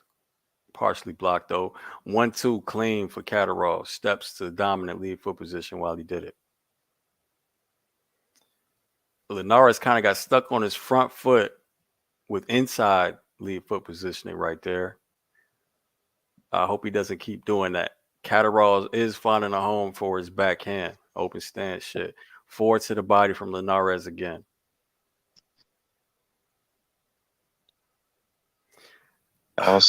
Man, Linares is getting real comfortable with that inside lead foot positioning, but he is trying to land a jab, so it does line up. But still, he's kind of heavy on the front foot when he does it. Outside slip, counter cross is going to put him to sleep if he keeps doing it. There's a cross from Catterall again. Bruh, y'all see what I see? Bro, that's what my question to you, James, was gonna be how he's gonna get knocked out, but I already see it now. Yeah. He's getting stuck on the front foot while he's pulling back on that left hand, and he's getting with inside lead with inside foot position as well. Yeah. So good counter forward. He doesn't have the reflexes to save him for shit. Yeah, absolutely. Good round though. That was a very competitive round. But for how I score fights, I call that shit even. But I think Catterall landed the more solid blows. That was a Catterall round. I gotta get that to Catterall. I think it was back and forth, but I hear you. I just I don't see that Linares was able to get away from those left hands well enough in round one. He's probably just gonna get slower and slower. So. Yeah, nah, that little issue with inside foot position. I understand he wants to land a jab, but he better get off that front foot. Yeah. Or it's gonna be night. Like you said, outside slip, left hand. Night. Yeah. I'd like to see him target the body too. We know Linares is a sucker for the liver shot, right? Yeah, I see him throwing crosses to the body, but that's about it. I mean, we'll see though. He needs to hit him with that outside 6 to the body. Now, usually in an open stance, it's the lead hand 3 to the body. That's for Linares. No, I'm talking about, remember he caught on. All right, so Linares does the same inside foot position. He gets caught with a lead hand hook like that. Mm-hmm. Okay, but that could just be what sets him up for the backhand later. I mean, without even it being a real setup. I'm thinking about the liver shot. 1-2 again. The one that cross Loma to the stopped body. doing. Catterall reached on that cross to the body a little bit. And then he just, luckily he caught Linares' backhand with his backhand. It looks like Linares is the faster of the two for sure. Oh, yeah. I'm watching the fight a little bit behind you guys. Blinder. Blinder, probe, blinder. Caught another jab from Linares, from Catterall. Yeah, yeah. Catterall definitely reaching with that backhand to the body though. That could get him in trouble for sure. Right. Linares end up throwing them damn. Cross to the head is killing Linares though. God damn. That's gonna stop him. I can see it. If he doesn't adjust. Nice. He finally made that little footwork trick work for him. Yeah, that gave him the round so far for me. I like that counter right. Nice jab. Yeah, Carroll's hunched over when he comes forward. Jab was nice. Is he vulnerable to an uppercut? Hey, one at a time. I don't know enough one. But you go first. Whoever's talking. I was saying, is it me or is Linares getting warmed up? Look at the switch up for the swivel jab. You see that shit? Yeah, that's the second one he threw, and Linares caught both clean. Yeah, Carroll's almost hunched over when he comes forward. He's so heavy on that front foot. It's because he's using the Philly shell. Yeah, he needs to put down that Philly shell. Yeah, that ain't gonna work in the open stance. Yeah, right there. Yeah, he's a master Philly shell practitioner. He's still doing it. No, but every time he does it, Catterall sees the swivel opening. He might even drop him with that. I wonder how much my stream's behind you guys. I guess we'll find out if there's a I'm at 21 seconds. 21 seconds back. Nice little pivot. Mm-hmm. Pivot strong side after Linares reached. I don't know. That's a Linares round for me. What do you guys think? I don't know. He keeps getting touched consistently by this backhand. He did land the two, I believe, biggest shots in the round. 3. I don't know. Those shots and them lead crosses were something I remembered more than Linares personally. Yeah, that one. See that one. Yeah, I would give to Catterall. Me too. That was a swing round. Honestly, that could have went either way. I like that counter right hand that Linares threw at like 130 in the round. That one stood out to me. And then he landed 2 clean like overhands later on in the round. But these rounds are definitely not one-sided for sure. They're not one-sided, nah. But yeah, you see right there, man. He's getting caught with these fucking backhands, bro. Man, yeah, this is a tough. That was a tough round for me to score. I mean, I should be rocking with Catterall, but I kind of want to see Linares Aratarian. Ugly head clash. How many more of those can Linares take, bro? I don't know, fam. It's pretty clean, bro. It already looked like he got a mouse under his eye. It's pretty that clean. Was from the head, but you notice he didn't do that jab shit in the second round either. So he cleaned that up. Let's see if he goes back to it. That was definitely gonna get him stopped. I'm telling you. He keeps doing the Philly shell to stop the 1, 2, 3, and it's not single shield. I'm talking about Catterall. I'm talking about Linares. Yeah, me too. Me too. Linares doing the Philly shell? Yeah, Linares keeps. That's how he was getting caught with the swivel jab. All right. I think he was just relying on the single shield. I think you'll see what I'm talking about. Like when he does the little check step, he would get his little Philly shell. I'm gonna watch for it. I'm behind if I say some bullshit, I ain't pseudo Philly shell, whatever you want to call it. He's dropping his lead hand and he's doing a somewhat Philly shell. Yeah. Man, you guys say the lead hand. You are right about that's certainly why the swivel jab is landing. Yeah, but he keeps showing. I see what you're saying. Yeah, it's not. Yeah, that shit is just a bad Philly shell. Yeah. Gems, who would you say is winning the lead hand battle at the moment? Catterall. Simply because of that lead through. I agree. And he's dictating range with it. He's keeping it out. You know, Linares doesn't seem to want to contest it. I feel like Linares is just entertaining it, but Catterall actually is dictating it. Yeah, and he's also setting the 1-2 up off of it, and obviously that's successful. Yeah, good cross. I want to see Linares bringing the backhand when we get into the middle rounds. Hey, James, you see the step back at Catterall too? Mm-hmm. No, to me, Linares is Catterall is winning this round. Pretty sure. Yeah, he's got more control over this round than any other round so far. Mm-hmm. Landed less big shots, but more control. Yeah. He looks physically bigger than Linares as well, like more broad. If you just look at his back, you can There tell that goes he's the like a slight backhand 140. again. Yep. There Why we does go. Linares keep doing that? Oh man. That time he just ducked towards his back leg. Linares found his I Ooh, mean, that could have been another bad input. Catterall found him. I would time man that he's doing the same defensive movements repeatedly. I think Catterall could easily time that. Yeah, that's probably the control factor. Like that's why he has this round so much under control. I feel like, well, What the fuck what has Linares done this round? I mean, that's what I'm goddamn. saying, man. Yeah. I feel like Catterall's gonna try to time him with a level There we change go. too, or an overhand. Nice straight One, left. two, back and forth. Linares I'm is worried for Linares because he's pacified by that lead. He's pacified by that like pouring lead. He's literally not doing it, and then it just leads to a clinch if he does try and go in. That round wasn't competitive at all. Is this Jorge's first fight at 149? It's his second fight, I believe. It might be. The first.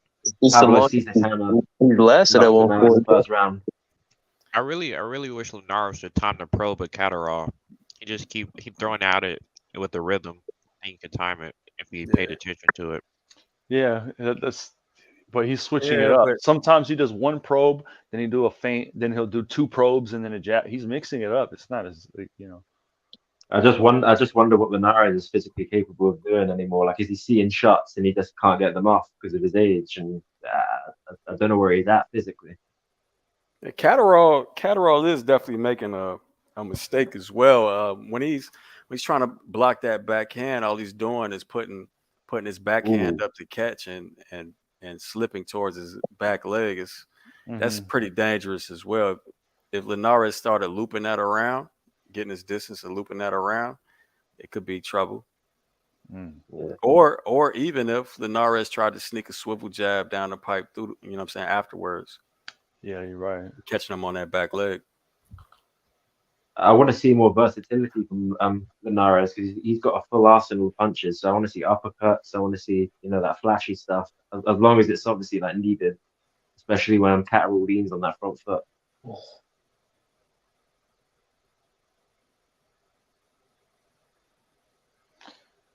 Well, I want to see one of these fighters get out of this fucking equal positioning more often. But I mean, Catterall feels he's winning, which he is. Yeah, he's. I really don't need to. He's pretty. They both don't have that level of footwork. Nice ass lead hand hook. Oh. So when you got outside foot positioning, you're susceptible to the lead hand hook and the jab. Inside, nice straight left to the you're body. susceptible to the backhand. So great decision for a punch by Catterall. Yeah, again, Catterall is dictating it, man. He's completely controlling this. Linares is just standing there in front of him. And then it's the stab jabs and the cross to the body that's relieving some of the pressure at times and all, you know what I'm saying? Getting Linares' guard to drop a little bit. It's just pretty much controlling the fight.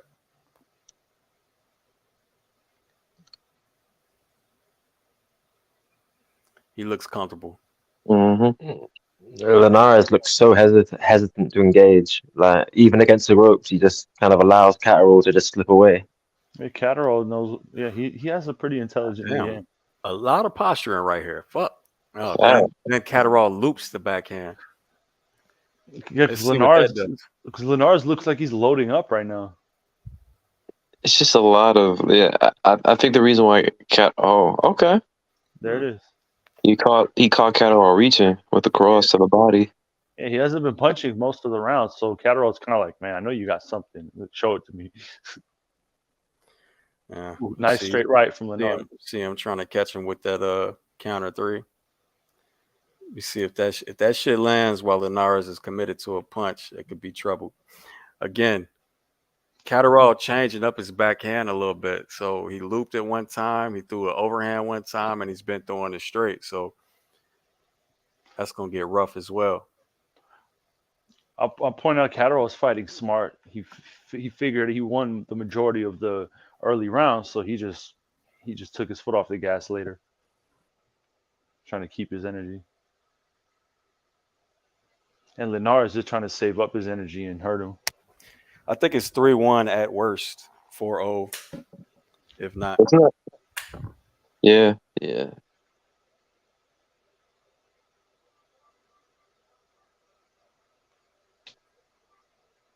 Thank you for letting me in the chat, by the way, Gems.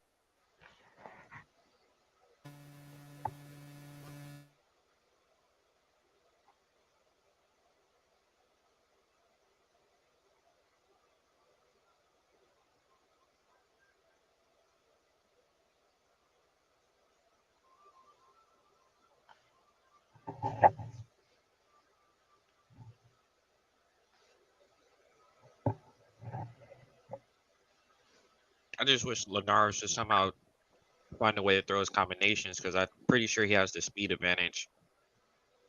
He can still throw them. Like it's not as if he doesn't have them in his arsenal. It's like he's hesitant because as soon as he opens up, he's like nervous. He's going to get clipped on the chin. You gotta understand, Catterall. I mean, it's classic, bro. That's classic for fighters that get up there in age. It's gun shy. You see the shit. You see the shit. You just can't get there. Not to mention, Catterall's not making this easy considering he's pretty much controlling the range there. Linares is just posturing in front of him, but he's having an issue. He's just not letting him pass. He's not letting Linares get past that lead hand. And if he does, then Linares tries to rush in and just tie up. Combo, Catterall. Man, Catterall changing up this backhand too smooth, bro. That was the uppercut that time. So we seen cross, overhand, hook, now uppercut. This shit gonna spell disaster. I'm telling you. Right. It's just like because when Linares gets his foot on the outside, he gets caught with that lead hook. When he's on the inside, it's that cross or the overhand. There goes that 6 to the body. Mm-hmm. That's followed by a swivel jab too. Mm-hmm. This is a really weird lead hand battle. It's like Catterall's is putting it out and Linares is just tapping it down, but there's no like break of rhythm to try and set anything up. It's just keeping Linares at bay. Linares just broke. I mean, I'm sorry. Catterall just broke rhythm to land a jab. Yeah. Catterall is As I say. outboxing clearly. He's not just using like easily timed rhythm. You know, he's mixing it up. Oh, good defense from Catterall. Swivel jab got to him again after the backhand. Nice smother right there. That single shield is indoors. Swivel jab. Very, very good for Linares not to just settle in a fucking clinch and just work. I like how Catterall pivots after he smothers too, getting out of the center line.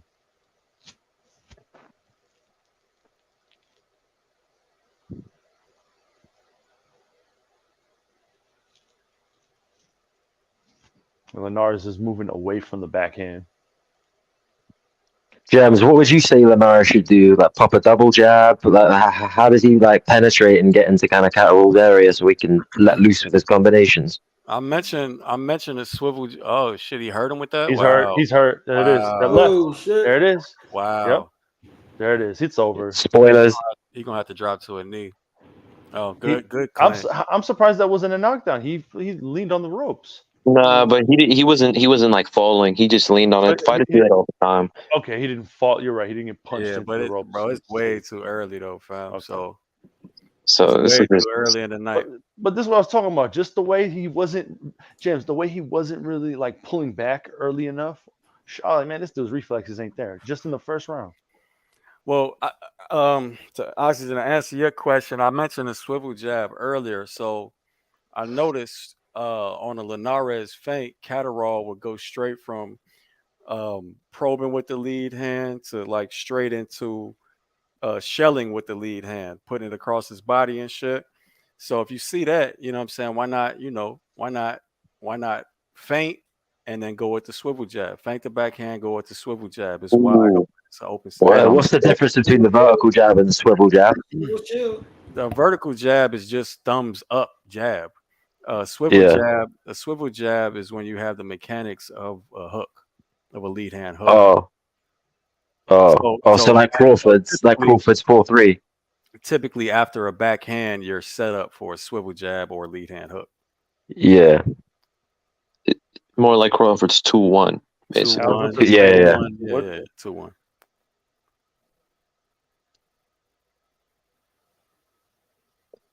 Damn, that's a very high percentage in power punches. Yeah. Now, what's going to happen here? Is Linares going to be even more hesitant, or I mean, he's still getting stuck on that front foot. The thing is with Linares is his recovery is shit. You'll think that he's not hurt, and he'll come out like in the next round, like looking like he's fresh, but he's still hurt from the past round. It's funny how Linares hasn't figured out he should throw the 2-1 yet. Actually, because it's perfect. It's perfect, Val. And he's positioned his body for it too. Especially how Catterall is evading the backhand. He's going right towards that back leg and then trying to pivot out, which will pivot him right into a 3 or a lead hand or a swivel jab.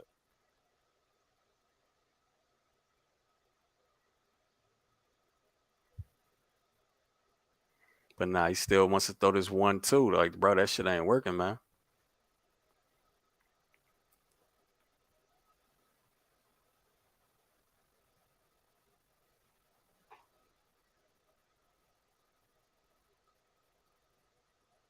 Yeah, Catterall's the clear ring general. He's just leading them around.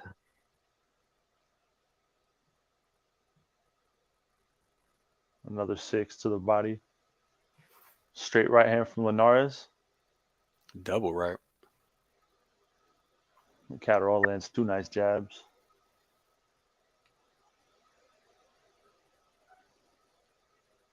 Another 1-2 from Linares. Yeah, reached with it, was in line to get countered, and with then that get countered by the left.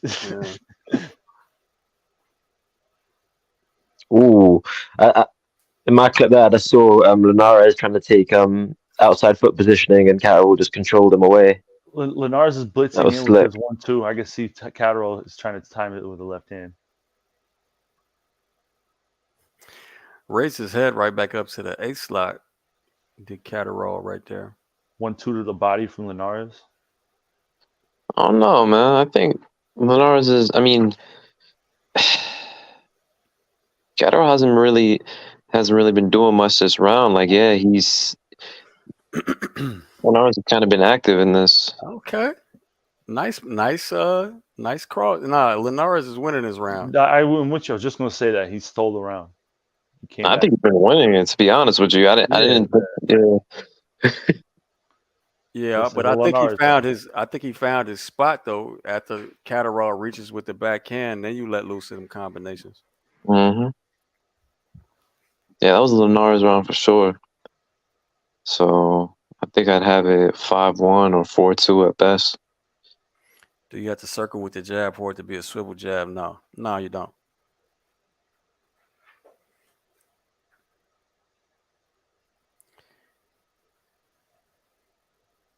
(4-1) or 3-2. I agree.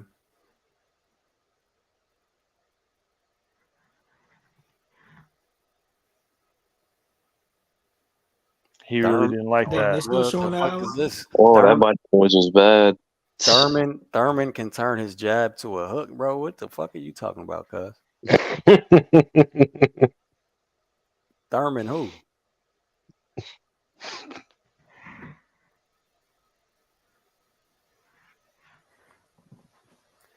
You bringing up Keith Thurman in this?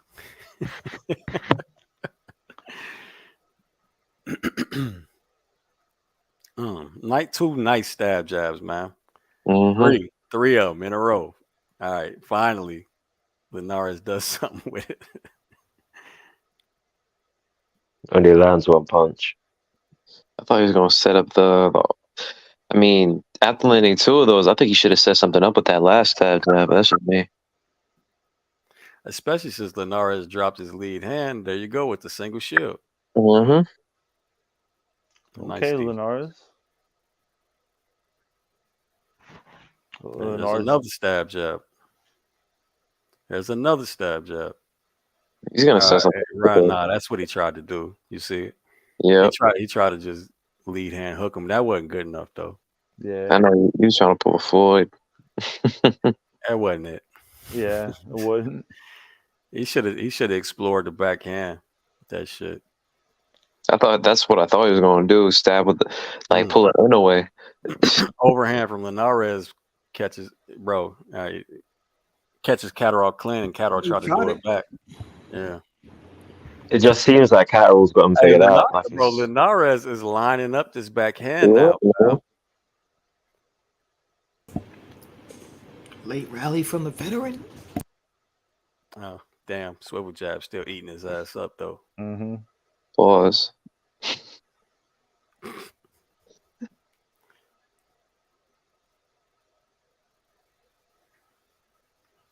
Yeah, 1-2 again from Catterall. He's got to stop catching that shit, though, Catterall. It's going to get him in trouble one day. Okay, at least he stepped back when he leaned. Good counter jab. Catterall, every time he leans, he either ducks, smothers, and pivots, or he steps back. That's really smart. Yeah, it takes some of the sting away even when he tries to catch it in front of his face, but... Ooh, hard left. I see what you mean, Gems. They've been in 50-50 this whole fight. Nice 1-2 again. Linares gets a nice jab in there.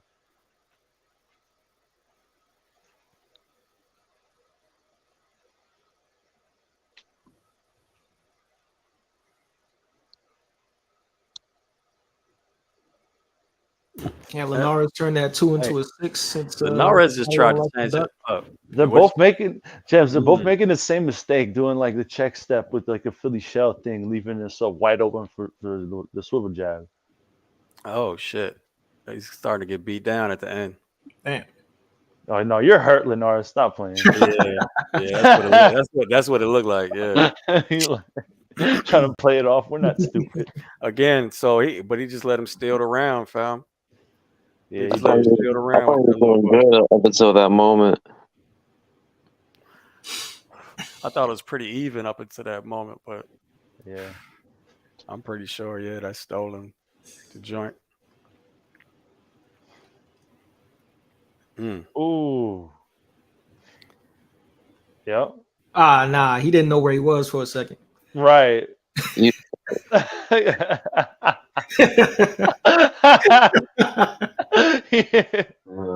really is a double. It really is a double-edged sword, Linares, man. I gotta all that hand speed and fragility. It's too much. Backing up, saying, "What you hit me for?" Damn, he hasn't given the. He really looked like he was halfway out of it. Oh man, I don't see this ending well. It's only a matter of time. Catterall needs to just commit. He's leaving himself for the Why is the jab landing so flush now? God damn. Mm-hmm. It's the beginning of the end. I mean, it's because of Linares' rhythm, man. Yeah, I was gonna say that last round I saw him try to switch up the speed a little bit, but he only tried it for like one little sequence. Mm-hmm. Damn, nice jab. Check hook, got him. Stab jab to the body while cross stepping by Catterall.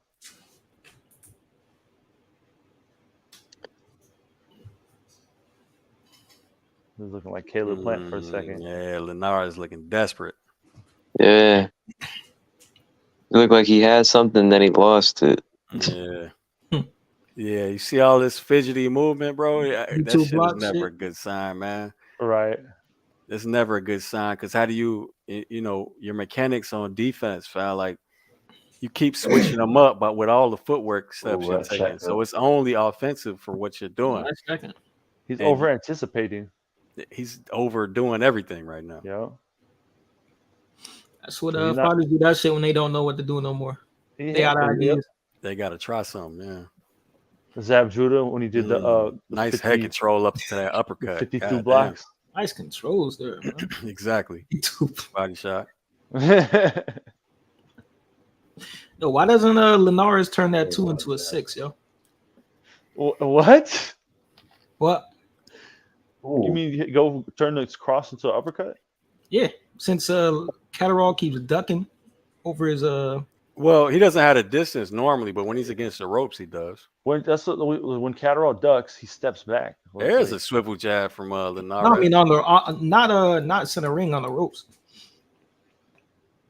Well, he's gonna have to start cutting the ring off if he wants to do that and stop all of Catterall's escape routes.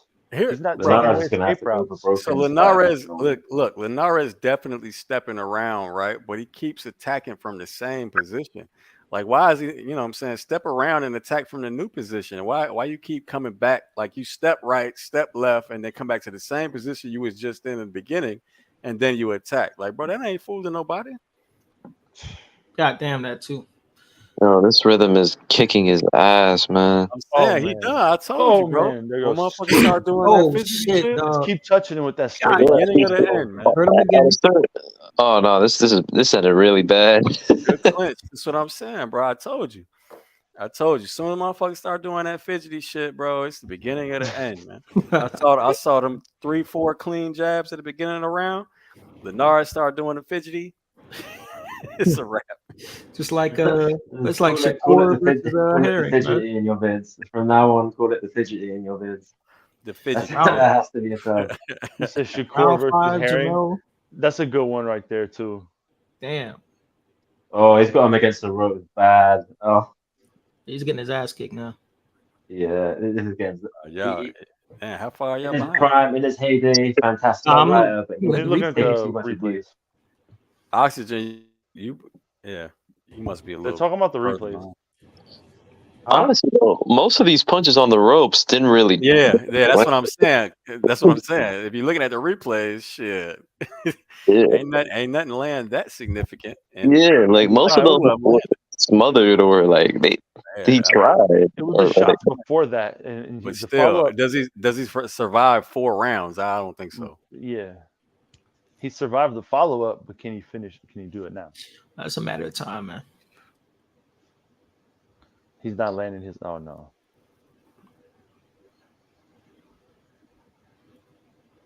I mean, it's fair enough. Linares doing a good job of defending, but I mean, Look, as much as I don't like punch counters, whenever you see 51%, It's close to a knockout. it ain't looking good. yeah, Right. Linares got lazy as hell anything on that. close to 50. Linares. For a defensive fighter, anything over 20%.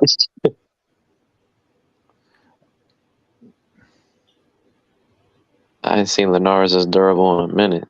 I wish Catterall would just blitz him Catterall- when he does those little rhythm steps. When Linares does those rhythm steps, he just blitz his ass.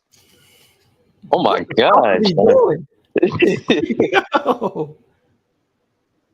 This dude don't know what to do at this point, man. I told you, bro, the fidgeties. The fidgeties.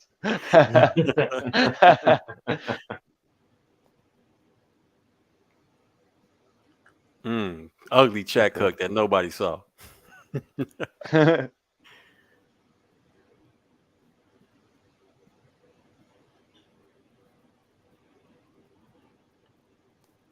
Oh my, bro, Linares, that shit ain't working, bro. God damn. Catterall just hasn't figured out. It's just level change and then All right, fill it out. at least that time he attacked from the new position, but still, it's not. It's taking so many steps to get there. He's not fooling Catterall's footwork. And he's not using a jab to step around, so it's not freezing his foot. It's not doing shit. He's from the same school of Cambosis. See, the thing is, yeah, of the set. Man, God, 2 straight jabs, bro. it's kind of easy to tell when he commits to a punch when he does that shit. To be honest with you. Mm-hmm.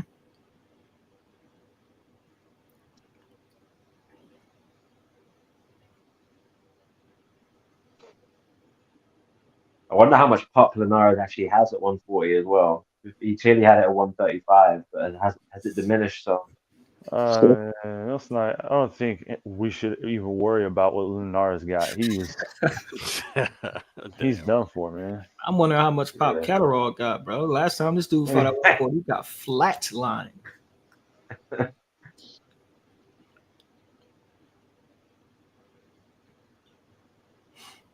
God damn, he looks terrible at the end of the rounds, don't he? He's just Linares. surviving at this Linares. point. He's like, ooh, what round is this? So, yo, I can't keep doing this fidgeting shit forever, man. Who's winning? Catterall's winning pretty handily. I think we got Linares 2 rounds. Which rounds? Round 2 and like round 7, I think. Yeah. All right. Cordina Vasquez. Hey Jim, so when you're in mirror positioning, what stops your opponent from mirroring the same game plan that you're employing?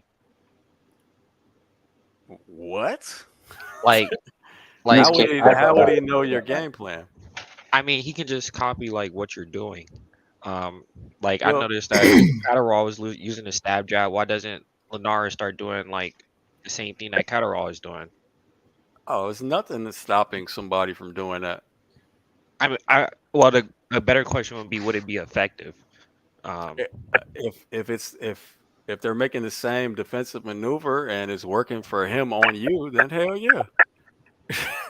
One thing I mean, it's equal positioning, so I mean, why wouldn't it work? Can I say something to that too? Because I knew a pro fighter that said, "Don't just copy what your opponent does."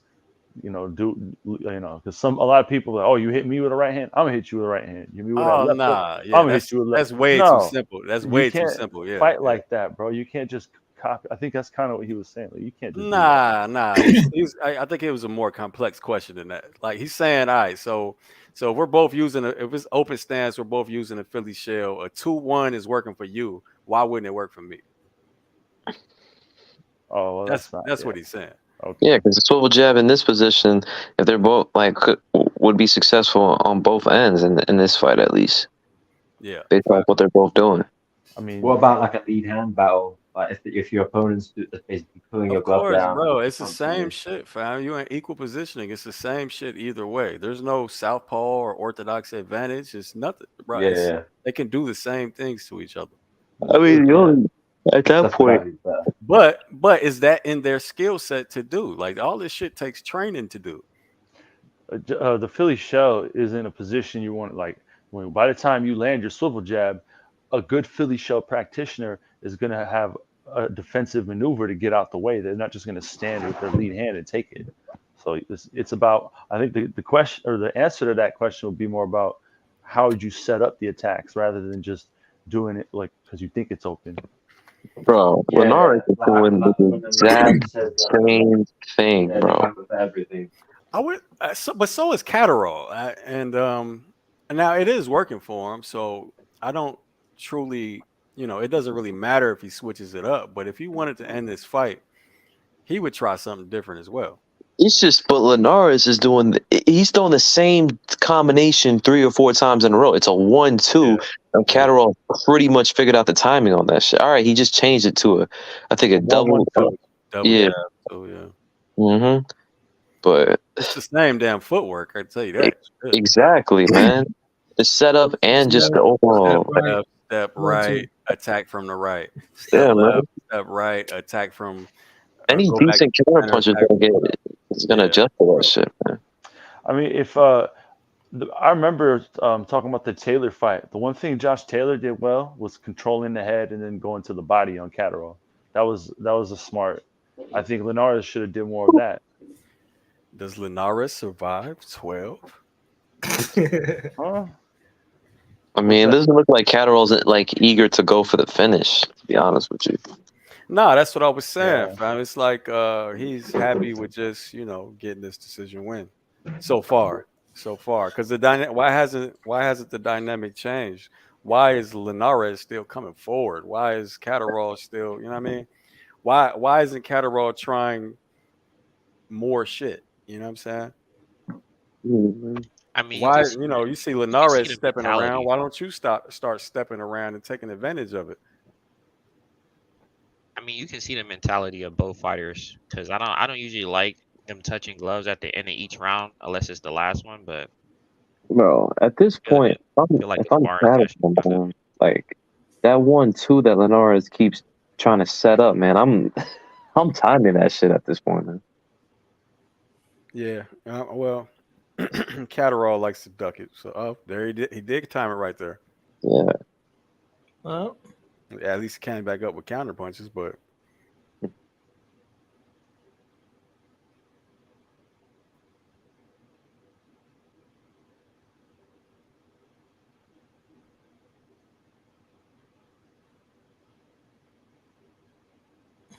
I'll wait for until the round's over, Box. I've got questions. Gems. I've got a this question for you. motherfucker's waiting to counter punch though. Yeah, man. Hey, fam, you had this man hurt 3 times already. He's comfortable just playing Yeah. it safe. All right, that looked That was a low. low blow. Yeah. Ooh, that looked low as And shit. that was the second time he did that. I saw him do it once earlier, but I didn't say nothing. God damn. all right, bro. We don't get paid for overtime, dog. Yeah, I can't lie. I didn't watch the Kind of Carol Taylor starting to fight, get but annoying to watch. he looks quite impressive. Left, right, left. Like he's not an average English boxer.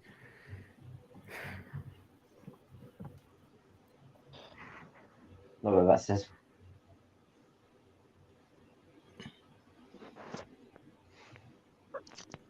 All right, so there you go, Joey. You Finally. see what he's trying to do? Yeah. 6-3 counter off the cross. Mm-hmm. Sometimes.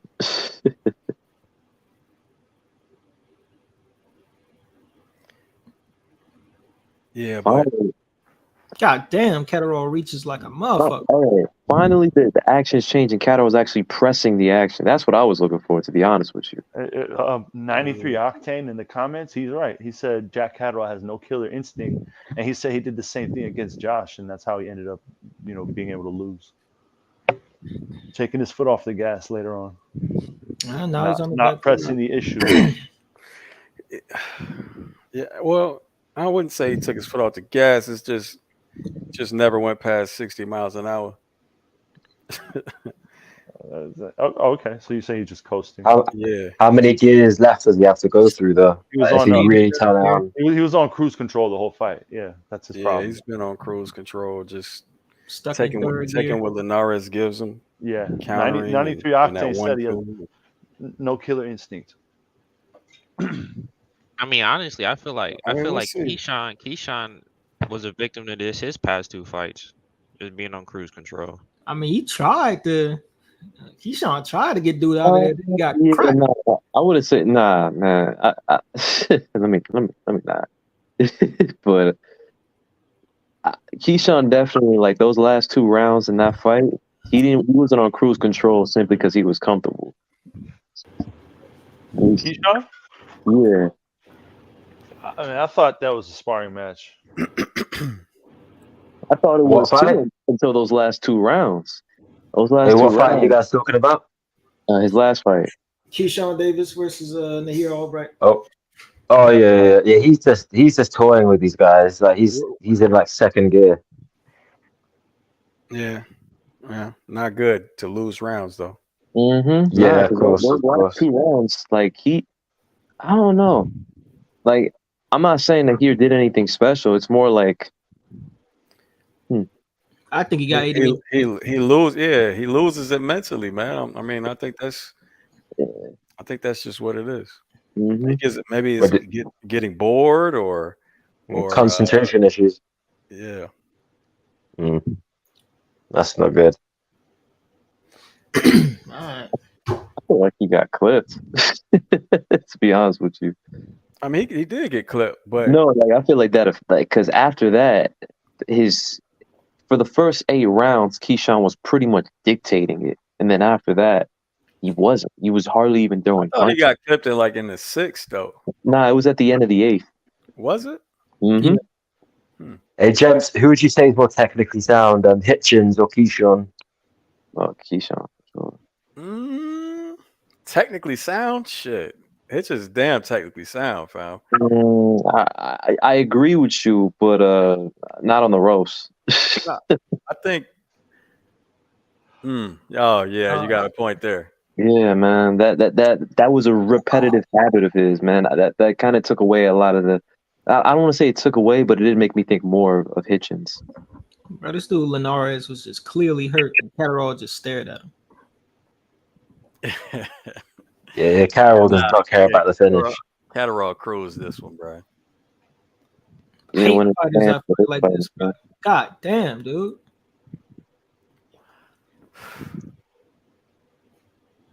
Well, you know, he's got a family, you know. I don't want him to go home, and you know, I want him to go home with his kids, you know. What the fuck? God damn. How many flurries were thrown by Linares? Like 2? The whole fight. Good question. Yeah, I Like saw, one. I saw one. I remember. Yeah, I remember one against the ropes. But Okay, so maybe 2's generous. two. It was after Catterall reached one time, he threw a flurry, but Oh yeah. the fuck, Linares, bro. Turn up. Linares looks like he's just happy that he made it this far. Yeah. Day. That fidgety Linares shit turned the don't work, pitches bro. up to 11. Yeah, he did. It's the last round. Yeah, the way he was bumping his fist. This is bad, man. I'm sorry, Catterall should have knocked Linares' ass out. This is not this performance. Killer instinct. Nah, see, that's the thing, fam. It doesn't do anything. Like, bro, you were definitely highly favored to win this fight. So winning it by decision is Especially against a guy who's mostly been knocked out of his career. Like, this dude's only gone the distance twice, and both of those were against people who were notoriously known for not being power punchers. And Catterall can add his name to that list. Yep. How do you guys think Catterall does against Matthias? Holy shit. I don't know what he's gonna do. I don't know. I never really studied Matthias. He's got some Catterall's got some tools that could give Matthias some issues. Yeah, I mean Matthias can get hurt. I mean, but at the same time, he's very unorthodox. But he carries really serious power. Like there's not many other fighters. I'm not going to call him a Benavidez, but at the same time, like he'll throw shots that don't even look hard, and they really damage He'll a throw opponent. like arm shots, and those shits will fucking hurt the fuck out of you. I think Matthias would be easy work for Catterall.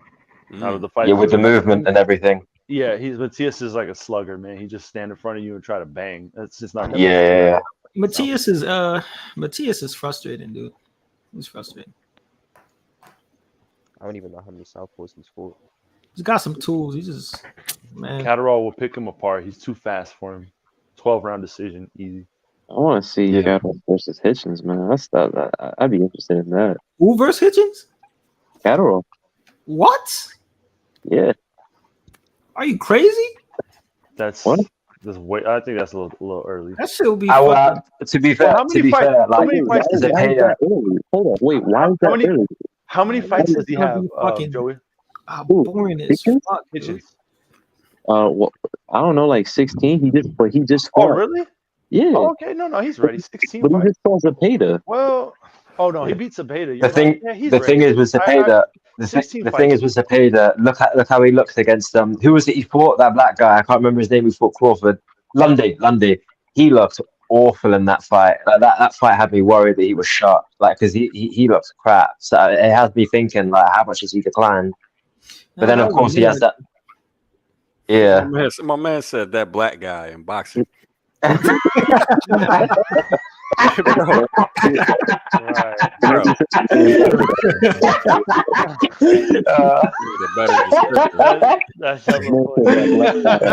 Chinese guy in China. Right. That Mexican guy in boxing. I tried to think about it. I was like, okay, he said that black guy. Is he talking about Montana Love? Or That's like saying. I quickly added the Crawford fight in there quickly because I knew the dumb shit that I had to say.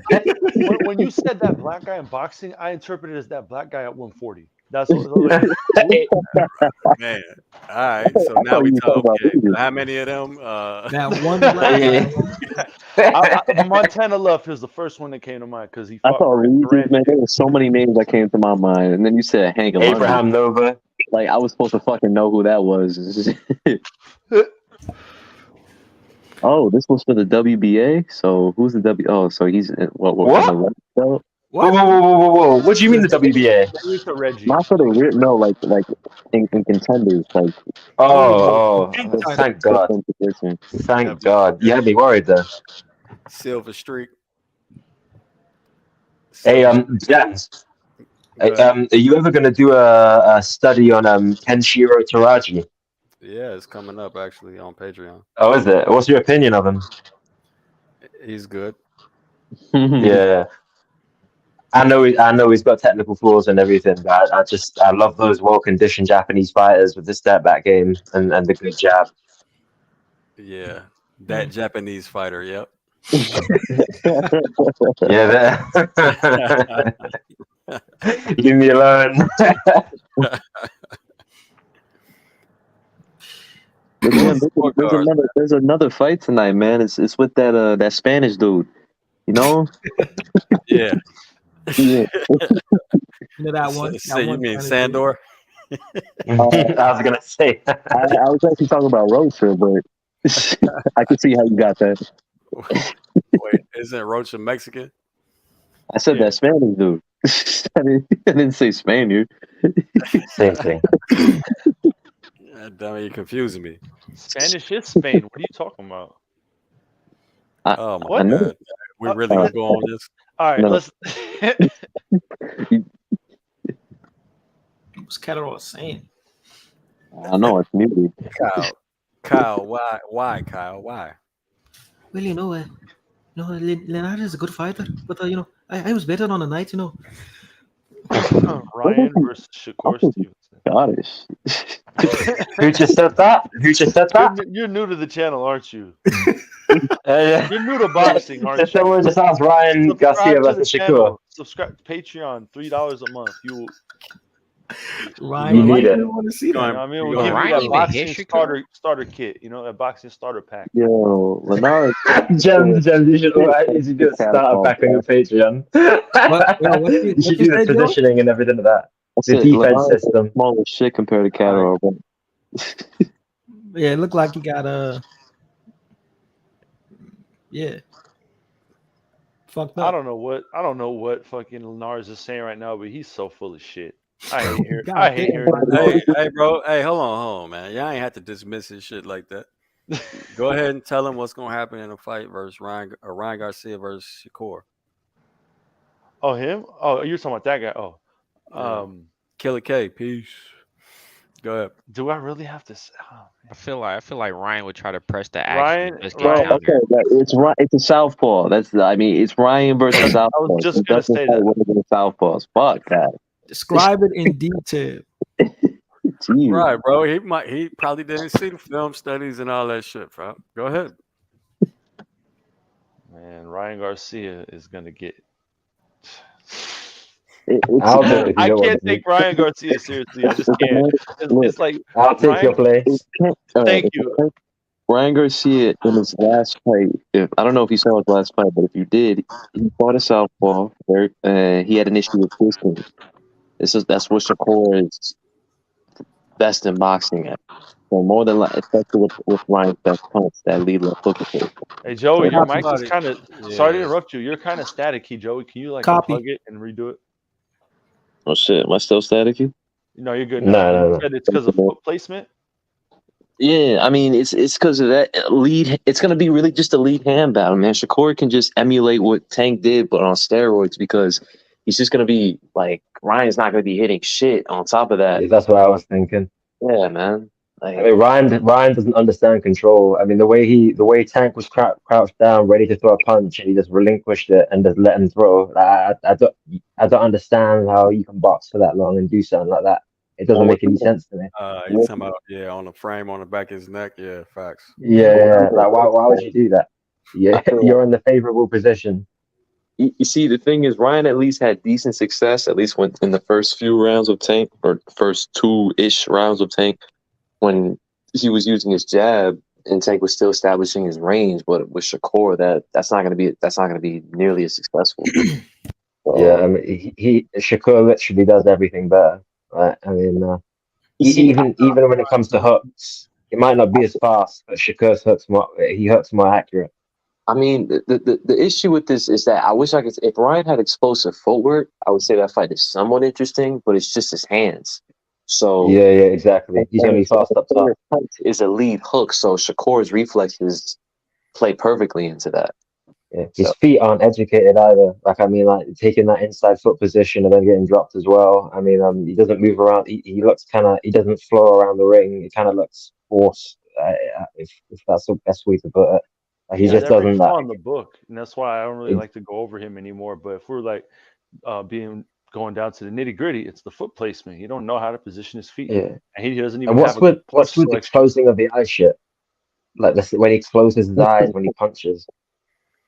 I mean, that's a human reaction, bro. If you ever fought, shit happens. So yeah. No, well, I'm just saying, like, on the pads and stuff. On the pads, he closes them. Go look at Crawford when he drops Spence. I guarantee you, he closed his eyes. Yeah, but I'm talking about on pads though. But listen. Nah, he definitely turns his back, which is another human reaction. But in boxing, that type of shit gets trained out of you, like my guy Jacob said. That's one of those things that you can't do. But blinking your eyes like that, this shouldn't even be. I don't know why people mention that shit. I remember one dude was trying to brag about this shit on this stream, Gems. Like, oh, I'm gifted like that. Like, I don't close my eyes. I don't never close my eyes, even when I get punched. I look you right. I'm like, all right, I know you've never been in a fight before. I know you don't. I know you don't. When you say he's gonna Golovkin. If he got his eyes open all the time, how he getting punched? He's saying he doesn't close his eyes when he's. I think it's smarter. It's smarter to at least squint. God damn, bro. Yeah, but not Gems. He's gifted like that. He's different. Yeah, and I remember that shit, bro. It's not even just that. It's not even just that. If you keep your eye open and you take a punch, it's a higher likelihood that you're going to get a detached retina. So if you go look at Crawford dropping Spence with the uppercut, you're gonna say he's just trash or he closed his eyes when he knocked out Earl Spence. Like, come on, dude. Nah, what he did, he winced. He kept one eye open and closed the other one that he knew was about to get hit because that's what he planned. I'm telling you, like that's you're right. He planned that uppercut and knowing he was gonna get hit, fam. Mm-hmm. Gave a shot to take a shot. Yep, I know he's gonna take all the power off of that shot when he's gonna hit him first.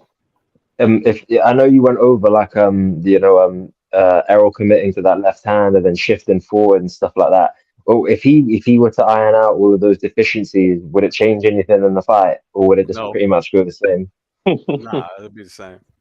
It'll be the same, bro. What Errol would have to do is he had to find better and more ways to close distance and go to work. That he could not get past that jab. I was astonished for the damage that jab was doing. That was scary. Yeah, and to stop throwing that damn single or double jab to close distance. Or at least mix it up with other shit. Because if you isolate, like I have, if you isolate the sequences on the inside, Errol didn't do bad at all. That's what I was saying, man. Errol did pretty well. Yeah. Those middle rounds, like people really didn't give Errol a lot of credit, but he was like, he didn't win them. He didn't win them, but he was doing his thing a little bit. He was putting them up though. He had his moments. That it wasn't as if he couldn't do anything. It's just he couldn't sustain anything. Yeah, no. His just the majority of the time, Crawford's moving laterally. His problem was the significance of the punches Crawford was landing when he did land. Exactly. You know like he was rocking his ass. I mean, super clean. You said something that was actually funny, because people were talking about Spence's durability, and you were just like, well, it could also be the fact that he just kept getting hit with really clean punches, man. Yeah. It was surprising because Danny Garcia said that Spence was 3 times stronger than any fighter he's ever fought. So when Bud came in and just dismantled him like that, how strong is Bud? I know he's a freak athlete. I mean, but it just goes to see how many have you ever seen Terence Crawford has anybody ever bullied Crawford in the ring? That's never happened before. No, You know, a lot of that he's not doesn't even have that. to do He's with got strength. wrestling skill. A lot of that doesn't have to do with strength. I mean, Crawford just Yeah, knows he's got wrestling skills. how to get the advantageous position. If you're in a Yeah, better no, position than somebody, all their strength doesn't matter. So Spence really might be stronger than Crawford, but he didn't know how to use his strength against him. Yeah. I think in certain Crawford's aspects, powerful as well. I mean, he's got like a 400-pound They're deadlift, both 400 hella yard strong. golf swing. no, I think it's more like I see what you're saying, body shot. I don't think it's more like sense that Crawford is necessarily stronger than Spence, but he used his strength better than Spencer. Exactly. Yeah, His that's appetite. my Better argument. understanding of leverage. Yeah. And Spence just doesn't really load up on his punches. I mean, he's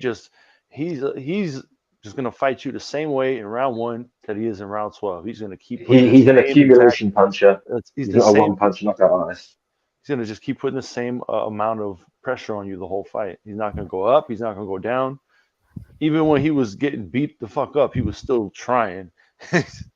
He doesn't know anything else. Look, if the fight That's the happens, thing. if the fight happens again, the only video I would put out is a video showing Spence getting his ass kicked. No, Spence Huh? on the inside. That was the only Yeah. thing I had. Honestly, James, if that fight happens again, I think it's gonna stop sooner. It's gonna be even worse. All right, Fresh, be easy, bro. Quicker knockout, beat down. You guys think Spence stands a better chance? I'm not. I'm definitely not changing the prediction. But, You think it's gonna get worse this time, right? Like he's gonna knock him what out else cold. am I gonna talk about, fam? I already did a film study that showed you what happened in the fight. I did the analysis video. I did 2 of them. Mm-hmm. And I mean, what the fuck else is there to show, bro? There shouldn't be a rematch. Yeah, he's shown on film that he can't close the distance without getting caught up in his web, in Crawford's web. So it's not even just that. It's just the severity of that fight, man. Like that fight was haunting. Like the fact that fight was brain damaging. I'm not even trying to brag. I swear to God, I said to everybody I know, don't be surprised when Crawford makes this shit look easy. He's gonna knock Spence the fuck out. James, I was so confident about your film studies, watching Spence lunge over and shit. I was like, let me go watch the fight with these people and really see what he's talking about. And I'm like, damn, he really lunging like fuck. Crawford's gonna knock him the fuck out. I think most of us had Bud by knockout or even Bud winning. No, but I said he's gonna wash him. I said he's gonna make Bud shit winning. look easy. I didn't. I'm gonna be honest. I didn't think it was going to be that dominant. I'm not even gonna front.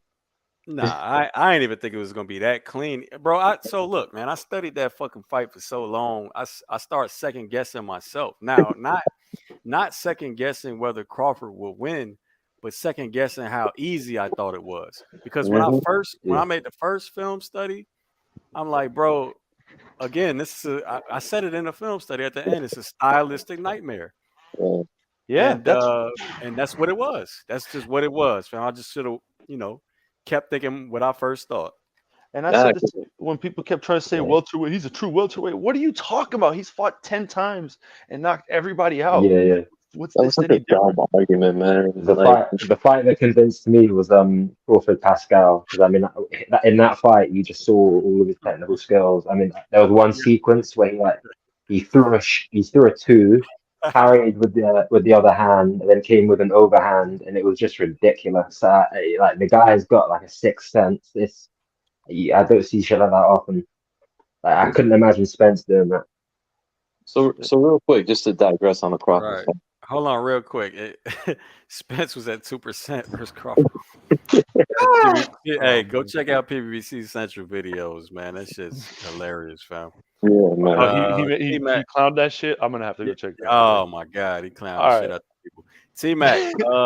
T-Mac, Simon Brown does not sound like Terence Crawford, and Terry Norris does not sound like Errol Spence.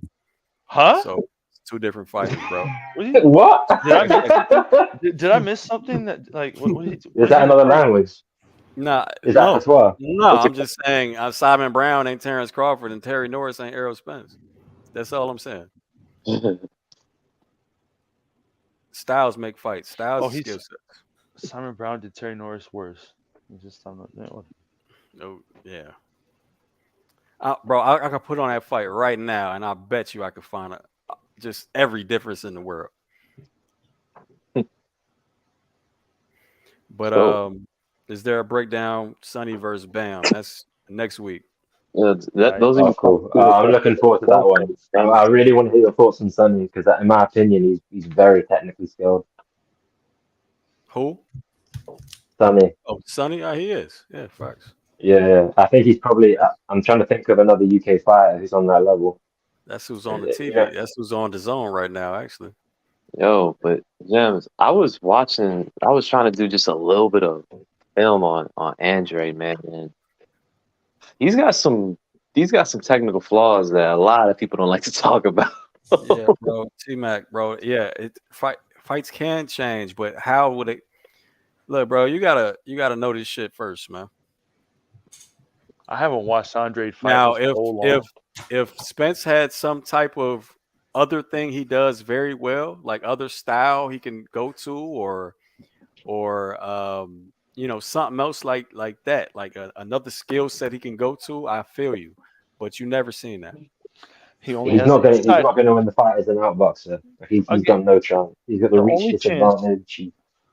The only skill he has over Crawford is his inside control game. If you can get there safely, you have a chance. We don't see that he can get there safely. That's how exactly what I said. I And, was going and to even show. if he does get there, he's not going to do it enough in the fight for it to have like a big effect. So unless all these fanboys or all these hopefuls, the people like he can beat him in a rematch, can show us that he can get closely without getting caught, then I just don't see it. I think it's going to be like Jang versus what's his name, Joyce. The first fight he got battered. The second fight knocked out cold. It's going to be like that, man. Said he could rope. He said rope a dope. He'll get beat up on the ropes, bro. Wait, James, I remember you saying maybe if he comes out orthodox, it'll be interesting. Maybe Oh, you yeah, I'm gonna orthodox friends. If you watch the video, okay, T-Mac. Maybe if Crawford ties one hand behind his back, then real quick, y'all, real quick. This is the problem with what you're saying, bro. If fighters change from fight to fight, then I wouldn't even have a channel. It would be so hard to do what I do if fighters could literally change from fight to fight at this level. Hold on. How would I ever predict or show you what's going to happen in a fight before the fight if fighters always change? That shit is incredibly rare, especially with somebody like Spence who's been so one-sided in his style, bro.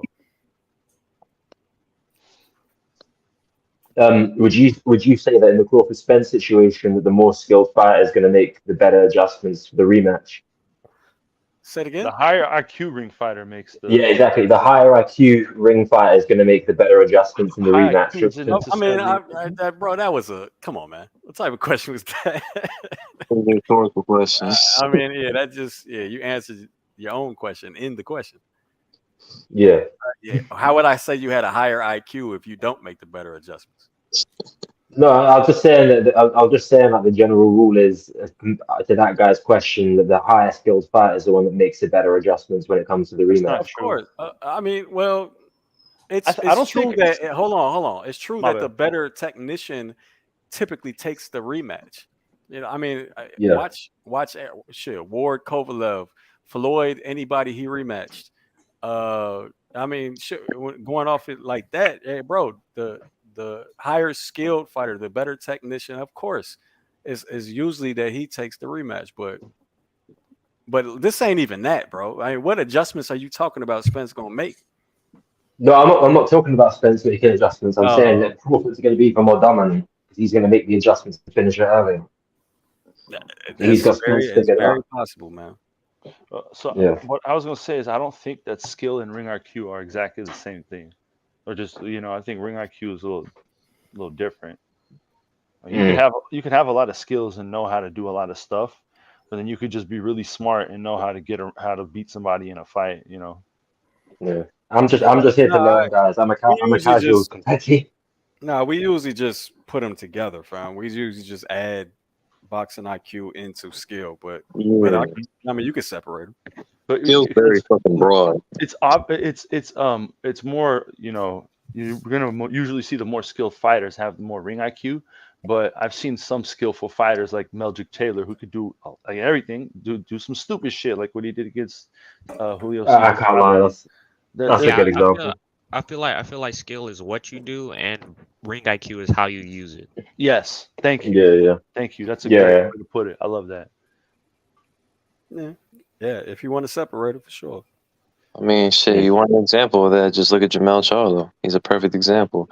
A fighter with a lot of skill, but not the highest ring IQ. Yeah. Dancing feet. I'm trying to think of more examples. If I like just people who maybe don't have the most skills, but have a high enough ring IQ to beat a guy who's really skilled. I'm trying to think of it. I had a. Yeah. What about what's his name again? Do you know Ray Vargas? Which one? Ray Yeah, Vargas. 120 super Who's that again? bantamweight. The guy that lost to Foster. Yes. Yeah, what about him? Yeah. Yeah, like, well, before he lost, like he beat guys that were probably more skilled than him just off his ring IQ, just his ability to move off around the ring, use his reach and stuff like that. Really? Yeah. Oh. I don't know about He's that. a Ray huge- Vargas is Remember Ray Vargas being the more skilled fighter. That's just me, especially against Mike Style and shit. Or Roy Jones Jr., but minus the athleticism. Okay, he didn't just beat people with his athleticism. It was that mixed with his ring IQ, and he's not as skillful as a James Toney or a Bernard Hopkins. You know? Do you know Fouts boxing, you guys?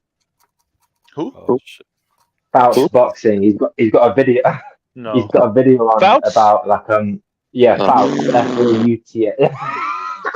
Dude, I'm got a sorry. video on I was why- watching his video. Hey. He was advertising his shit and saying everyone's going to use his system in the future. It's going to be Yeah. the Hey, blueprint. yo, y'all know we don't do that shit. Yeah. Okay. I'm sorry, but he has a video. I'm just talking about his video. He has a video out called Roy Jones Isn't Skilled. Bro, I don't give a fuck. We don't do that shit, bro. He is skilled. Okay, fair enough.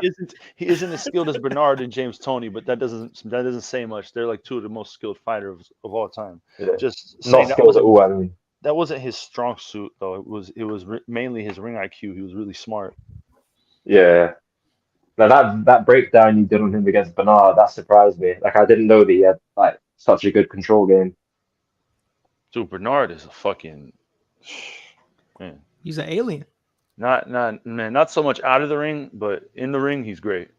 Yeah, well, I say this, bro. To say Roy Jones wasn't skilled is a fucking joke. Right. That's stupid as fuck. But that's it. Yeah. Because they're I just wanted to hear comparing that. guys.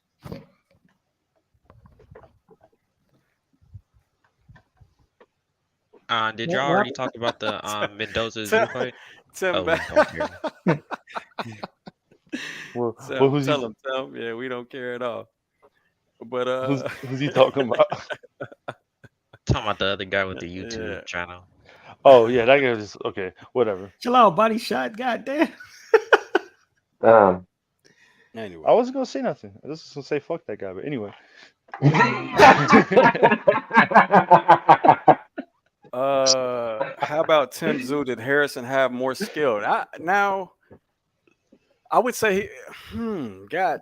Would you say I haven't seen the fight. No comment. Stylistically, it's a bad matchup for Harrison. That dude, man, Tim Tszyu is always putting pressure on you, and it's hard to back up and fight when someone's always in your face. I don't know, man. Skill for skill. Now, don't get me wrong. Tony Harrison got one of the best jabs in boxing. So, like, if we're talking about like who is better skilled at something specific, it's Tony Harrison.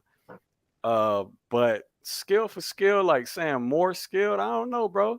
Tim got a nice little skill set, fam. He could counter punch off the back foot. He could, you know what I'm saying?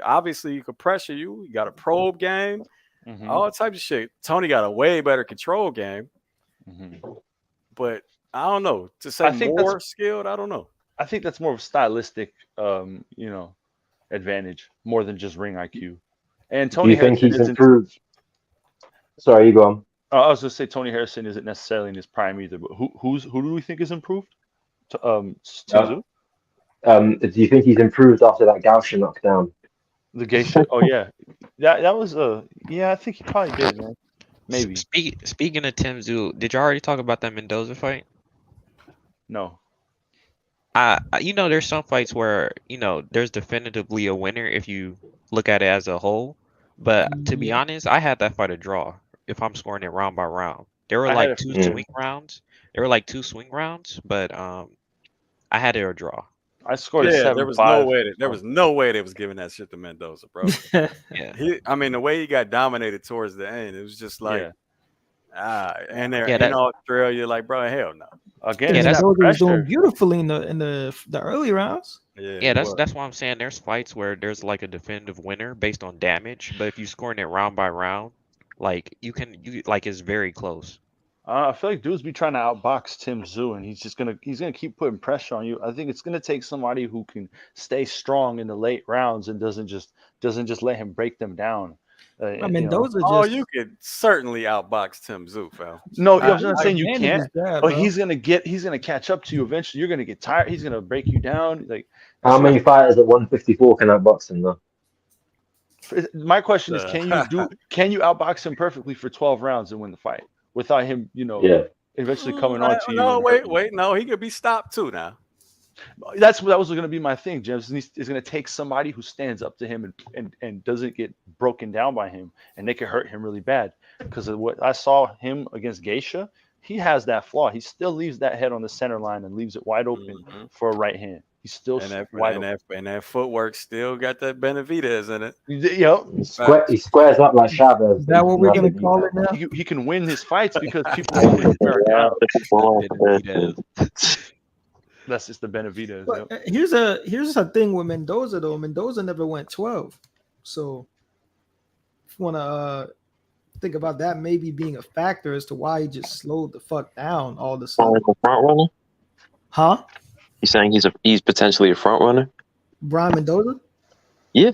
I'm not saying necessarily he's a front runner, but he's never gone 12. He's never gone 12 rounds. Well, when you correct me if I'm wrong, is Mendoza the guy who knocked out Fundora? Yes. Yeah, knocked out. Yeah. Now that was a 12-round fight, but it only went 7, obviously. That fight hurt my heart a little bit because I was kind of high on Lubin, and then that happened, and then his most recent fight as well. That was his most recent fight was a robbery. Like I've never seen a highway robbery like. Hey, man, he lost that fight, bro. Hey, save your heart for the women, bro. and your kids and your mom and your dad. I love Lubin though. I love Lubin. He just seemed like a up and comer. Then the Charlo. Oh, it's such a shame. What do you mean, Lubin? Huh? Talking about Lubin? Yeah. He just won his last fight, and he beat an undefeated. He beat an undefeated top contender. I mean, he didn't win. He didn't win. He lost. He didn't win. Hey, he won that beat. Oh, that shit was easy. I was confused. He didn't win that fight. Bro, he won that fight. I mean, I thought it was a close fight, but I thought he pulled it off. Yeah, I didn't have that. I didn't see enough activity from. I think he landed something like 80 punches or something like that. There was just not enough activity for him to be beating that guy. He was the Ramos. Who didn't have enough activity? Lubin was the consistent one throughout each round, and Jesus Ramos would land one or two combinations if he got him against the ropes. He landed. I'm pretty sure he landed a significant amount more punches. All he did was put him against the ropes, hooks to the body, uppercuts through the guard. Yeah, they landed, and then Lubin would get back into the center of the ring and then go back to work. I'll definitely rescore because first time I watched Prograis Taylor, I scored it for Taylor, and the second time I watched it, I had it 7-5 Regis. So I'm bad at scoring when I'm watching it live. I think every time Lubin used his lead hand effectively, he was winning the fight. I think that's if I remember correctly, that's exactly how. Because he had that stab watching jab to the on body. live stream, Yeah, right? that's how it went. He's such a wild card though, because he's got that 74-inch reach and he's got those levers and he can bang. But at the same time, like obviously people were talking about durability issues, but although he got stopped, he held up pretty well against Honduras. I mean, that level of abuse that he took to last that long. Ramos to me is a disappointment. He only landed combos when he was on the ropes. He has to cut the ring off. It's like he's slow. He's really sluggish. I don't know. Like, what are you trying to do? It wasn't. Why is it so cool to say lateral movement is running now? Because these people don't understand boxing. Look, man, can we just? I would just implore you. Hold on, y'all. Hold on. I would just implore you to watch some 80s boxing. Watch how we go to Sugar Ray. And I'm not talking about money. Was Canizales in the 80s? Yeah. Yeah. He's a great fighter to watch. Early 90s, 80s. Yeah. Man. Wait, he said I picked Ramos, but I put money on Lubin by unanimous decision. So you thought Lubin was gonna win? Ramos gave up the second half of the fight. Yeah, Tim was on here too. Yeah, I remember that shit. Tim said that he was going to knock him out because Tim Bradley disagrees with me. Had a glass jaw. Man, these dudes be like, Ali the greatest. Ali the greatest. Man, all these new fighters just run. They run around, man. Ali the greatest. Willie Pep. I like that. Boy doing all that running. Willie Pep. Man, get on that Patreon. We show a lot of that shit. Patrons request all that type of shit. Oh man, you do a Willie Pep video, but I'm watching it immediately. I still haven't seen. I want to watch. I still need to see your Roja breakdown and what's the other vid that you did before that? Oh, Sugar Ray Robinson. Bernard Loma. Bernard is. Hold on. A company man. Who said Loma? What's that company? Yeah. Somebody said something about Lomachenko? Nah, somebody said robbery. It triggers these Lomachenko. I get it, bro. Bernard is a company. Listen, Mark, do you think Tank Davis is pound for pound? Mark, hold on. Please answer me in the comments section. James, I've got to keep my noise down, man. I'm the people sleeping. God damn, y'all like talking. But you think Tank Davis is pound for pound? Please answer me. And what'd you say, Oxygen? I've got to keep the noise down. You've got to stop with me. This Tank Davis pound for pound. Bernard that was a serious question. Look, you don't got to say nothing else about Bernard until Mark answers that question in the comment section. Yeah, we pause that topic until you answer. I wanted to just make a quick comment on that. Go ahead. He has the lightweight fighter, Ryan Garcia. So of course he's going to try to bash all the other champions. It makes his fighter, saves his fighter some face. Yeah. That's his incentive. He's a company man. Anyway. Wait, did he say that? Yeah. I remember. He'll say anything that puts down his competition.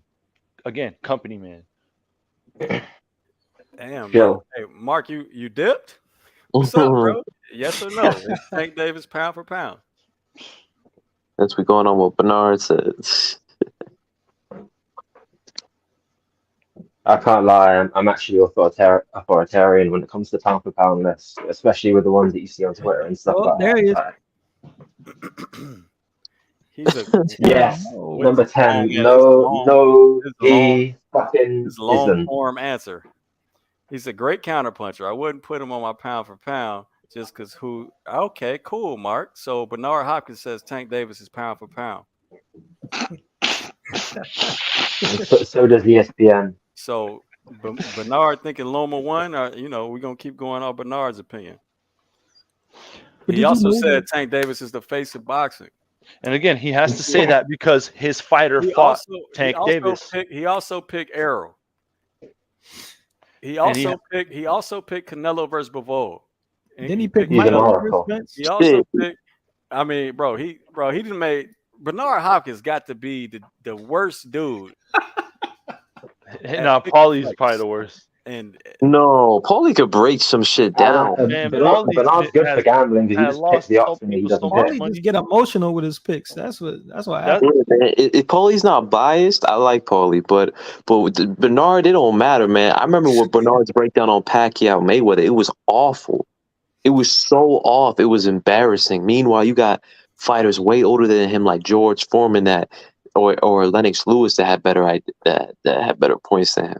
My point was Bernard, just because a pro said something doesn't make it gospel. Who was talking What? about what a pro You said? said it, bro. Okay. Who was talking about what a pro Okay. said? Whatever. He must be Man, talking y'all about be himself. confusing, man. Maybe he was responding to somebody else in the comment section, and I'm tripping, bro. Maybe. Anyway. But the only reason Bernard would say that Tank is pound for pound is because he beat the shit out of his fighter. But anyway, I had to just say that. Bro, I just remember, I loved what he said about Canelo versus Bivol. He was just like, you ever seen a train coming through They said, sorry, Joey, who beats Canelo? Sorry, Canelo Fury. All types of shit. He said Fury's the one who beats Canelo. Nobody Why? beats Canelo but Fury. Damn. Who said that? Bernard. Oh yeah. Yeah, my man was he was the one that started that idea that Canelo could potentially go up to heavyweight, man. You know what, fam? You know what, bro? Bernard is Leonard Ellerby. Look, man, we respected his boxing opinion so much, and he used to gracefully hit us with gems. You know what I'm saying? Every now and then about boxing. And now I think he's Leonard Ellerby, bro. We can't listen. We gotta ignore his ass. He's full of shit. We gotta ignore anybody saying Tank Davis pound for pound. Bro, he said the way he dismantled Ryan Garcia made him pound for pound. Oh Now, my Ryan God. Garcia is a fucking contender that never There- been a champion, bro. See, it's to make his fighter look better. He only Right. says anything that makes My his man. fighters look better. Body shot. He specifically said, "You know what? Sorry, Canelo. Sorry, Terence." Are you kidding? Right. His dismantling of Ryan Garcia made him the dude. The fuck? What the Jesus Christ. sellout, bro? Hey, he's doing his job, man. What the fuck is Ryan Garcia to Errol Spence? The smoke and mirrors. The smoke and mirrors of Tank's career is just unbelievable. Never been a champion. Never The had unified social media champion. To the casuals, Gems, that statement may be true. To the cat. How could he get a fight with Rolly fucking the point. Romero? Hold on. That's exactly the point, Robert. He's Leonard Ellerby, bro. He's talking to casuals. He's not talking to people that know anything about boxing. As soon He's as someone talking to- becomes he's only talking to casuals, fam. That's it. Because those are the people that really be taking these words to heart when they hear this bullshit. Like Tank fans be coming back here saying, "Nah, he's number one. Just listen to Bernard. He's a legend." And some shit. These gossip channels, these gossip channels, y'all love be taking that shit. Oh, see what he said? I don't like listening to people It's who a have a legend. conflict of interest when they speak. When they speak, it's there's always something behind it. You know, I don't. That's why I like Paulie. He speaks his mind. That's why get any bullshit. That's why I like Tim Bradley, because Tim Bradley doesn't give a fuck what you think. He's gonna say, Yeah, exactly. Yo, Tim Bradley's pissed off so many people at this point. Man. Yeah. We need Tim Bradley. I like bro. it though. We need this in boxing. We need this in boxing. The funny part is Champ. That's my guy, right? But the funny part is people say he's so biased to his and a company man, and he's so biased to ESPN fighters. Bro, you know the main people mad at Tim Bradley are ESPN fighters. Teofimo Lopez, Jared Anderson, Shakur was pissed off at him. They would say, "Oh, Tim Bradley don't know shit about boxing. That shit is funny. He ain't no real Hall of Famer. Shut the fuck up." That's what I'm saying. Like, bro, man, people look. But what I say about fanboys, they all sound the same, fam. Fanboys all sound the same. But now the fighters themselves, they just whatever. They just the fighters begin butthurt and they say, "Oh, he robbed Pacquiao. Never even sat there and scored the fight." Like, come on, bro. Yeah. Jackson. Let's talk about something else. Yeah, let's talk about Steven Jackson. What about Benavidez versus Smith? Smith. Joe Smith? No, Callum No, Smith. Oh, Callum Smith. Callum See, Smith. he says shit like this. You gotta love Tim. I thought that you would. I thought that you would not go. Callum Smith versus Benavidez. See, Tim was hilarious, man. This man, I love when Tim sent that unclear text saying Tank is soft on the inside. That shit was that shit hit That thing was different. bitch. Good time. That shit threw me and James for a loop because we were talking this. I thought he was talking about having a soft control game, and you saying nah. And I then was like, no, he's calling it soft on like he's soft, and y'all was like, no, I don't think that's what he means. clarify, like, nah, like he's a bitch, bro. He was like, Tank is soft ass pussy or some shit. I forgot what he said. Oh. He's not wrong. Man, until you beat a Manny Pacquiao or a Juan Hey, Manuel that's not, Marquez. bro. Hey, look, man. Listen, this is not true either, Larry. You 0 for 2 over here, bro. Bro, anybody who wants to tell me that Manny Pacquiao lost that fight, I challenge you to sit down with me and watch that fight in 4K. That whole fight. If you have the first Bradley Pacquiao fight? Yeah. Hold up. Bruh. Hold up. We could do it on Patreon. Yeah. Hold up. Please. Wait a minute. All right. It's one thing to say that Pacquiao dominated, then you'd have a good point. But lost, that's a debate.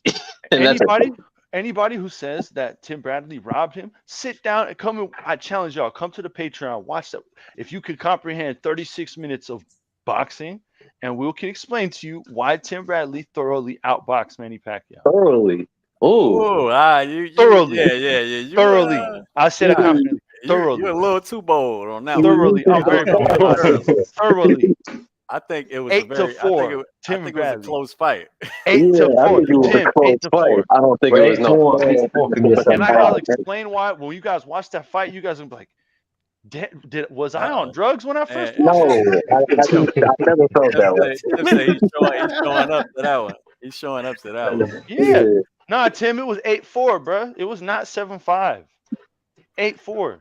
Hey, bro, even the fighter said it was 7-5. Manny was not. He has to say that. Man, you know what they did to this man? They convinced Tim that he lost that fight at one point. Of course he's gonna say 7-5. He's not even confident he won that fight after all the hate he got for that bullshit. So of course he's gonna say that. Fuck that. 8-4, champ. Fuck out of here. And like I said, we can watch that shit, and I will explain why. Man. Your mic is crazy right now, Joey. Yeah, your mic crazy for real. All right, what this shit coming on at 7.